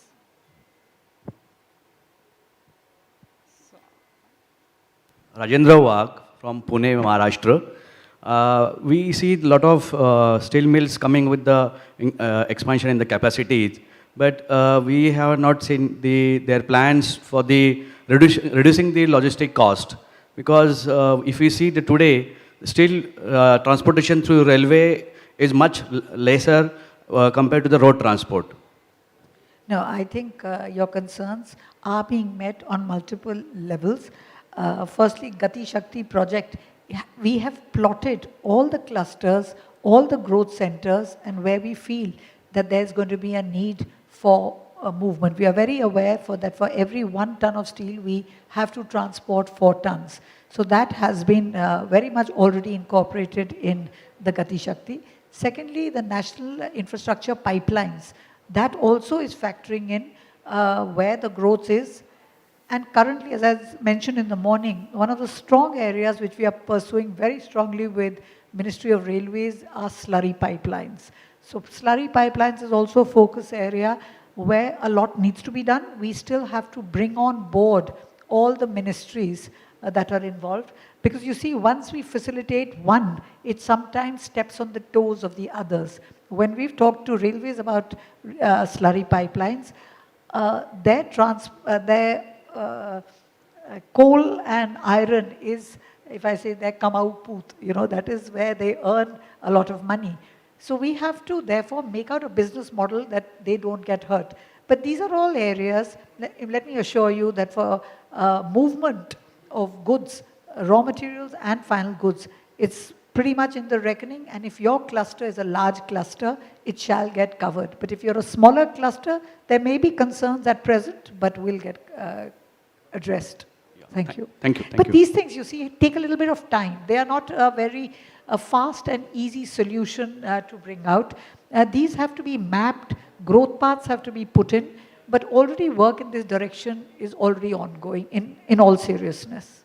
Thank you. Thank you. I just have one point. Sure, please. So the PLI 2.0, I'll not take too much time, ma'am. I really appreciate all the efforts taken by the ministry, the Gati Shakti program, all that is. I understand there are constraints in terms of timelines for execution, completely understand. On PLI 2.0, which was one of the topics, there's only one request from our side. So yes, specialty steel making, products which are getting imported, one of the objectives is import substitution, I completely understand. But there's a lot of investment that is required in setting up the upstream, the primary steel which is used for further processing to make high value added products. The largest chunk of investment is going into setting up these upstream investments. So I would really request if PLI 2.0 can address this question and also incentivize people who are investing in and making these large investments for setting up these upstreams. Yeah, I totally appreciate. We've been hearing this not only from you, but from the other producers as well. I'll tell you where we are batting for you. We've already incorporated, I think, very, very shortly. I think within the month, you'll see the first draft of the PLI 2 up for stakeholder discussions to see whether any further modifications are done. It's going to be less stringent the way we are shaping it up, much less stringent than what PLI 1, where we actually we factored in too many things to be done, you see, investments and targets to be met, etc. So personally, I think we are not in the business of doing business, so we shouldn't be setting those kind of timelines. But the principle of PLI was expansion of capacities, not cannibalizing existing capacities. Now that'll have to be a thing that we'll have to bat with Niti Ayogs and cabinet secretariats and others, because there the principle is set up a new facility to produce more steel. The existing steel should not get cannibalized. It should not be a case that 120 million tons is 120 million tons, but the mix shifted from so-and-so IS standard to another IS standard. The idea was, this is 120 million tons, the country imports or requires, so let's go from 120 to 150, and let's somewhere give that incentive to set up what is not easily or currently being set up. But what you're mentioning is what we are hearing from a lot of sources that I produce, but I can upgrade it by just having that additional facility. So allow me that, and by doing that, I'm doing value addition, and there'll be somebody else in the line who will be there to produce the lower grade steel. So let an evolved manufacturer climb up the ladder, and his space shall be occupied by others. It's not that it's going to be a case of cannibalizing. We've tried to somewhere capture that spirit. I don't know whether it's going to be accepted or whether it reads the way you want to read it. But hopefully, I think within the month, you will get the first draft to look at that. Thank you. I'm just telling you where the concept of that came last time. Yeah, thank you. Thank you to all my panelists. Thank you for the patient audience. Thank you. Thank you, ma'am. That was indeed a very, very insightful and learning session. Thank you for your valuable time and presence. Ladies and gentlemen, as a token of our gratitude towards all the speakers, we would like to present them with a memento, and I would request Ms. Monica Bachchan once again to kindly present the memento to Mr. Sridhar Krishna Bhosdi, MD, Arjun Steel.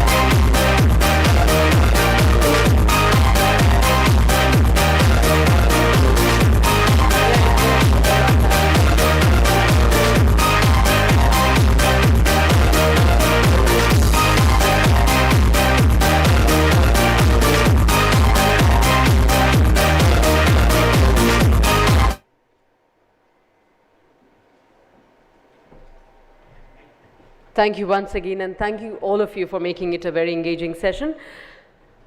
Ladies and gentlemen, we'll shift to our next session now. The topic of this session is Research and Development in Steel Sector, Latest Trends. Please join me in welcoming on the dais our session chair, Mr. Paramjeet Singh, Additional Industrial Advisor, Ministry of Steel, Government of India. This session once again will be co-moderated by Ms. Monica Bachchan. Also, please join me in inviting our eminent speakers of this session, Dr. Jagbandhu Kole, Senior Vice President, R&D, JSW Cement, Mr. J. Rajaraman, Director, TVQ Coke Oven Consultants Private Limited, and Mr. Talaseti Santosh, Technology Marketing, Shanghai Milestone Technology Company Limited.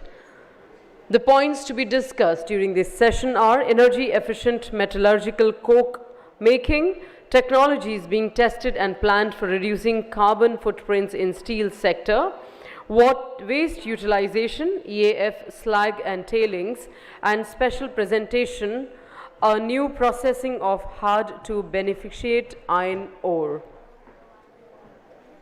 I would request our session chair and eminent speakers of this session to kindly join the dais.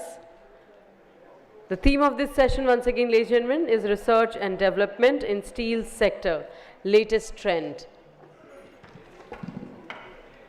For the rest of the proceedings of this session, I hand the session over to our session chair and session moderator. Thank you.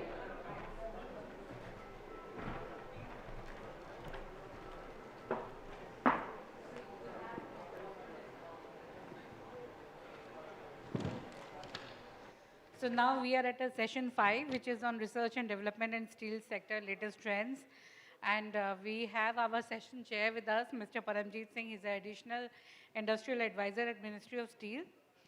And today as a panelist, we have Dr. Jagan Bandhu Kole. He is the Senior Vice President R&D at JSW Cement. He will be touching upon on EF slag and tailing and how we can utilize slag in cement to build roads. We have Mr. J. Rajaraman, Director TVQ Coke Oven Consultants. He will be talking about energy efficiency through metallurgical coke making. And Mr. Tala Sethi Santosh, Technology Marketing, Shanghai Milestone we have. He will be discussing about a new processing of hard to beneficiate iron ore. Over to you, sir. Thank you, Monica. Good afternoon to all of you. As the topic is today research and development in steel sector, the latest trends. Just to start with the session, I would like to just inform to you that as you know all, that this sector is a hard to abate sector, and we are quite, you can say, carbon intensive sector, and we are contributing around 12% of the CO2 emission of the total India, if you see the total emission of the country.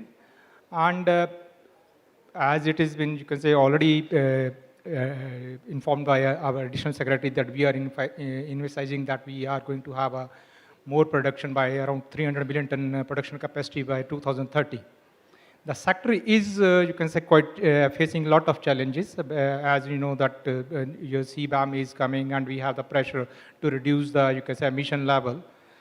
And right now, if you see that the emission level by the sector is around, average is around 2.55 ton of CO2 per ton of the crude steel, what we have, you can say, reduced from 3.1 what we have in 2005. But still, we have a lot of, you can say, huge challenges, as it has been, you can say, as it has been declared by our Honorable Prime Minister in COP26, that we have to reduce our, you can say, carbon intensity by 45% by 2030, which is, you can say, beyond what we have declared in our NDC. So challenges are huge. In this session, I hope the presenters will focus on that, how we can decarbonize our sector. And first, I will request Mr. Dr. Kole, Senior Vice President R&D, JSW Cement, to make his presentation. I think he's going to talk about how we can, you can say, reuse the waste products in the iron and steel sector. Dr. Kole, please.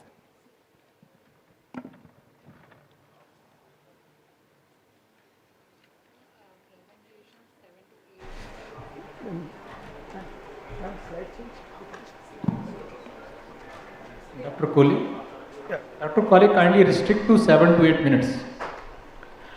Okay. So, time has been given. Yes. Okay. Good afternoon, ladies and gentlemen, Chairman Sir, Monica Ma'am, and distinguished dignitaries. Today, actually, I will start with this morning this small video, which really has touched my heart. All the research and development sector people always very emotional. I became very much emotional today in the morning that really what we are doing for our next generation and for the future earth. I would request Monica ma'am if she can send this video to me. So every day morning or every day if I can watch, that will bang me and that will give more challenge so that I can do much more work in this sector.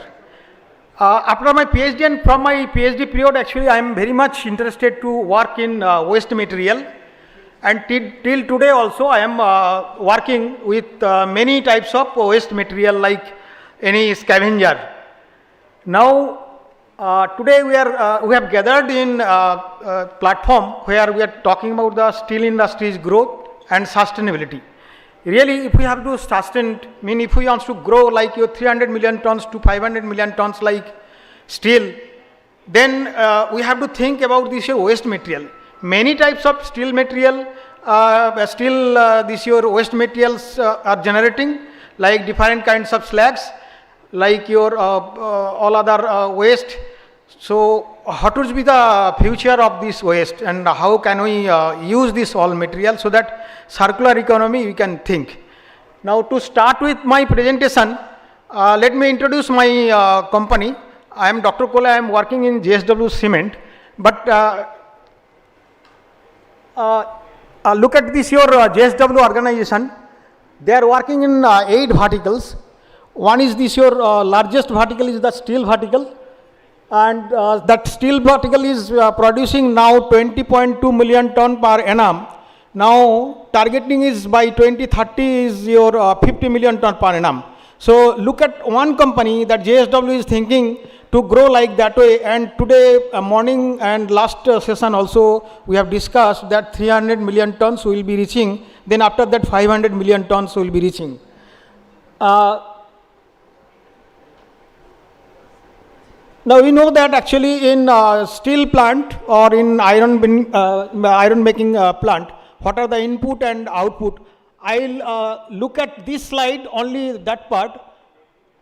This your waste material like your BF slag and other steel slags.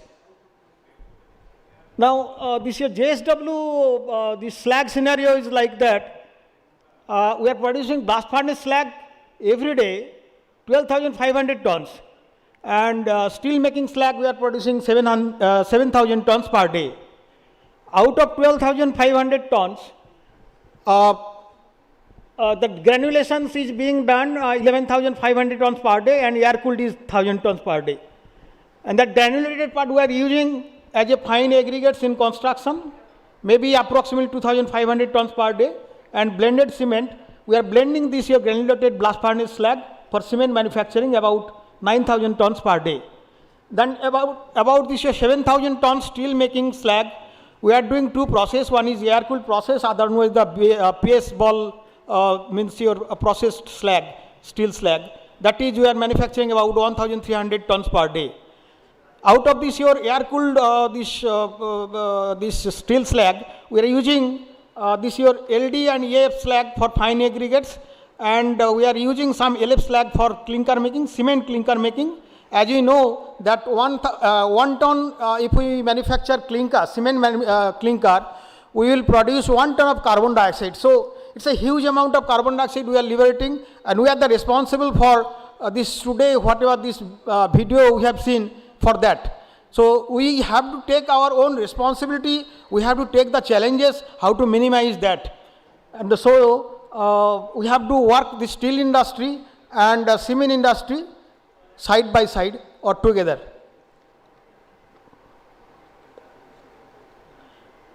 This is in this slide actually the slag processing facility at JSW. This is well known, I will not talk much about this.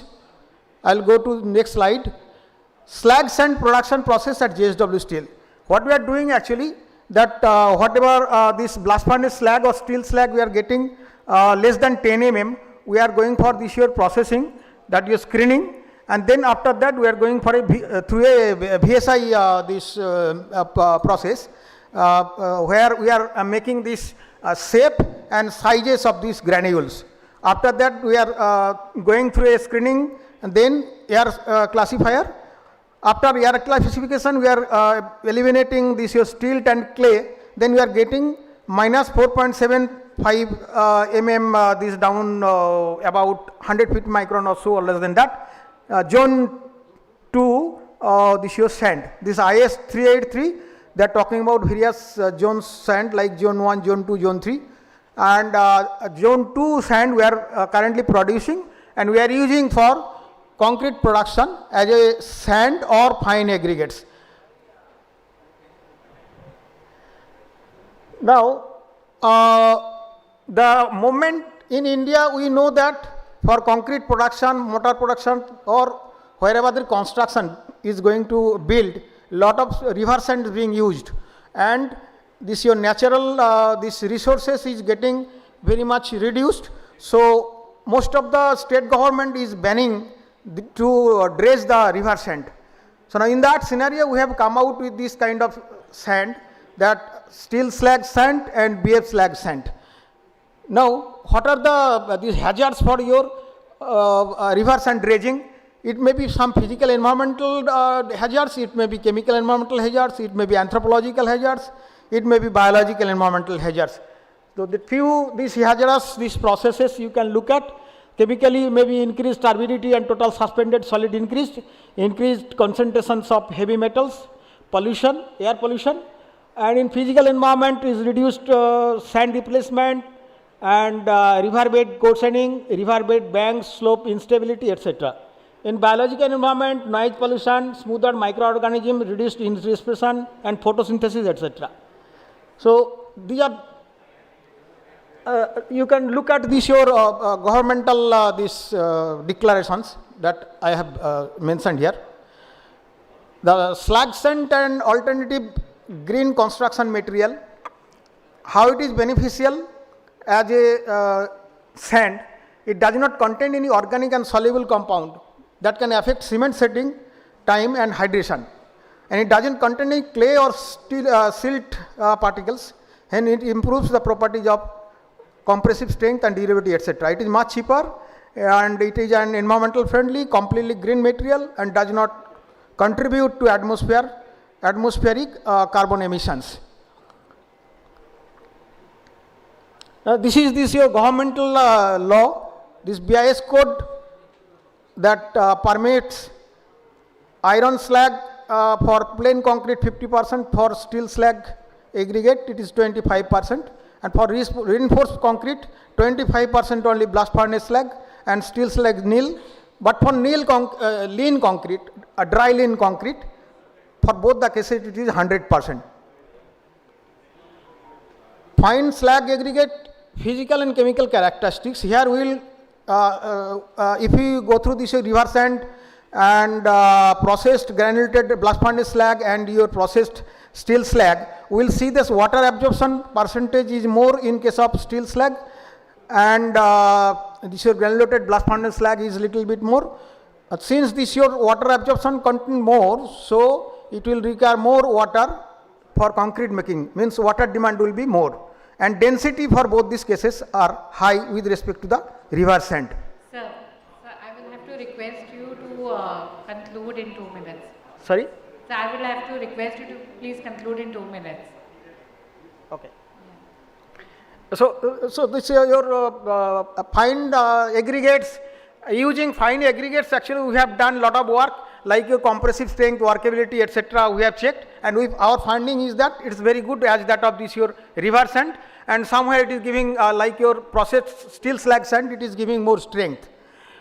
And we have checked this your durability like acid attack, like chloride, permeability, RCPT testing, different test procedures for the concrete we have done, and we have our finding is that if you watch these things, that 1% sulfuric acid solution after 84 days, this first picture is for this your river sand, second one is this your blast furnace slag, third picture is for this your processed slag sand.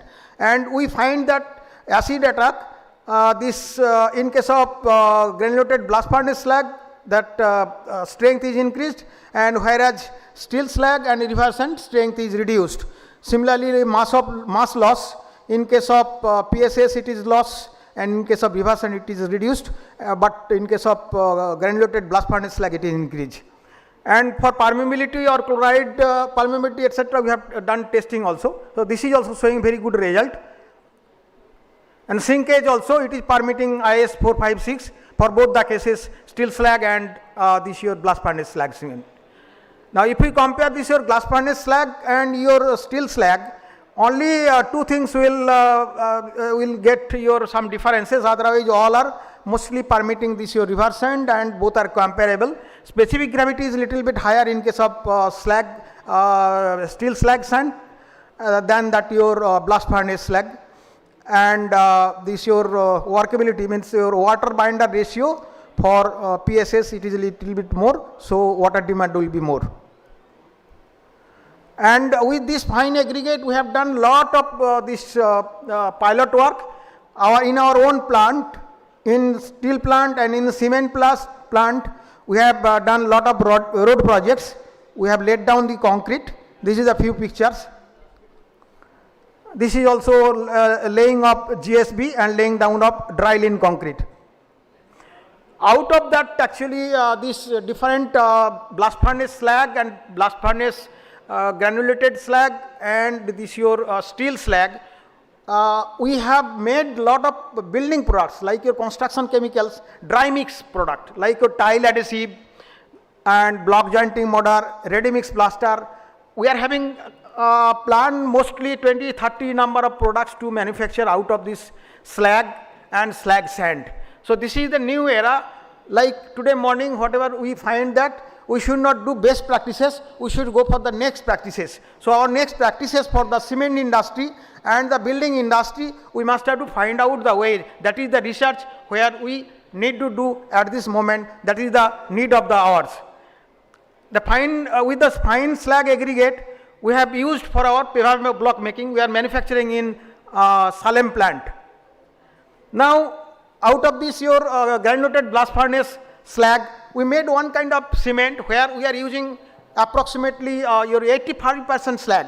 So slag quantity is 85%, only 5% clinker we are using. So if we can make very reduced quantity of clinker using or maybe zero clinker using cement, so that will be the new era or new area where will be the next phase or next practices what we have discussed in the morning. Dr. Saab, sir, I will have to Alcohol. you need to conclude it. This super sulfated cement defined area and LF slag from steel plant as source of aluminium. So we have used in raw material. There also we got very good result. Then EOF slag and the substitute of blast furnace slag. Then LD slag we have used as a supplementary cementitious material. We have here find this maybe your up to 8% we can use. With this tailing material, we have tried for this geopolymer concrete and where we got this very good result also. This research is on and we have used here lot of different types of additives with the help of one this company, that is MBCC.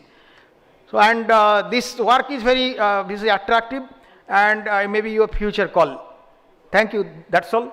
If any questions are there, I'll be happy to answer. Thank you so much. And before we move on to the next speaker, Amarjeet, can you please play that one short video which we played in the morning? Paramjeet sir was not there, so let him see what exactly Dr. Kole was referring to. Thank you, Dr. Kole. Welcome, parents. We are ready to begin. Kindly settle down. Jack and Jill went up the hill to fetch a pail of water, but all the water had dried up. The world was now much hotter. So Jack and Jill sat on the hill. Their throats were so dry, they couldn't find a drop to drink. And one day, neither will I. मछली जल की थी रानी, जीवन उसका था पानी, पर पानी में प्लास्टिक फेंकते रहे हम, मछली को तड़पते हुए बस देखते रहे हम। धीरे धीरे मर गई मछलियाँ सारी, रह गए बस फेंकी हुई चीजें हमारी। Twinkle, twinkle, little star, how I wonder what you want. Up above the smoggy sky, I have never seen you. I wonder why. The smoke, it makes my chest so tight.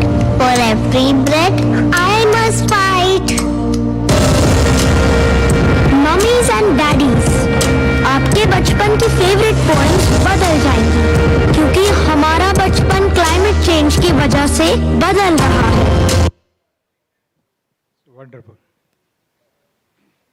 Yeah, thank you, Dr. Kole. I think you have made a very good presentation. You have shown that industry is not contributing in emission, but the waste product we are generating, it is helping other industries to reduce their emission. And overall, we are, you can say, contributing in reduction of emission. Thank you very much for the presentation.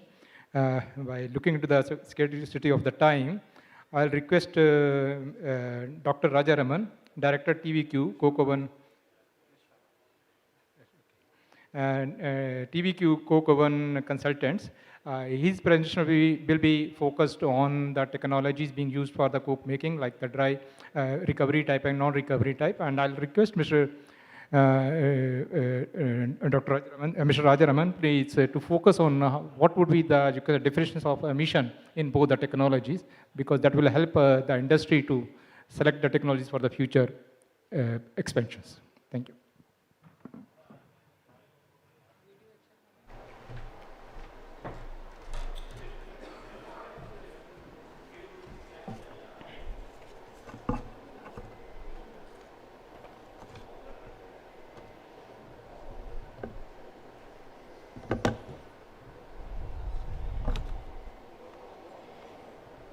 Yes, good afternoon, ladies and gentlemen. So, a pleasure to present our topic on energy efficient coke oven for our future demand.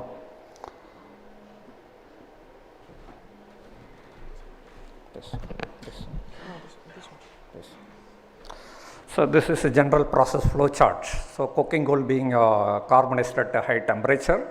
So, coke is the product and the waste heat being utilized for waste heat power generation. It is a huge potential of waste heat available through the process. So, this is a coke consuming industry, all the industry consuming our coke.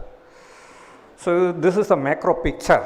So, worldwide compared with our China as well as the Indian condition. So, present situation is like that coke across world 70% through steel is produced through coke route, whereas China is producing 90% through coke route. In India, we are producing 45%. Considering the 300 million ton target by 2030, maybe before 2035, 60% will be the coke route, because a lot of virgin steel plant through iron ore route. So, in term of steel consumption, it is a huge potential available for steel industry in India, because current per capita is 77 with the target of 150. So, 300 million is easily achievable. So, with the current requirement of, say, the coke requirement among the world around 644 million, whereas China alone produces 440 million. Whereas 97-98% they are consuming in their production itself, only 1 to 2% surplus available. Globally, it is 25 million coke is being traded, and 7 to 8 million is traded by China. India still need of 3 to 4 million, whereas 38 million, it include 4 million is merchant coke plant. We are seeing this industry since last 30 years, 80% almost all the coke plants are with a captive steel plant, 10% is merchant, 10% is being imported.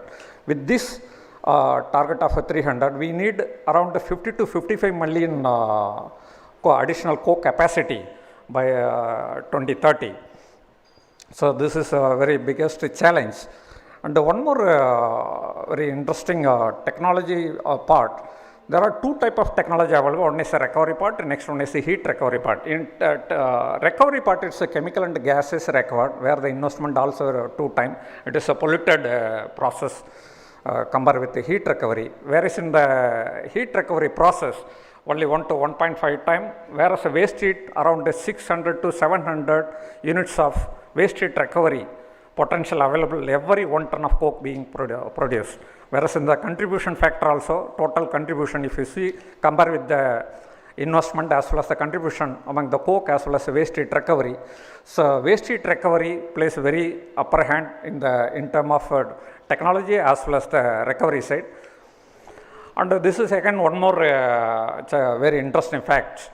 So, to achieve the lowest cost of production, because 50% of the cost of steel is by coke alone, we need to reduce the cost of the coke making. There are two type of available, top charge as well as stamp charge. Nowadays, people are preferring stamp charge, and the MOF also preferring stamp charge with waste heat recovery.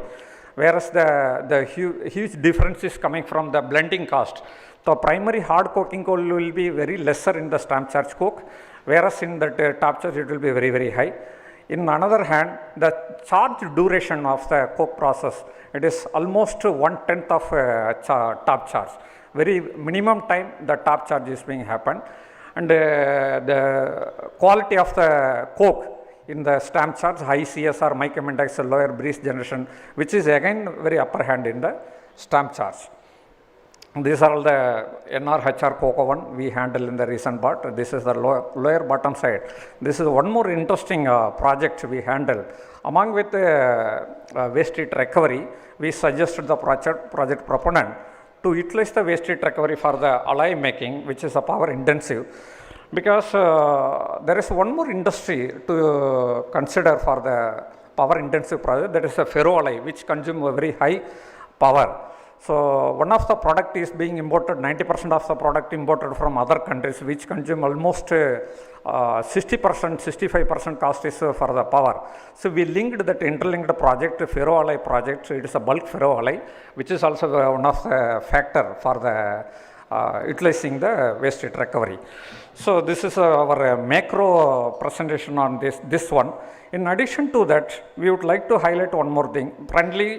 Presently, around 55 million coking coal is being imported with the target of a 300 million ton target.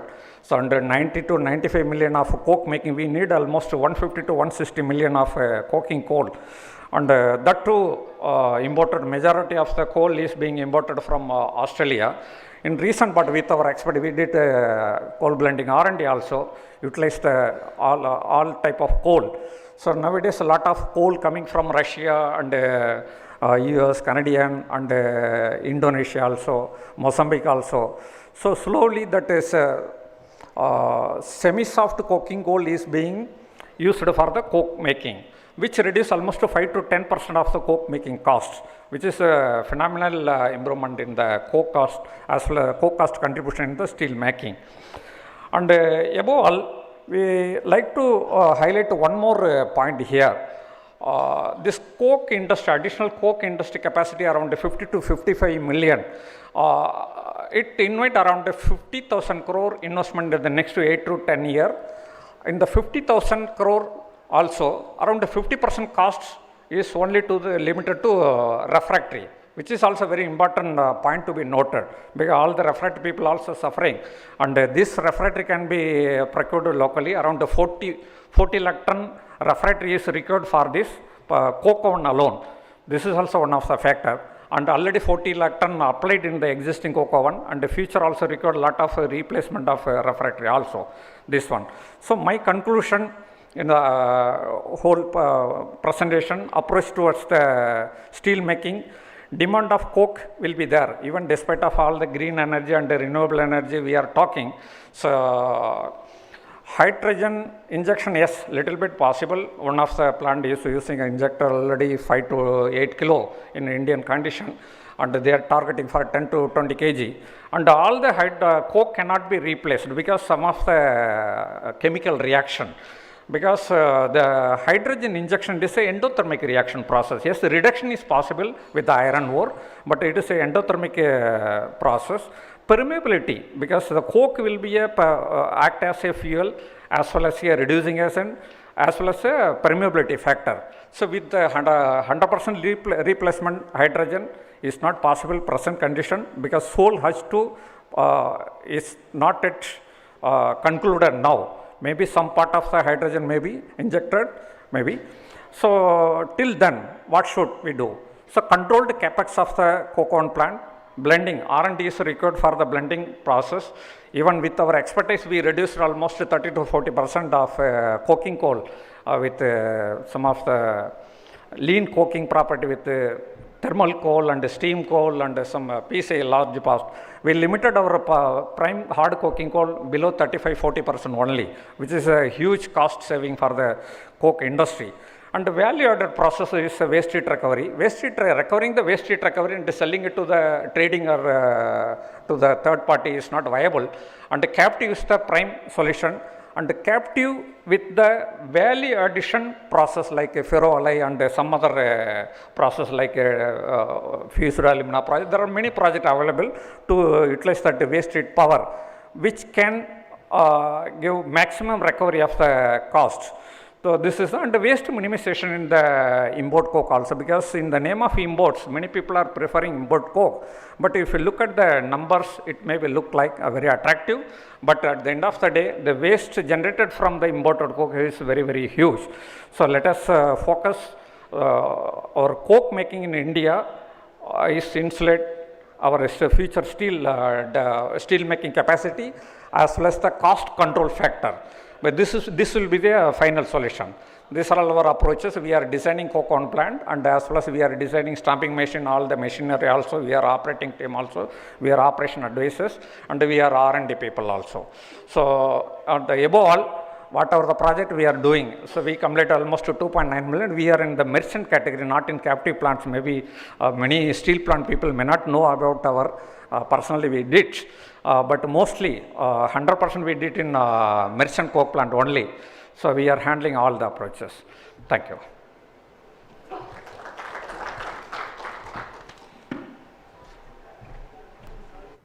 Thank you very much. I just want to ask one question. Yeah, Mr. Rajan, I just want to ask you, in second slide you have said that there is a coke root base.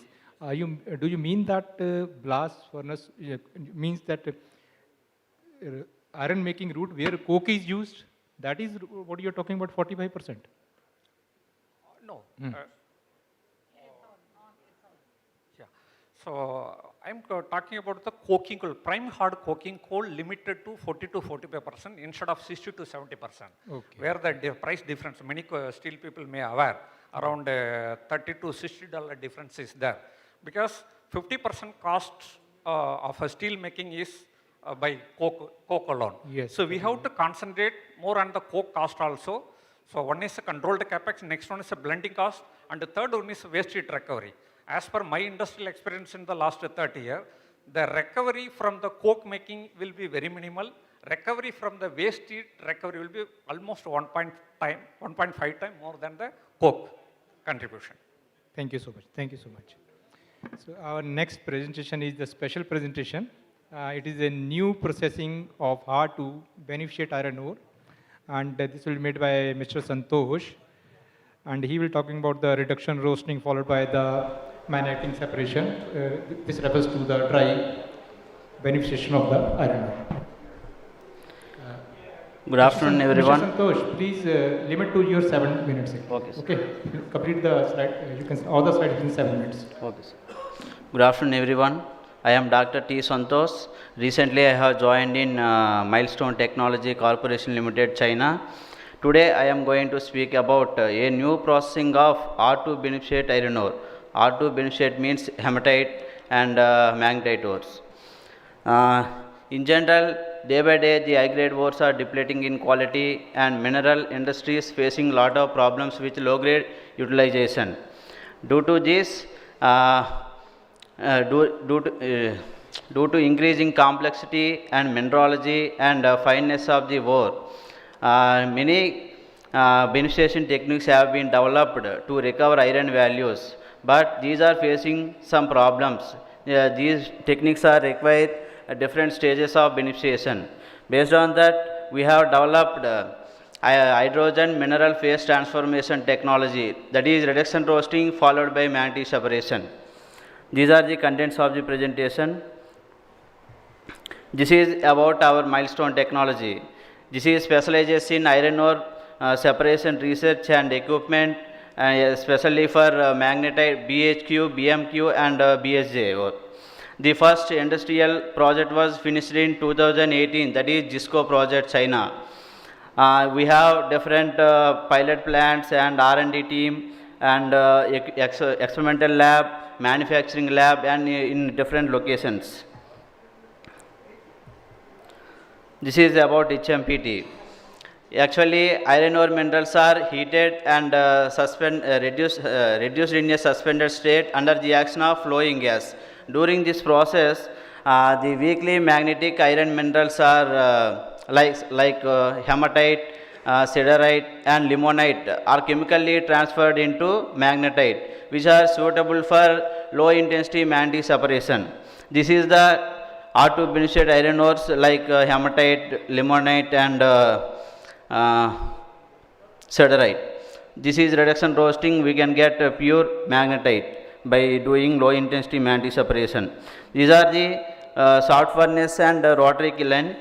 Short furnace have disadvantages compared to the rotary kiln. low FE recovery rate, low productivity, high consumption, unstable system. This is about HMPT technology. This is our HMPT works. This is the equipment we are using to recover BHQ, BMQ and BSJ. These are the, you can see the points, feeding system, stock bin, belt weigher, and pre-heating and pre-oxidation system, 16 and 18 heat storage system, 7 and 8 reduction system. The ninth one is cooling system. We have dust removal system also, that is 10 to 17. These are the advantages of HMPT technology.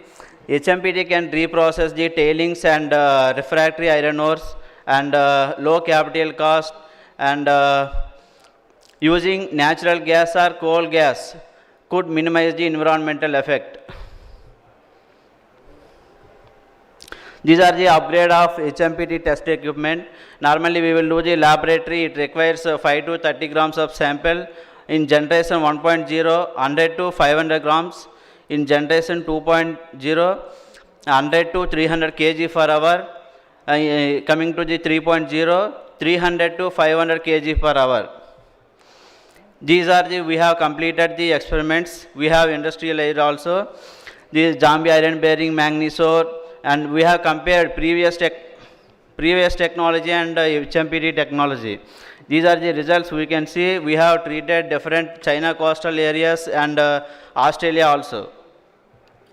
These are the commercialized projects. Jambi iron bearing manganese ore. We can see iron grade is feed is having 35 to 45%, and it was upgraded up to 65 to 65.3%, and recovery of 93.13 in case of iron.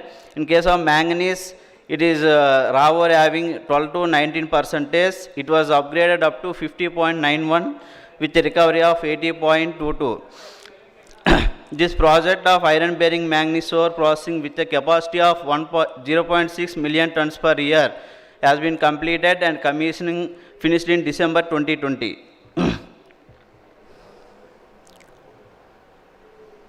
This is the Jambi iron bearing manganese ore. Next one is Jisco iron ore. The feed is having 33.10 and it was upgraded. We have compared the old process and new technology. The iron grade and recovery concentrate increased by 14 and 19%. This technology was granted the top 10 innovation technology in the world steel industry in 2016. This is third project, Hainan mining iron ore. We can see iron grade of raw ore is 40% and silica content is 1.32%. After HMPT technology, the iron grade of concentrate increased to 65.68% and silica content it is reduced to 0.038%. The project with a capacity of 2 million tons per year. It is expected to completed in July, in the month of July. This is our team. These are the laboratory facilities established in the China. These are the laboratory equipments. We have different combination circuits also. We have ball mill, vertical stirred mill, and HPGR technology also. We have rod mill, and we have, these are the laboratory equipments we have. This is the, actually we have finished some pilot scale studies. We have taken some pictures. Thank you. Thank you very much. Now, I think we can take one or two questions. You can say session is open for the questions. If anybody has the questions, they can ask the panelists.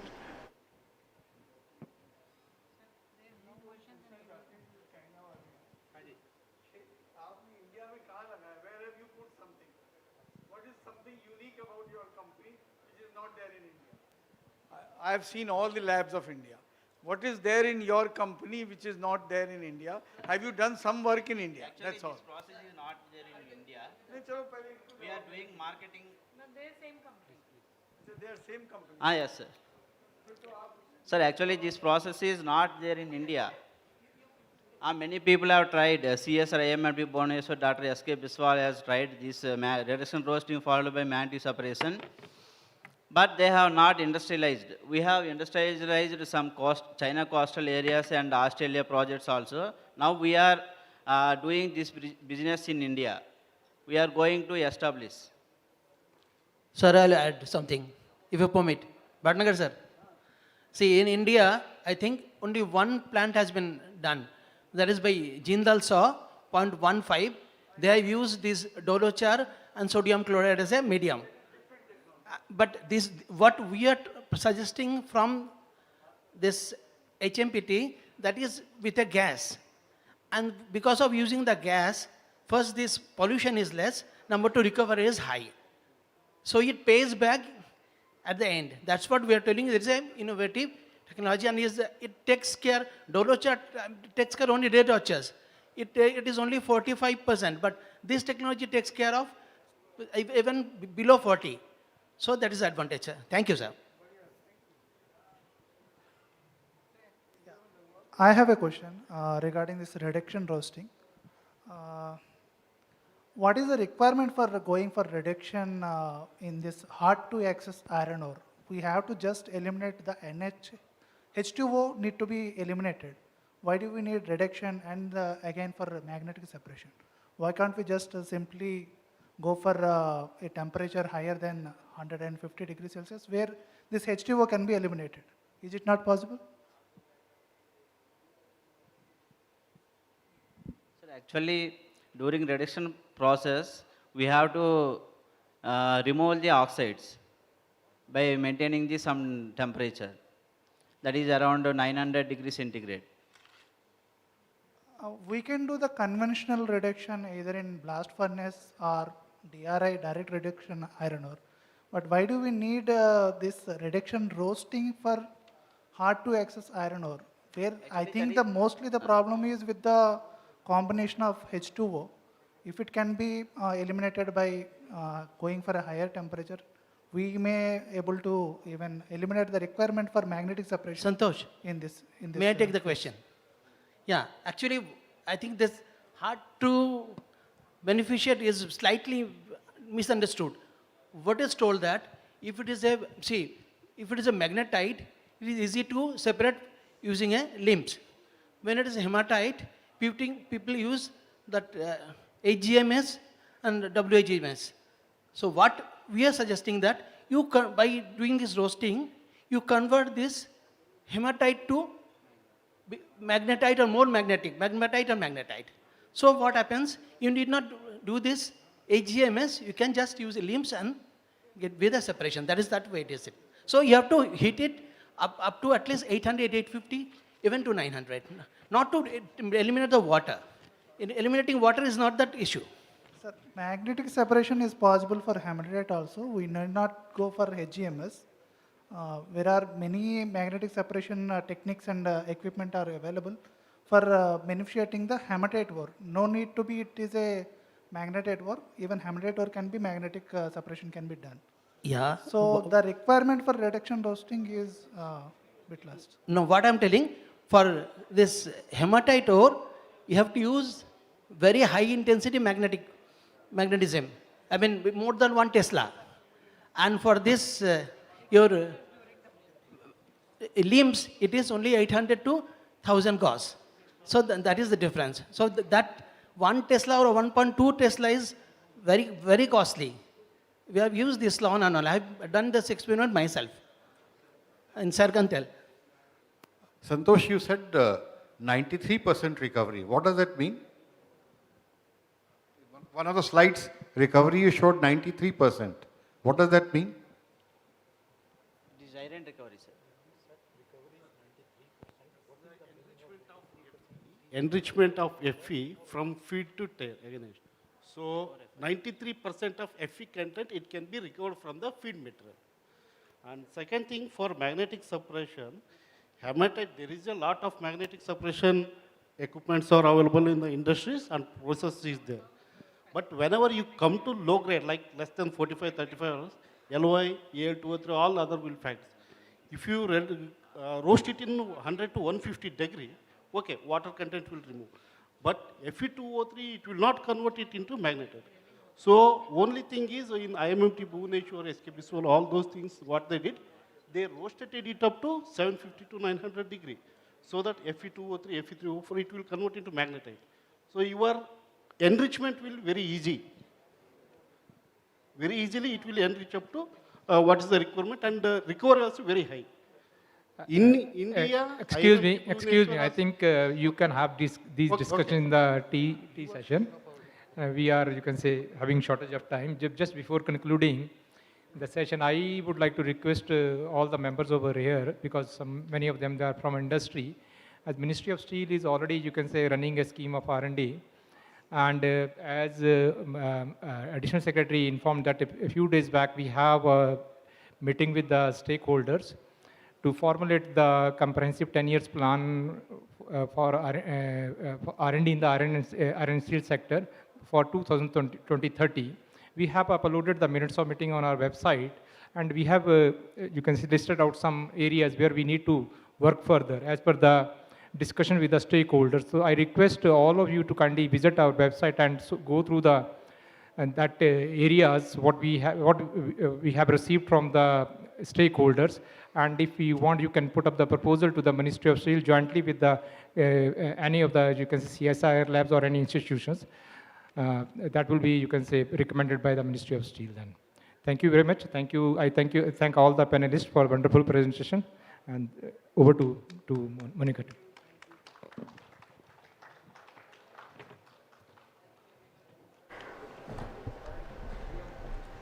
Thank you, everybody, and I thank the session chair as well, Mr. Paramjeet Singh, Additional Industrial Advisor, Ministry of Steel. Ladies and gentlemen, we are also very thankful to all our speakers as a token of our gratitude. I'd like to present them with a memento, and I would request Ms. Monica Bachchan to present a memento to Mr. Paramjeet Singh, Additional Industrial Advisor, Ministry of Steel, Government of India. Thank you for chairing this session. Thank you for your time and presence. We are also thankful to Dr. Jagbandhu Kole, Senior Vice President, R&D, JSW Cement.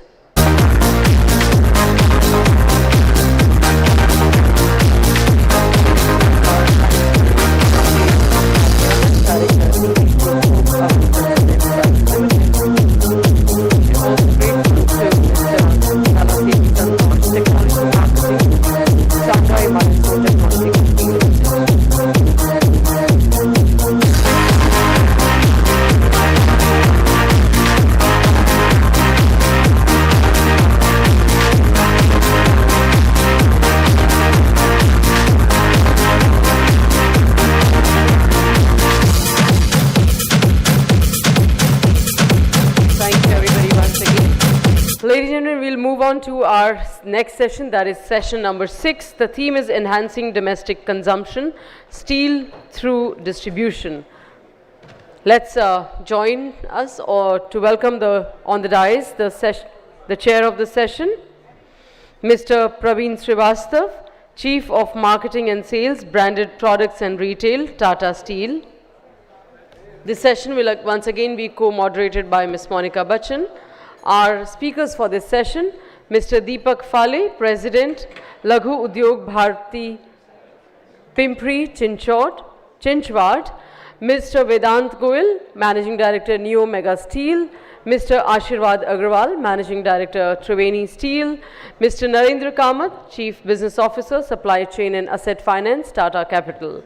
The points to be discussed in this session are bridging the gap between MSMEs and steel producers, reaching 2-tier and 3-tier cities by strengthening retailing and distribution networks, role of steel service centers, driving slag utilization.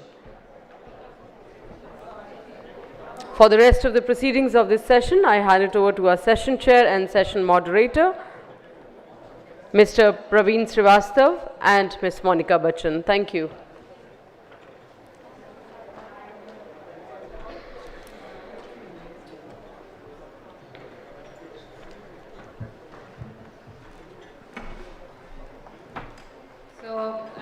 Thank you, everyone. Thank you, Saroj. We are skipping the tea break. We will have it after, next 2 sessions. Then we are free. We can have tea, and after that we will have dinner and cocktails, so please bear with us. This is a very important session where we will be discussing mostly on the downstream and retailing and distribution. So this session titled as Enhancing Domestic Steel Consumption. Obviously, we understand just producing is not enough. We have to mold it. We have to make it a use for the end user. So that is how we are going to discuss here. We have Mr. Praveen Srivastava, Chief of Marketing and Sales, Branded Products and Retail at Tata Steel. He will be chairing the session. And requesting everyone at the back, please be seated. There are a lot of noise coming up and people who are around the stall. Sorry, excuse me, sir. We have Mr. Deepak Fali, he is the President of Laghu Udyog Bharati Pimpri Chinchwad. Mr. Ashirwad Agarwal, Managing Director of Triveni Steel. And Mr. Narendra Kama, Chief Business Officer, Supply Chain and Asset Finance from Tata Capital. So I'm leaving the session to Mr. Praveen Srivastava. It's over to you, sir. Thanks, Monica. Good evening, everyone. And thanks for the patience sitting throughout the day. We are going to talk about the most important thing. Right from the beginning in the morning, we are talking about growth and how India is looking at 300, I think one of the speakers also mentioned 400 million tons of steel going forward. One thing is we are all rest assured of is that the color and the combination or the mix of the next 150, 200 million ton is going to be very, very different from what 125, 126 million ton that we have been producing so far. And some elements of that came up during the presentations, largely on green steel, but also a lot of new products, new applications that we are looking for. So any growth that comes in any industry needs two dimensions. One is to reach out to, you see any industry, whether you see, the simplest example people give is of smartphones. You need to reach out to geography, you need to reach out to every nook and corner of the country to increase the consumption. And also you need to increase the segments, the very many new segments that will start using steel. Even today, if you see, one of the largest steel consuming segment is water pipeline for irrigation. 20 years back, it was hardly present. People used to use canal for irrigation, but steel has given up a very, very economical and safer and more efficient solution. So we believe that in future also, many such solutions will come up. On steel. So both geography and segments.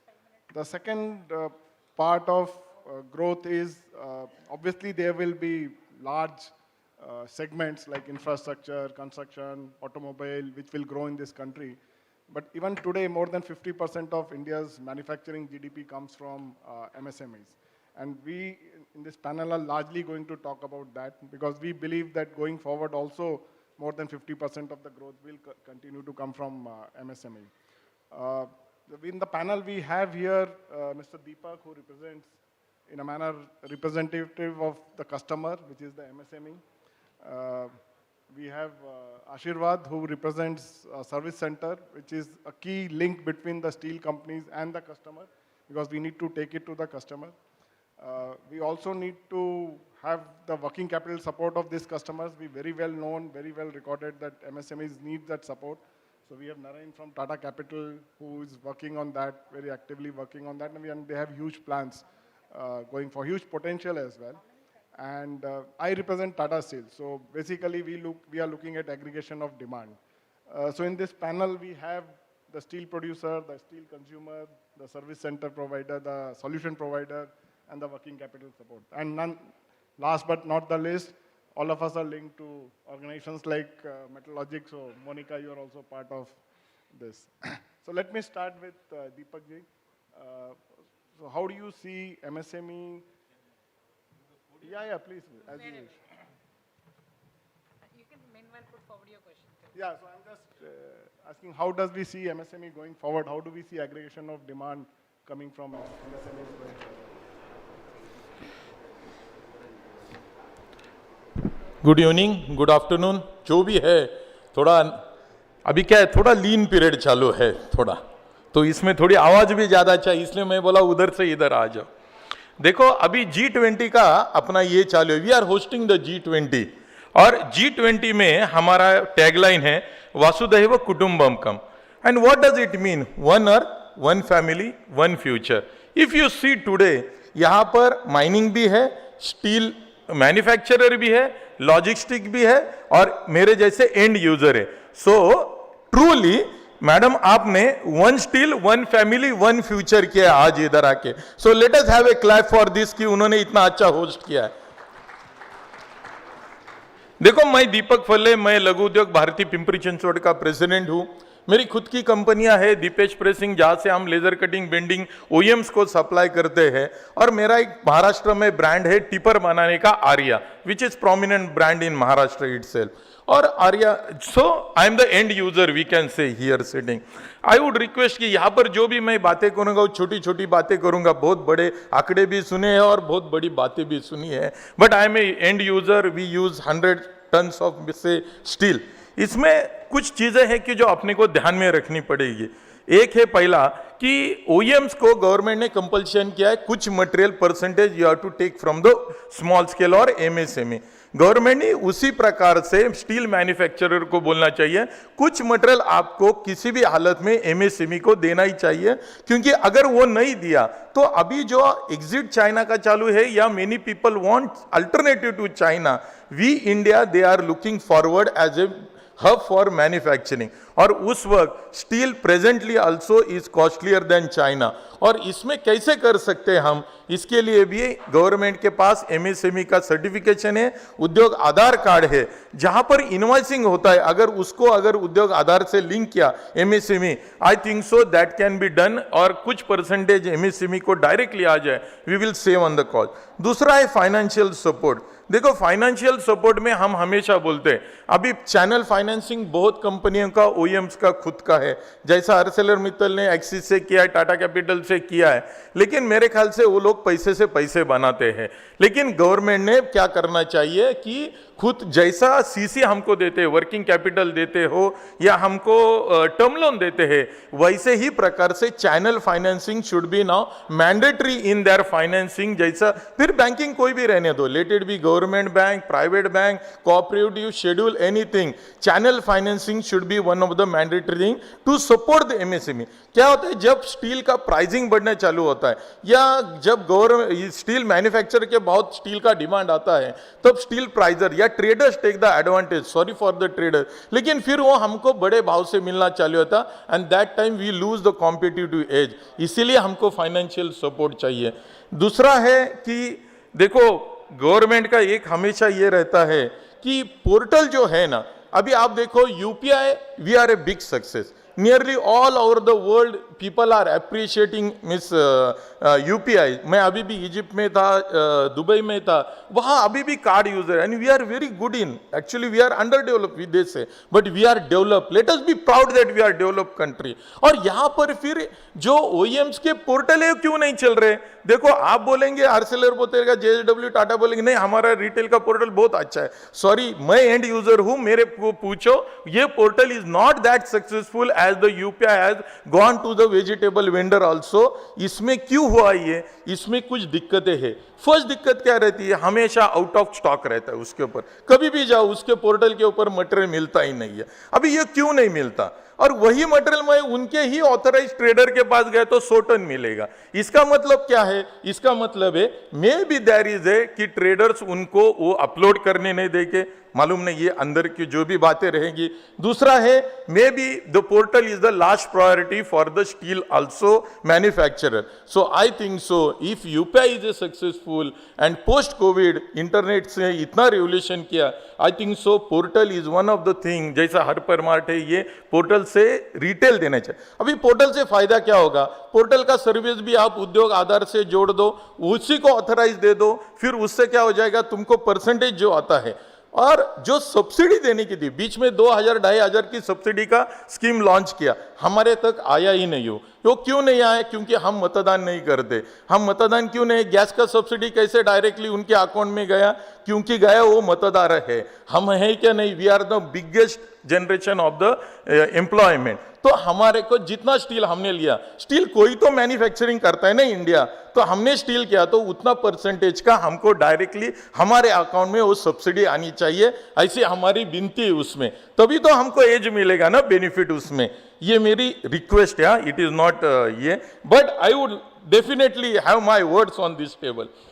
दूसरा है कि जो portal का जो ये है कि उसका ना कॉग्निजेंस कोई ओईएम्स लेता नहीं, जो मैन्युफैक्चरर है। जैसे कि हमने एडवांस दिए बिना वो कभी भी हमको मटेरियल नहीं देंगे, फिर उसके बाद मटेरियल एक बार गया तो वो आपकी जिम्मेदारी है, वो खराब आया, वेवीनेस आ गया स्टील में, वो आपकी जिम्मेदारी है, या उसमें कुछ प्रॉब्लम आ गया ग्रेड में, so I think so that should be a कुछ न कुछ ग्रीवेंस चाहिए, सेल चाहिए, कुछ चाहिए जहाँ कर जाके हम एमएसएमई हमारी बात रख सकते हैं। And to come to the, क्योंकि मेरे पास इधर आंकड़ा भी चालू है सामने, इसलिए मुझे जल्दी ख़त्म करना चाहिए।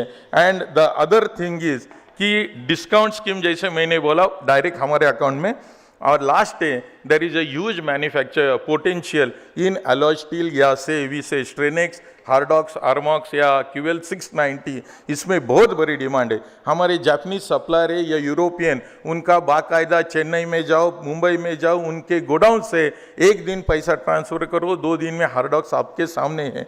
हमको लोग बोलते हैं कि सर आप आर्सिलर का क्यों नहीं करते, जेएसडब्ल्यू का स्टील मिलता ही नहीं, उनके पास गए तो बोलते 500 टन ले लो तभी हम देंगे। आई think so this is the area, may be they might be exporting it a lot, but we retailers and small industry are not getting, that is the fact. This is one of the thing where I think so steel manufacturer have the big scope. And with this, with my time finished, I am thankful, and thank you Monica ji again for this. Thank you Deepak ji, हमेशा की तरह आप हमेशा अपना Frank opinion देते हैं। आपने जो पॉइंट्स बोला बहुत रेलिवेंट है, एंड अगर हम लोग को आगे ग्रो करना है स्टील में, तो आप लोग आपने जो रिक्वेस्ट किया, आई थिंक उस पर मैं ये नहीं बोलूँगा काम नहीं हो रहा है, बट डेफिनेटली उतना नहीं हो रहा है कि आप तक पहुँच सके। सो ऑब्वियसली इंडिया में 1 लाख अगर एमएसएमईज हैं, मे बी ओनली 5% और 10% गॉट बेनिफिट हो सकता है, बट आई थिंक डिजिटल और प्लेटफॉर्म के थ्रू ये पॉसिबल है।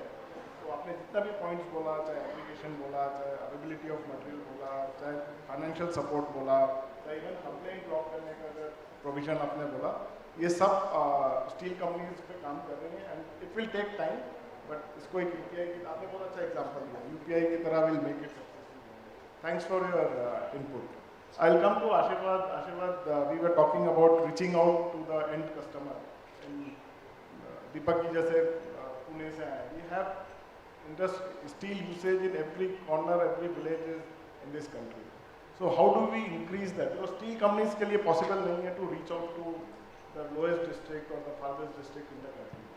What role service centers and intermediaries like you can play in that? Hi, good afternoon.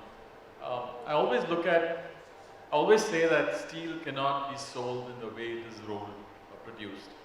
Service center / a trader is a last mile connectivity. He plays a very important role between Deepak ji and Triveni and the manufacturer, all of us sitting. And actually who finances all this is also here. So it's very important that we improve. We as traders, we as partners to manufacturers, invest in technology, invest in machines, service the product and make it available. The manufacturer has a rolling plan.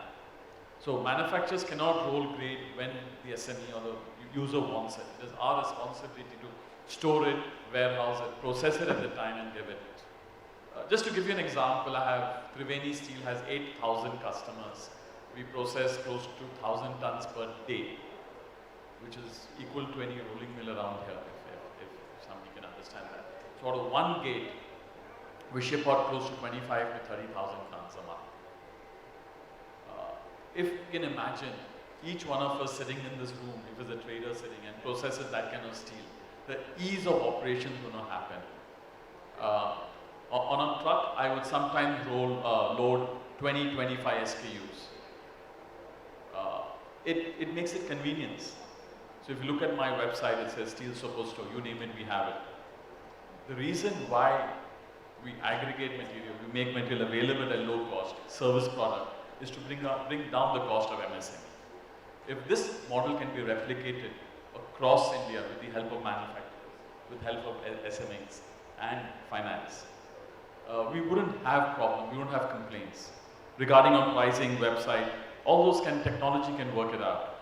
So, you know, to answer your question, the key is servicing, the key is making steel available at the right time, and which is the job actually of the service center. No, you are absolutely right, because as the country will grow, produce more and more steel, today, Tata Steel, JSW, M&S, we all have our own service centers also, apart from the independent service centers like yours. But as the industry will grow, as the industry will become bigger from 120 to 300, I think the concentration of steel manufacturer will be on to produce more and more steel. The responsibility of taking that steel to the last mile will be on service centers. Just to clarify that, I spoke on the event previously on service center and before that also. And the reply I got from manufacturers is, the private sector did not invest in world-class service centers. And we have machine manufacturers here. If you don't have world-class machines, if you don't process world-class quality, the manufacturer of steel is forced to put up service center. If we come in, step in and put in the machines, then the manufacturer would give the responsibility to us. I can proudly say that we process for Tata Steel, TVS, Honda, Ashok Leyland. You name everybody on the list, we process for. Yeah, I think Deepak ji also mentioned, grade like Honda and all, he needs in a process form. Just to go to tier 2 and tier 3. देखो Amazon जो है उसको मालूम नहीं उसका customer base किधर है. He doesn't know where his customer is sitting, whether he is sitting in the city or tier 1, tier 2. I think so. We should try to replicate that. We should go online and see. अगर वो जैसे काम करते वैसा अपना distributor centre चाहिए, 3 दिन में 2 दिन में अपना कमिटमेंट चाहिए माल देने का जो चाहिए पोर्टल के ऊपर, and going online is the only solution. Having physical stores and everything is nowadays it is a costly process and everything will be boiled down to the customers overhead will be given. No, absolutely right. I think industry is working towards that. It's taking time, but इसमें कोई doubt नहीं है what you are saying. It has to go online. Another word I think which Ashirvad used was convenience. Customers will only buy when they find it convenient. As Amazon से हम लोग खरीदते हैं because we find it convenient. Still has to be made convenient for the customers to buy, rather than them going and hunting. And one of the convenience point of the MSMEs, largely even retailers, small fabricators, is on the ease of finance. Because that is one of the very stated needs of the customer today. How can they get working capital support? A lot of them do not get support from banks. And that is why NBFCs like yours and other fintech companies which are coming up will have to play a role. So what you are doing just now for MSMEs and what is your future plan, if you can share with us? Sure, thanks. So a couple of things. What Deepak ji said is absolutely precise and I think very much apt at the moment as we are in. Primarily because steel as a product, for whatever is the conversion that any MSME would be doing, would need a physical presence of steel. I mean, it can't happen digitally. I mean, the entire process can happen, but steel is required in that form to be able for doing that. But the advantage of doing a finance or making that available or enabling the process to make it available to the concerned MSME is that, yes, it is an option wherein the way possibly Amazon has done it to make it available and ensure that the concerned person has it in its ability to take it is something which is possible from a finance perspective. So that digital adoption is something which in time to come is going to play an extremely large role. One of the few things which has been possibly a constraint which as financial institutions that we need to get over is our ability to assess and appraise the MSMEs in a way and form which is different than which we have been doing the traditional banking system. So if we were to depend only on the balance sheets and a lot of other factors to be assessing this, then it's again a distant dream for all of us to be able to make that available in the manner that it is sought by the MSMEs. So I think that's a couple of steps in that direction that many of us have taken. At Tata Capital, we are already on that path, as Praveen mentioned. And there are quite a few other institutions and banks who are also, including fintech companies, who are moving in that direction. But it's still a long way off. It's something which will enable us reach the MSMEs which are spread out all across the country. Unlike the Tier 1 distributors who are possibly present in a few locations from where then they control the other smaller locations, the MSMEs, the consumption actually happens in locations which are far away from where the actual banking setup is there for many of financial institutions. Therefore, it becomes that much more important for us to be able to have that digital adoption and depend upon information or surrogates as we call them, like the GST information or the sales purchase information, which will help us take a call on what is the kind of sanction limits which are required. Because as I mentioned, the moment we are looking at say the production doubling maybe in 4 years, 5 years from 1.25 lakhs to maybe a 3 lakh, that kind of volume, then automatically the amount of funding required in the entire channel, right from the manufacturer to the end consumer, is absolutely going to keep up pace. And with the inflation, if you add to it, you can definitely add in a factor of another what you call 50% more amount of capital which is required. While it is that much more easier for the top rung manufacturers and the distributors to get that amount of money, it becomes that much more difficult for the lower SMEs or the people who are the end consumers to get access to that. So that's something that I think is a journey that we have embarked on, and we constantly take feedback from service centers such as Ashirwad in terms of how do we ensure that we are able to bridge that gap, because it's not always that it's the same rule that we can apply for each assessment. So that's something that we are also trying to build it into our assessment scorecards and everything, which will help us make that finance that much more easily available to our MSME customers in the long run. Thanks, Karan.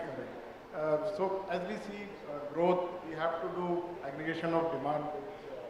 Deepak ji said, I think digital is the way out, both for aggregation of demand as well as for disbursing the working capital support that Tata Capital and others will be giving.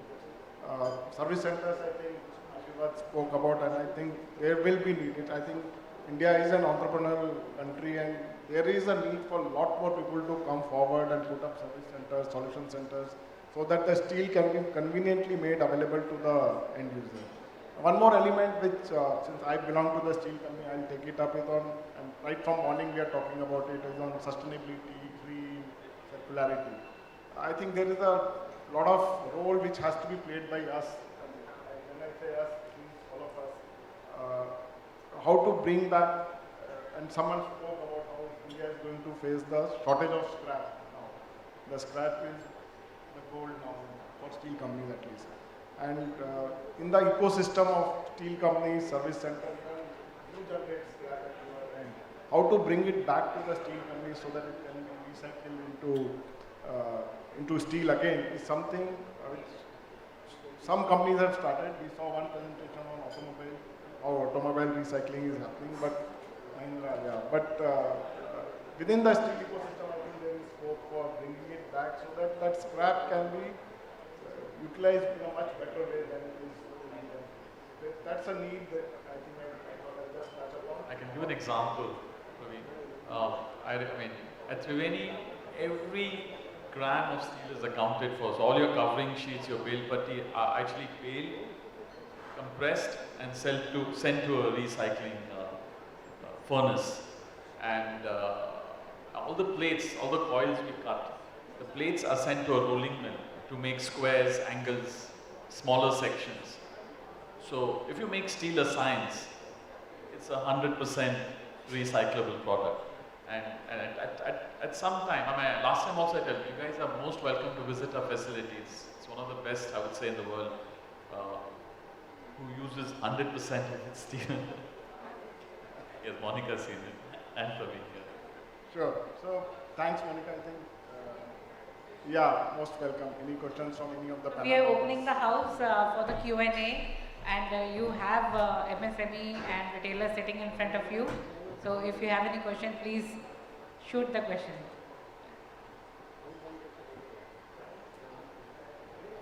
So Deepak, do you like to make any more point? I'll just add one further to what Ashirwad just mentioned. See, when we are looking at from an assessment perspective, I think a lot of our learning comes from how the main tier one, as we call it, the main distributor or the stockist does it. Because in a way, it is more like a pseudo finance in which the distributor is presently engaging with the MSME in form of a credit, be it a 30, 60 days, whatever that credit is. So that's still, and it goes on, and it's not something which has been very new to the ecosystem. It's been on for last maybe what 15, 20, 30 years, ever since the distributor and the sub-dealers or the end customers, the ecosystem has been in place.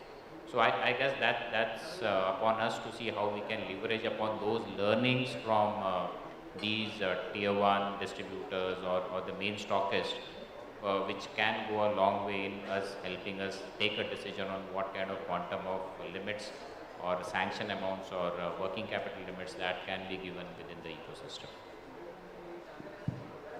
Thanks. No, thanks. I just wanted to conclude. I think the inputs we have got from all stakeholders of the steel supply. And I definitely like to thank Ashirwad ji, Deepak ji for traveling from so far, and Praveen ji, and of course Narendra Kamath ji for being here. It's always great because we all met in Pune and because of the initiative of Ashirwad ji, he was pushing me to hold a dedicated program on Steel Service Center. There we met, and I think we are going to have a long association. Thank you, Monica, for having us here. Thank you once again. Ladies and gentlemen, we thank our eminent panelists for this session. Thank you, all of you.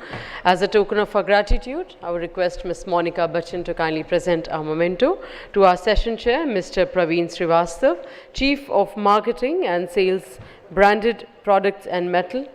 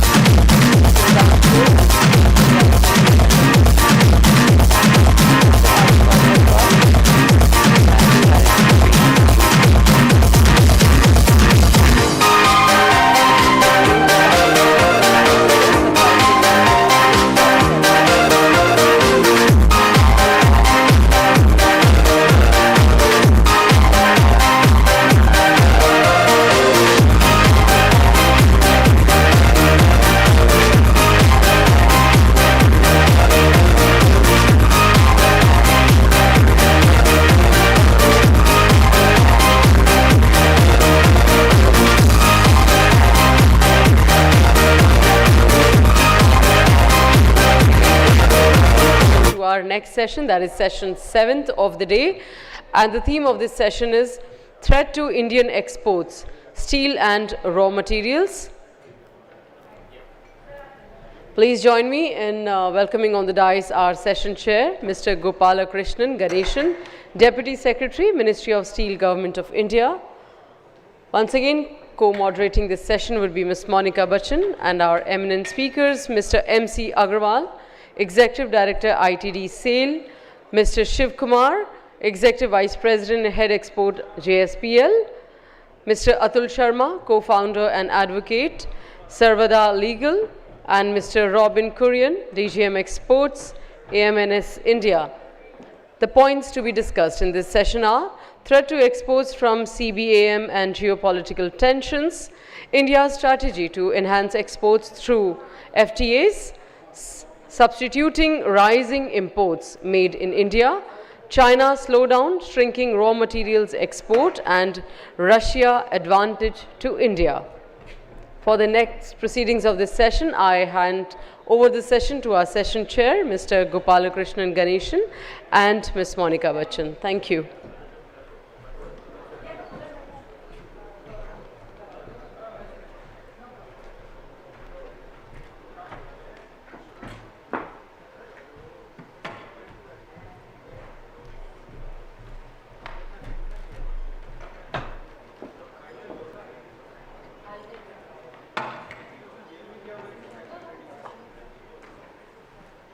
Good evening, one and all. Thanks, Metalogic, for having me here. So, the panel is on threat to exports, and within that, there are lots of other topics that have been covered, which are a little varied, and it is pretty interesting. Actually, in this regime of increasing protectionism and the closure of many countries for exports, basically trade ka, there has been a lot of turbulence in the last 2-3 years. COVID happened to be one of the reasons, but later, of course, a lot of other issues have cropped up. And we have been seeing the impact of the increased carbon emissions, which is directly or indirectly linked to many of the events that have been happening, weather events basically, that have been happening in the last few years. And trying to regulate the carbon emissions, the countries or regions in good faith have come up with some regulations such as CBAM, which is unfortunately has become one of the reasons for our concerns. These are being, of course, discussed, but to understand the impact fully and to discuss further, we have our panelists here. And these happen to be one of the few reasons. And of course, we have a lot of other issues related to export from our country itself, internal issues. So how do the companies face and cross the threat? As of now, we on an average export about 10 to 15% every year of the company's production. So whether whether we actually look to increase this export is on one side. On the other side, and the other side is what kind of steel do we look to export? Whether we speak of the lower grades or normal HR coils type, or do we speak of specialty or high grade steel? So do we think of that way? There are lots of interesting questions that come up when we think of the threat to exports. Government is doing its bit on the one side, being from the government. Of course, the companies may agree or disagree. We need to see what the panelists are up to. So we have on the panel mainly from the industry. We have majorly from all the big companies, SAIL, AMNS, and of course, SAIL, AMNS, and JSPL. Mr. MC Agarwal from SAIL, welcome to the panel. Mr. Shivkumar from JSPL, and Mr. Robin Kurian from AMNS, welcome both of you to the panel. And Mr. Atul Sharma, with whom I have interacted pretty closely on many legal issues pertaining to steel and increasingly now for the CBAM related issues. Mr. Atul Sharma, welcome to the panel. So without much more ado, I would like to pass on the baton to our panelists, starting from our right, Mr. Robin Kurian. So kindly start with your opening remarks. Thanks. Yeah, thank you, Mr. Gopal Krishnan. Good evening to one and all. Welcome to our panelists. First of all, thank you, Monica, for inviting me over. My name is Robin Kurian. I'm representing AMNS in this forum right now. I'm handling the export sales, mainly to the European market. So just to give a brief overview, in fact, one of my colleagues, Mr. Raghavan, already appraised you of what AMNS is doing for the past couple of years and what is our future expansion plans as well. Again, just to give you in a nutshell, we are an 8 million ton company. We are, in the next couple of years, by 2026, we aspire to become 15 million tons. It's an ongoing process right now. So currently, at the current capacity, we are primarily driven into supplying to the domestic market, that is around 90%. 10% we are into the export market. This 10% is focused more into the European market as well as Middle East market. So Middle East is because of like a home territory for us because of the freight advantage and the distance and proximity to our plant. The main focus over here right now is that the threat of exports, yeah, true. In fact, when I started my career, we were spoken about globalization, but then over the past decade, if you really see, we are becoming more localization. So whether it is good or bad, that is a big question mark, because globalization has a good thing is that, every country were able to, upgrade towards understanding the technological know-how and upgrade themselves at par with the developed country. So that was a primary example why China is what is it right now. India couldn't catch up due to its own reasons. But now, unfortunate part for us is that the moment we came on board, everyone has closed their doors. So that is a bigger challenge for us right now. And we don't mind in terms of closing the doors, but then the point of the matter is that whether the doors are closed in a right manner. So if you really see, today India is exporting these 10% of the total volume is primarily into the European market. And Europe has already started with the quota system way back in 2018. And the quota that they had come up was little on a negative side for India, primarily because India was never a net exporter. India was, always a economy driven by domestic consumption. But over the past 5 years, post this quota, India has become a net exporter because we have been ramping up our, capacity. So the good thing about India is that whatever we have exported, we have never dumped into these markets. So whatever we have exported at a premium to these markets. And we have exported value-added products to these markets. So today when CBAM comes on board, we will have a larger discussion with the forum. There are many nitty-gritties that we need to understand in terms of, the expansion plans that we have done in AMNS right now. It is based on some cost evaluation and what is the future technology that can take time. So we have invested heavily in renewable energy as well. Greenco is what we have done. We have around 1,000 megawatt of investment with Greenco, wherein we are going to take in 250 megawatts. So that is not being considered in CBAM. There's a lot of historical carbon emission that these countries have done. That is also not being taken into credit. Right, sir. Sir, I have few questions to the panelists, if you allow me, sir. Before that, I would request people who are talking on phone to please keep your phone on silent, and if you have a call, please go and out and do the discussion, because there's a lot of noise coming out on the stage. See, that's what I was saying. So I'm hearing a lot of noise. People are talking on phone and doing video calls. So please, requesting you to go out and take the calls. So my question to the, panel here, we have 3 manufacturers, SAIL, JSPL, AMNS, and 1 law firm, and of course from Ministry of Steel. The question is to the steel manufacturers. How much steel right now are we exporting, which is being affected by CBAM? Individually, I would like to ask from SAIL, JSPL, and AMNS, and how do you plan to overcome on those challenges? Because I do understand that we cannot change the manufacturing processes overnight just because there is a, tax we have. So I would like to start with Mr. Shiv, then MC Agarwalji, and then Robin, I would like you to answer that. Yeah. Hello. Thanks, Monica. A very interesting topic we are going to discuss, probably the penultimate session now.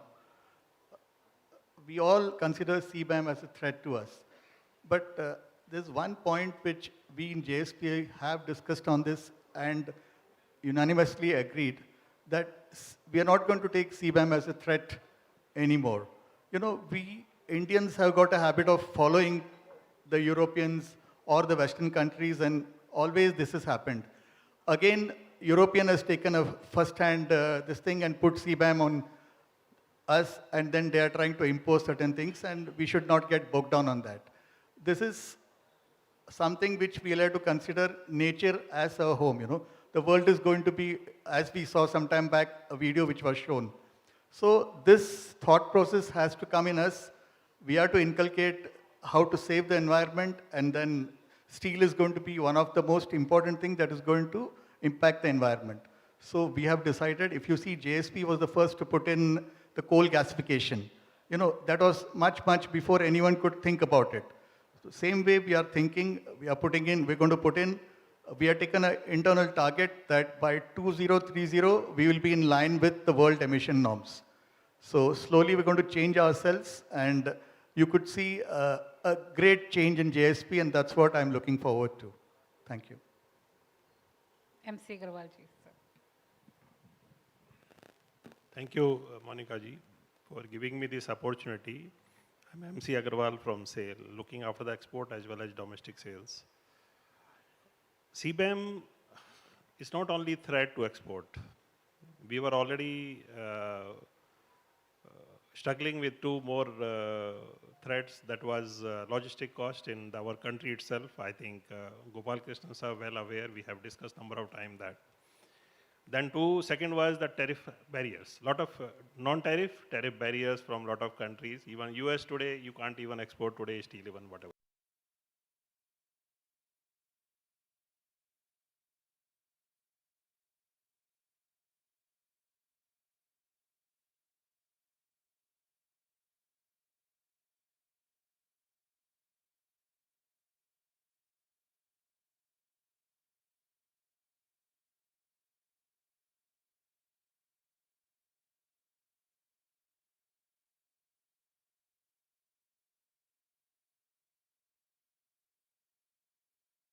Definitely, because major chunk of export from our country goes to the European, this thing, almost around 10 to 11%.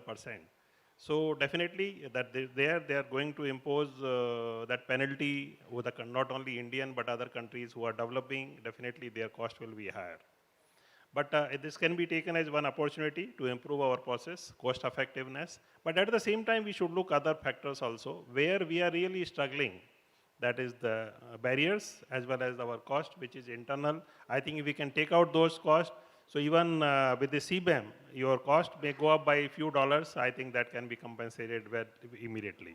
So I consider this may be a threat for time being, but I think this can be overcome by steel industry, and we can continue port export. But at the same time, I have one more as a public sector SAIL. We always have our this thing. First of all, we should, I think Deepak ji from MSC was telling the availability of steel. I think first of all, our charge should be more of domestic supplies. And after that, in case we have something, let us go for export. So that also can reduce your threat for the export purpose. Thank you. Sir, one more question. As we see that there is a consolidation happening in China, where they're reducing on their production capacities, the raw material export is also reducing, as in the import in China is considerably reducing. Is it an opportunity for India or a threat to India when we talk about China? Yeah. Monica, I'd like to answer this question. The first important thing is what the world perceives about China. That's not true. A few years before, I had attended the conference where Chinese were present and all the other steel manufacturers were present in Netherlands. You know, the Chinese figure never tallied. Whatever Chinese are coming out with the figures that they have, these are the production figures, these are the steel making figures, it never tallies at any point of time. They have something under their arms, they come out with it, and no one has got the right figures. So what we feel, if China says that they're going to cut the production by so and so million tons, automatically some other plants will put in double the capacity and come out. So in India, we should never take China as a threat to us, because Chinese steel that gets exported mostly to certain parts of the world. You can say Southeast Asia is definitely one of the most important thing. Africa, they have been exporting it mostly because they have taken over a lot of territories in Africa. They are doing projects there and they are financing it. That's one of the reasons why Chinese are able to sell. Otherwise, in very critical projects and all, Chinese products are never accepted. You know, it's always been if you see about a few years before, about 3-4 years before, it was always China, India and some, but now India has been moved out. India is a quality manufacturer. So basically the Indian manufacturers are not going to view China as a threat. Rather, it's more of, I'm glad to see that the companies are hopeful actually. Only AMNS representative sounded, Korean sounded a little like, but as Monica asked, we would like to know what the quantum you see as threat on one side. Secondly, you are having the right perspective as to we should focus first on the domestic market and then move on to the export. But then I guess companies will definitely require exports to balance out. And moreover, export markets are a little challenging also technologically. So I did not get the percentage idea. How much are we exporting exactly? About 10 to 15 you can 10 to say. 15%. Normally, yes. Of the company's production, usually they export about 10 to 15%. Around 10-11% last year data, if you see this. Yes, yes. Last year was not a reference because export duty laga tha. So but if you see, before last year also, not much of export is there. So 10 to 11% last year, and the maximum we go up to 15% on the exports. So it means that approximately 85% we are consuming within the country, which is our safeguard, which is saving us from all sort of duties, sir. You want to add up any point here? Yeah, I just want to add, because it's not only export which we are looking, but at the same time, definitely in case you are even equivalent, what production you are having and what consumption you are having, still you have to go for import and export, because there are certain imbalances will always remain in the world. And in overall, if you take the percentage, generally we take when you are looking for 5%, there is a threat, but 95% you are safe. So if you take out that 5%, that cumulative effect on 95%, I think it's not much. Right. Can we hear from Mr. Atul Sharma? Please. So, couple of comfort points on CBAM. No, we have, because we have been participating so much in these global forums to measure the emission. We are set on that number of 2.2 per ton of steel, 2.2 tons of carbon per ton of steel. One distinguishing feature from CBAM compared to other emission-related regulations are, at the moment, electricity-related emission, which are scope 2, should not be counted when you calculate the impact of CBAM on your exports. The reason is because in EU, a compensatory mechanism exists for the electricity-related emissions which are part of the electricity prices. There are no integrated plants with a captive power plant.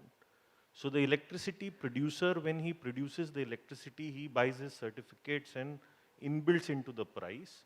The consumer of the electricity gets a state subsidy from the authorities which sell these ETS certificates. So this 2.2 first has to be revised down to exclude electricity-related emissions, number one. And this arrangement is going to be undisturbed till 2030, till the time the electricity directive, which is a separate regulation, remains in place. There is a proposal to revise that as well, but that is still far off. So CBAM kicks in from 2026. Electricity, there is a talk to revise it and discuss it after 2026, and before 2030, no revision is going to take place. So this 2.2 number, so we have done some study at least for the aluminum side, but not had a chance to actually sit with a company and look at the numbers. So this will come down. As a result, at least when we see on the aluminum side, the first 2 to 4 years impact, or the short-term impact when the tax kicks in, is actually not so large, number one. Number two, AMNS talked about green electricity. Now the way CBAM works is, green electricity doesn't get you a credit. It is that emission which was supposed to come from a traditional electricity source is not added. But in any case today that is not added. So if adding green on your side because we are still, I think, far off from a situation where our steel could be produced 100% from green energy. These are basically auxiliary or the support electricity. We are still driven by that captive power consumption and the grid power consumption. So from completely renewable sources manufacturing electricity, that's, I think, still a little far off. And because our grid factor compared to the European factor is still low, I think steel industry should not be raising a demand for inclusion of this scope 2 electricity. So that part of the demand or demand from the government has to be modified slightly, number one. The second point which I wanted to make with regard to CBAM is we have done a thought paper or a concept paper. CBAM has certain credit provisions of the taxes which you pay. So till now, industry has talked about, let's say, renewable energy certificates which you buy or the coal cess. Coal cess is you are not going to get a credit because you get a refund on exports. So whatever you get refund gets added back in the tax computation. Renewable energy, again, non-issue because electricity is anyways not included. So our thought paper, which we have circulated internally, is instead of paying this tax to European Union by the importer, why not pay it as a carbon price adjustment on exports to EU? You can't get a transaction by transaction rebate from the government, but in the proportion the industry contributes, the government can set up that fund and give you incentive to decarbonize your plant. No? So let's say if the steel industry contributes 5,000 crores a year in terms of exports to European Union on 2 million tons of steel, that money is collected by the Indian customs. Under the CBAM provision, you get 100% credit of it. Your liability in EU becomes zero because EU is not going to pay India back the money. So Indian government collects it. Indian government sets up this decarbonization fund and helps that industry which contributed to the fund in its decarbonization effort as a tax credit, as a R&D rebates, in the income tax exemptions, etc., etc. So on and so forth. As of now, a concept paper which I wrote for a publication. Let's see how far that goes. It depends. Do we have exporters in the house, as in who are exporting anything, you know, not only steel, anything. That's why I said anything, whether it's iron ore, pellet, or steel.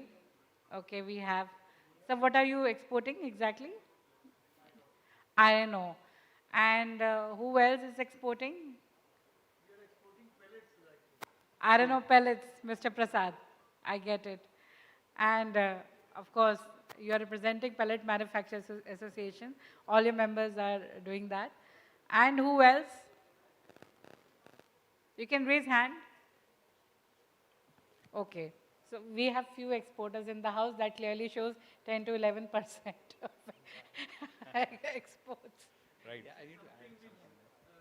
You will raise with these two gentlemen because we have to be recently, Mr. Ganeshan knows, our Secretary Commerce organized a meeting. Everybody is so scared, kya ho jayega. So on behalf of the association, my one simple question from two of you is, what do we do to prepare ourselves, whatever happens, क्या करना चाहिए हमें? क्योंकि there are hundreds of our problems with pellet industry. एक और ये जैसे बता रहे 2-3 प्रॉब्लम तो पहले ही हैं, अभी ये भी एक चक्कर शुरू हो गया. So tell us in very simple language, because our general body meeting is day after tomorrow. So I have raised this as an agenda item. You think about it. किसी ने जवाब ही नहीं दिया. क्यों नहीं दिया? किसी को समझ ही नहीं आया चक्कर क्या है. तो आप थोड़ा बताइए साहब. Both of you, if you can tell me. Mr. Shiv Kumar and AMNS. What do we need to do? AMNS is our member, Shiv Kumar is our member. Bhatnagar Sahab, you rightly pointed out, as you're telling, we are not prepared immediately to give you a proper answer on this topic. As Atulji just mentioned, a proper policy paper is being prepared how to countervent this, how to be in line with the CBAM regulations. And he's already clarified that the government is working very, very hard to get the industry with it and try to give you a solution to it. So I think jointly we are all discussing with the government, and we had a meeting also with the Commerce Ministry where Steel Ministry was also present. We as industries had already given our concern. With that, I think Atulji was also present in that meeting, and things are working out. Probably in the next few months, we should be having a very concrete proposal. Uh, but now, sir, one more comment from my side. Sure. One more clarification I would like to give. So, if you see, as of now, we have the parent regulation. The implementing regulation is still to be released. There are certain gray areas. Why that gray area and your product, the pellet, falls into the gray area is in the public outreach, EU published a chart that what is included, what is not included, what is a simple good and what is a complex good. So while iron ore, limestone, coal and coke are outside the scope of CBAM, they started the slide, the assumption of what is covered from sinter onwards, sinter, hot metals, etc. So you are in a situation, in aluminum industry, your equivalent is alumina. So what is the situation of pellet in iron ore, in steel industry, and what is the situation of alumina in aluminum industry? These are two topics on which I don't think any of us have an answer. Even European Commission doesn't have an answer right now. And probably it will take about a month or so to give you a satisfactory answer. Yes, sir. Okay. So then what the commission, if you equate pellet with sinter, then your computation is only, except for electricity, is there any other carbon emission which pellet makes? That carbon emission minus certain things which are allowed in the European Union, which we can clarify. So for you, how much is that minus figure? On that, you multiply by $100 is the charge which the industry will have to pay when they export to European Unions. I just need to add in this over here, just a request to the government, is that, maybe we should learn from, see, I'm not against any kind of green steel or something like that. It's just that whenever we decide, we should understand, we should not replicate or we get, cornered by the norms that a Western country has been doing. We have to follow something what we should do, and we should proceed with that and try to, carve out something which they have not addressed. Example, Russia, when they invaded Ukraine, the biggest problem what you faced was that majority of their steel plants went shut. Why? Because gas. Russia was exporting huge number of volume of natural gas to these countries. So they had to shut down their furnaces because of this. What happened is that the steel prices in these geographies skyrocketed. So the only problem over here for me is that whenever we chart out something, we should also take into consideration the geopolitical conditions globally. Because these days, we are becoming more and more repulsive, not more cohesive. So that is what my concern is. Nothing else. Yeah, thanks. Right. See, the geopolitical situation is pretty fluid. So, of course, that government, what we think is a broad, like let us say we enter into FTA with some particular country, and on the other hand, you see CBAM kind of, or safeguards, TRQs, this and that keep coming. So, one way or the other, there is one step forward, two steps backward type of situation in most of the scenarios. But yes, your point is well taken. Yes. That is what I'm trying to tell. Is that why I am promoting more, or as AMN is why we are pushing renewable, is because is that we are dependent on ourselves. Today, wind energy, we can depend on ourselves. Solar, we can depend on ourselves. So we can rely on our own resources rather than we becoming, more dependent on energy import. So that is what my, thing is. Sir, with this, but I have read certain article where Indian government have made a petition and request, to subsidize CBAM. So I believe that policymakers can think over it, but do we really require it? That is what I want to understand. So any direct subsidy for CBAM gets added back to the CBAM computation. So the regulation already has a computation. So let's say if you pay 3,000 or assuming 1.6 into 100, so about $160 of tax you have to pay, and government gives you a $100 subsidy, the $100 gets added back under the regulation. So a direct subsidy on exports for CBAM, not possible.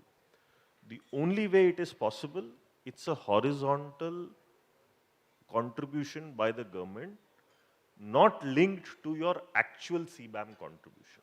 So for instance, it could be, it could so happen, AMNS contributed more, JSPL contributed less, but in return when the government was dividing this decarbonization fund, one company benefited at the expense of other. If that situation is possible, those type of subsidies are permissible. But CBAM regulation is crystal clear that this subsidization of the pro rata tax which you have paid, that will get added back and you have to deposit another $100 to the European. So now I'll change my question. I'm not going to talk about CBAM and FTA. And this question is to the panel and of course to the House also, because I believe everybody want to sell, whether within the country or outside the country, wherever as a factory owners, if we get a good price, we would like to do that. So my question to the House and to the panel is, now since the timer is off, मैंने बंद करा दिया है, now we are open house. Don't worry. Now we are opening the house, and with this we will also conclude the conference. How can we increase exports of steel, iron ore pellets, and whatever raw material we can export if we are getting a good price internationally?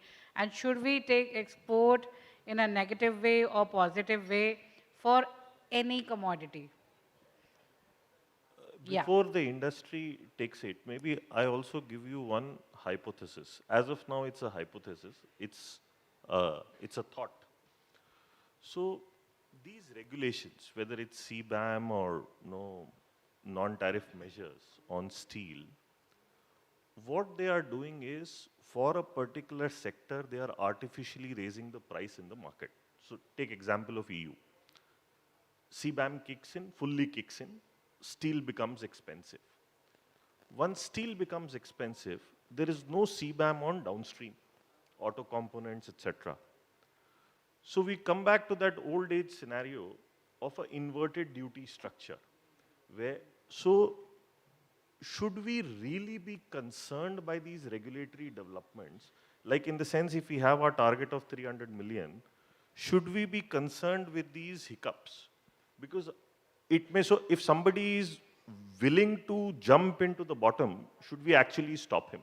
No, because this is artificially raising price. You mean to say price regulation? No, so these regulatory changes in European Union are artificially raising the price of steel, which makes it expensive for auto companies to buy that steel from European companies, right? So which will probably shift the value-added manufacturing to other places, because the auto components and the automobiles are not within the regulation of CBAM. That's another thought process. Yes. So do we really see these regulatory developments as a long-term threat, or are they just short-term and medium-term hiccups? A thought process, probably. I think this question we can ask from the House, why not? As in, why don't you answer? Where you always ask question, House always asks question, but we can also ask question from, to them. So if you have understood the question of Mr. Atul, what he's trying to ask really in a hypothesis, that all these kind of, protectionist measures like CBAM, which is a carbon border tax, is it a way to increase the price of a commodity? But more of what he was trying to convey is that they are the CBAM kind of thing will move away the upstream. That is, steel is an input material. Your points, please. Yeah, I think your question was something like whether the export should be seen in a different way or not. Yes, yes. So my view is slightly different on that. It's ultimately, as first you say कि जिसको माल बनना है, जिसको factory चलाना है, उसको कहीं न कहीं उसको material को dispose of करना, yes. So it is an individual, even the manufacturers also to decide whether basically commercially whether they are viable in a domestic market or they want to remain an export, because sometimes you need export for two purposes. One, you have excess capacity available to you whether in the country or with your factory itself. Two, to regulate the market also, because if you are going to push more material in one particular market, I'm not saying as India whole, even in the one state also, one place also, one segment also, then also it will create pressure on your margins, your profitability, or viability rather. I will not say profit margins. So export is very much necessary. It is a part. And whenever, now today, country is looking for, as Gopal Krishna have said, we are looking for a capacity of 235 million. I will not say 300 million, but 235 is very much visible and this is on cards now. When you are looking for 235, your India consumption is not going to increase immediately the moment you develop your capacity. So there is a lag. When you develop your capacity, your consumption will not go to that setup, so the gap will be there. So definitely you need the export that time to dispose of your material. So export can be seen positive, negative, it's all circumstances at that particular moment you have to decide on that. Anyone like to add up? The most enthusiastic listener we have. Mike.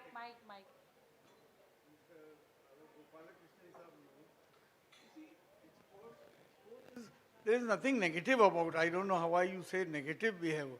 It's good thing to export. For example, pellets, since I am a pellet guy, last year we exported 11 million ton. Now we are, this year exported 6 million. What is the reason?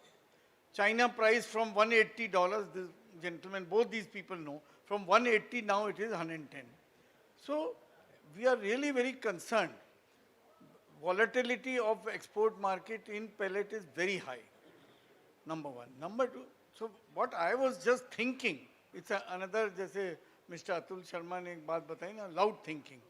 Since our Deputy Secretary Sahab is here, you see, ultimately whom are we benefiting? Many people feel कि export करने से जो export कर रहा है उसका फायदा है. Country is gaining. We are gaining. Last year we lost 600 million US dollars. Why? नहीं बिक रहा है. अच्छा, और कैपेसिटी 140 मिलियन टन से एंड कंजम्पशन 80 मिलियन टन, तो क्या करिएगा आप? I actually, so you know, this is my question. Just let me complete the question with our steel ministry. There was a time when I joined, I was in SAIL. We used to get 2% of encouragement if you export. इसके ऊपर कोई सोचता नहीं, वो export duty के बारे में सोचते हैं, तो चलो हट गया. But encouragement क्यों नहीं दे सकते? This is my question to our Deputy Secretary साहब. What is the harm? No, in fact, you must be aware. We what ROTEP वगैरह नहीं on.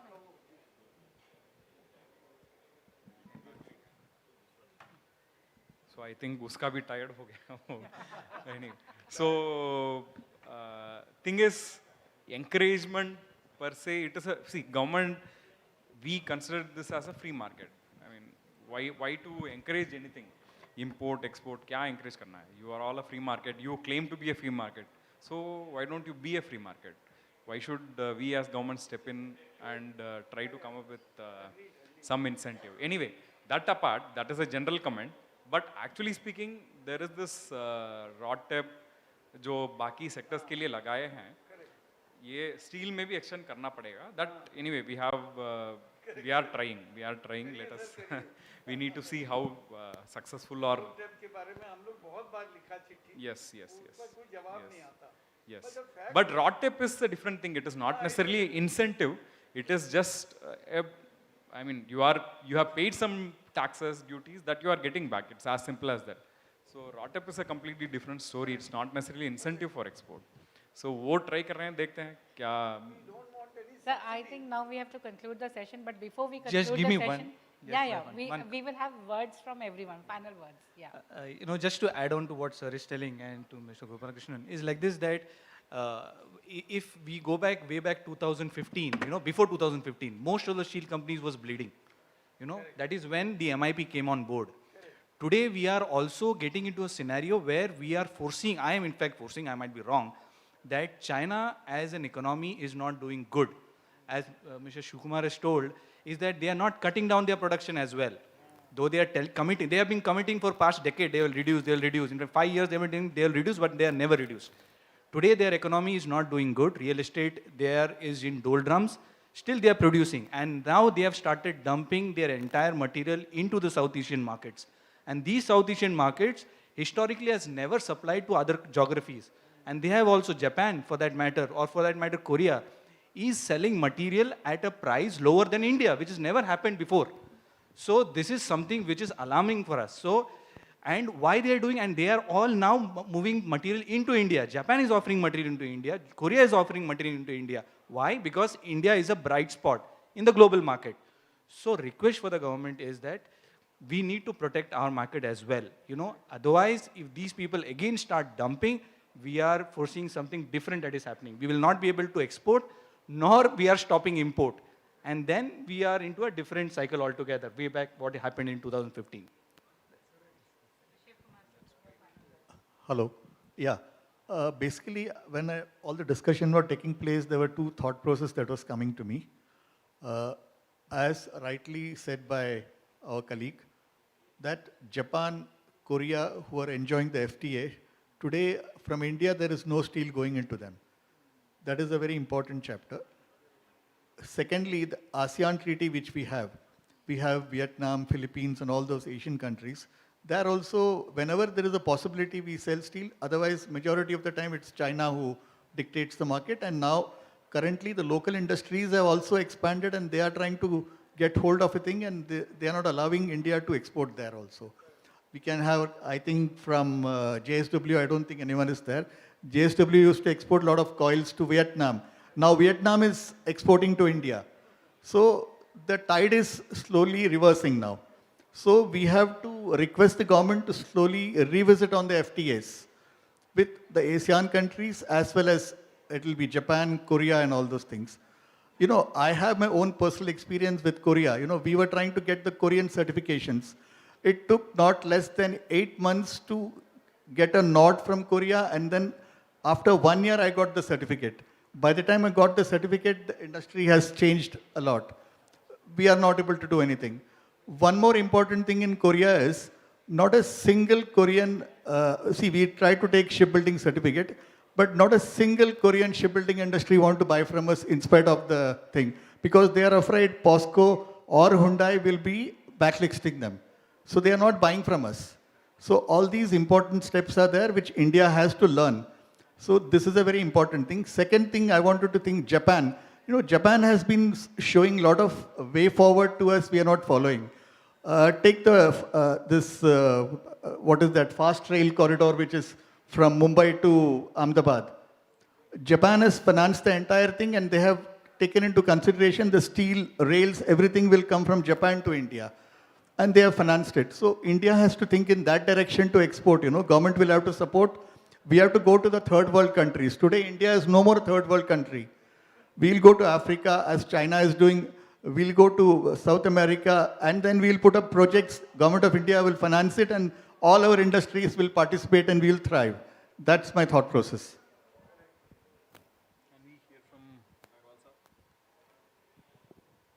Yeah, in fact, first of all, I'll say, Monika ji, this session was very short. I think topic was very big, so it was not possible to justify the contents what we have. Yeah, you have to have that full day conference, then only you can come out. But I just want to say something like, last year, if you see, that consumption of India has shown almost 11 to 12%, which never used to be more than 6-7%. So, as I say, it's a bright spot. We were talking the bright spot country. Definitely, this is visible by everybody in the world now. So, even having less export last year, our consumption has gone up. So, entire production has been taken over. So, country has a lot of strength. So, this is just I want to convey a message to everybody.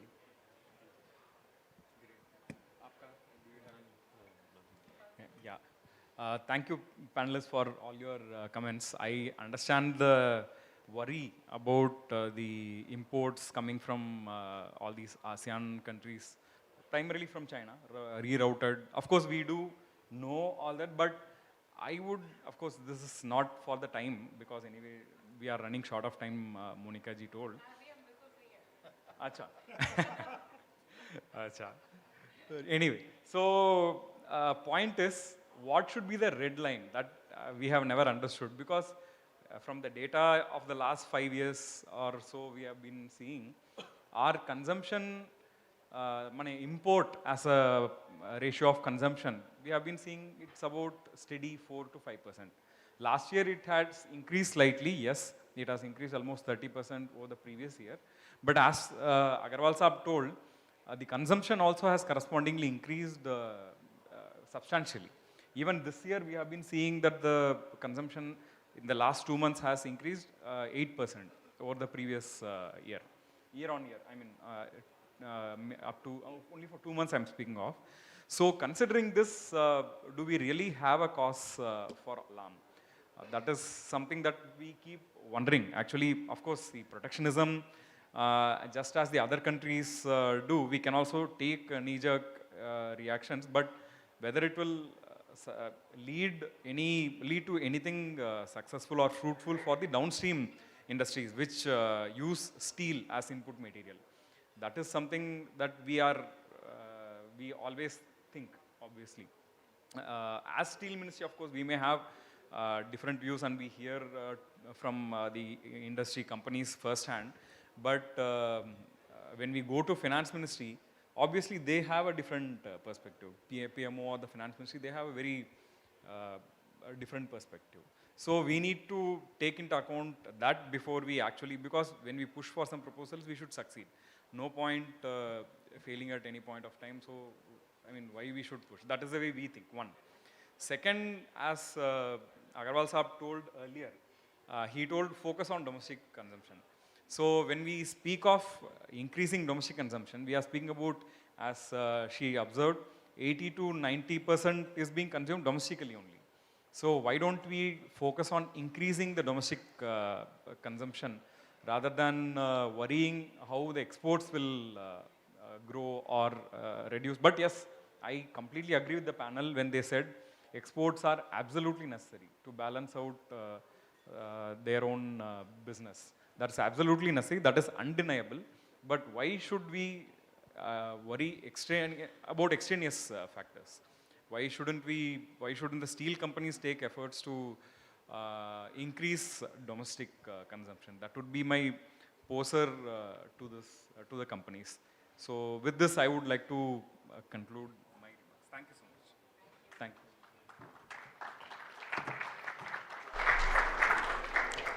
Thank you, all our panelists and our session chair. We thank Mr. Gopalakrishnan Ganeshan, the Deputy Secretary, Ministry of Steel, Government of India, for chairing this session. Thanks a lot, sir, for your time and presence.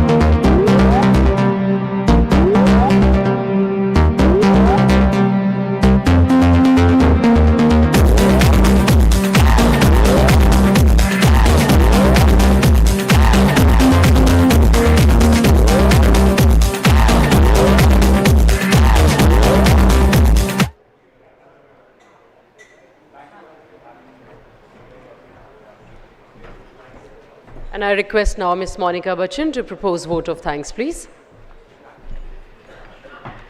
Good evening, everyone. Namaskar. Finally, दिन खत्म हो गया and marathon sessions be back to back.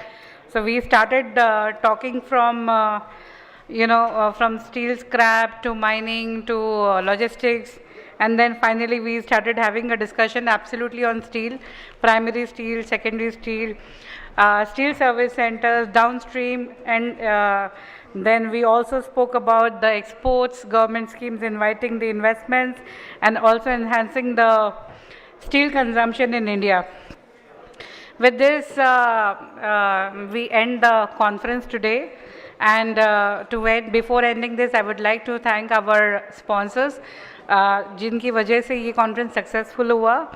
I'll start saying by taking a name of Lights, Metal and Energy, being our title sponsor. Thank you so much, Lights team. Thank you for being with us.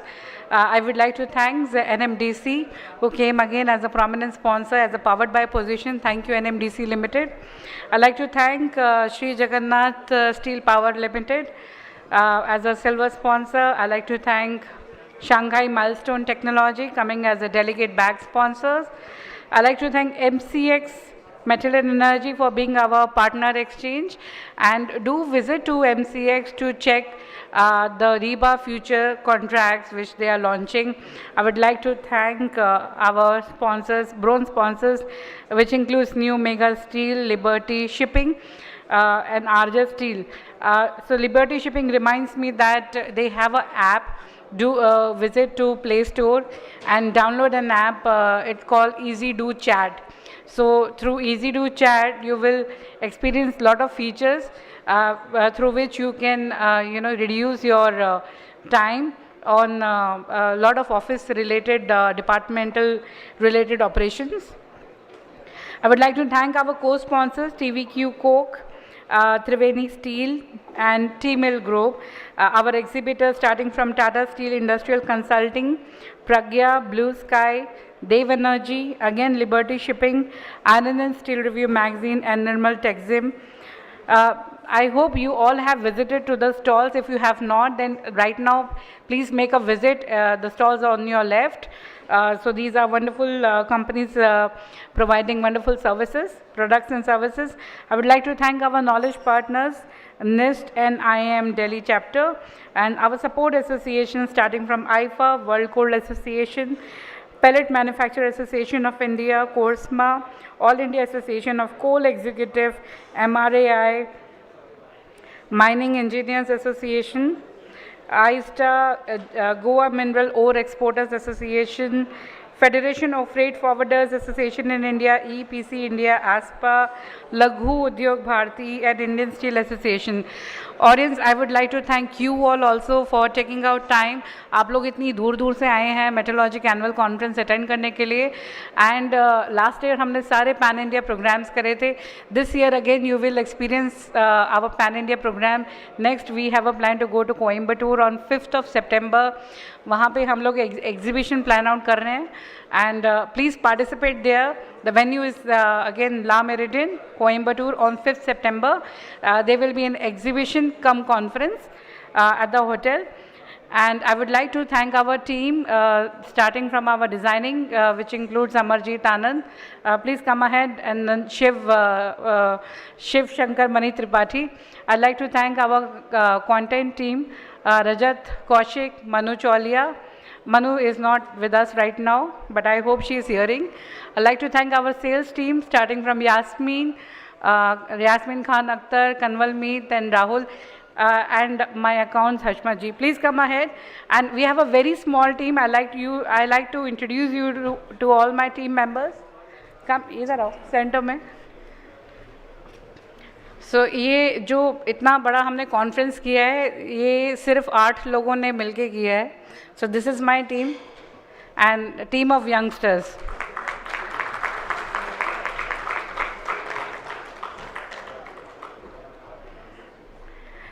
So this is the team we have, and ये जितने भी आप पीछे visuals देख रहे हैं, creatives देख रहे हैं, ये अमरजीत और शिव हाथ हिलाओ, ये इन दोनों ने बनाए हैं.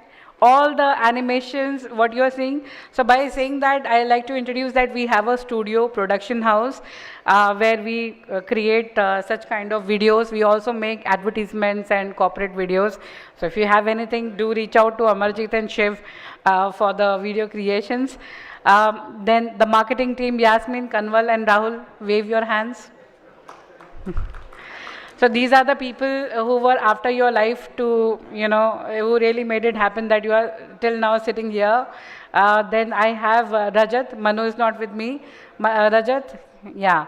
So Rajat is a very important part in terms of he makes the daily news, what we send on daily basis every morning you see on your WhatsApps, and also the Meta weekly report which we publish every Friday and Saturday. So Rajat and Manu are the main contributor for that report. And Hashmaji, of course, he handles our accounting. So jiska payment pending hai, please kar dena. Thank you. Thank you so much. And let's meet at the dinner. We'll start the dinner and cocktail within half an hour, and we'll take a break for a while. Thank you so much.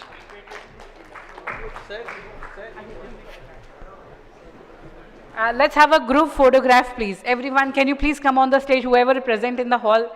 Let's have a group photograph. Everyone in the house. You're free. Thank you, Monica, and her small but very efficient team. Ladies and gentlemen, we thank all of you once again on behalf of Metalogic. Thank you for coming out in such big number. Thank you for your time and presence, and we look forward to have your enthusiastic participation in all our future endeavors. Thank you. With this, we conclude the annual conference on Stronger Together on Steel, Mining and Logistics, presented by Lloyds Metal, powered by NMDC, supported by Ministry of Steel, Government of India, and organized by Metalogic. Thank you. Namaskar.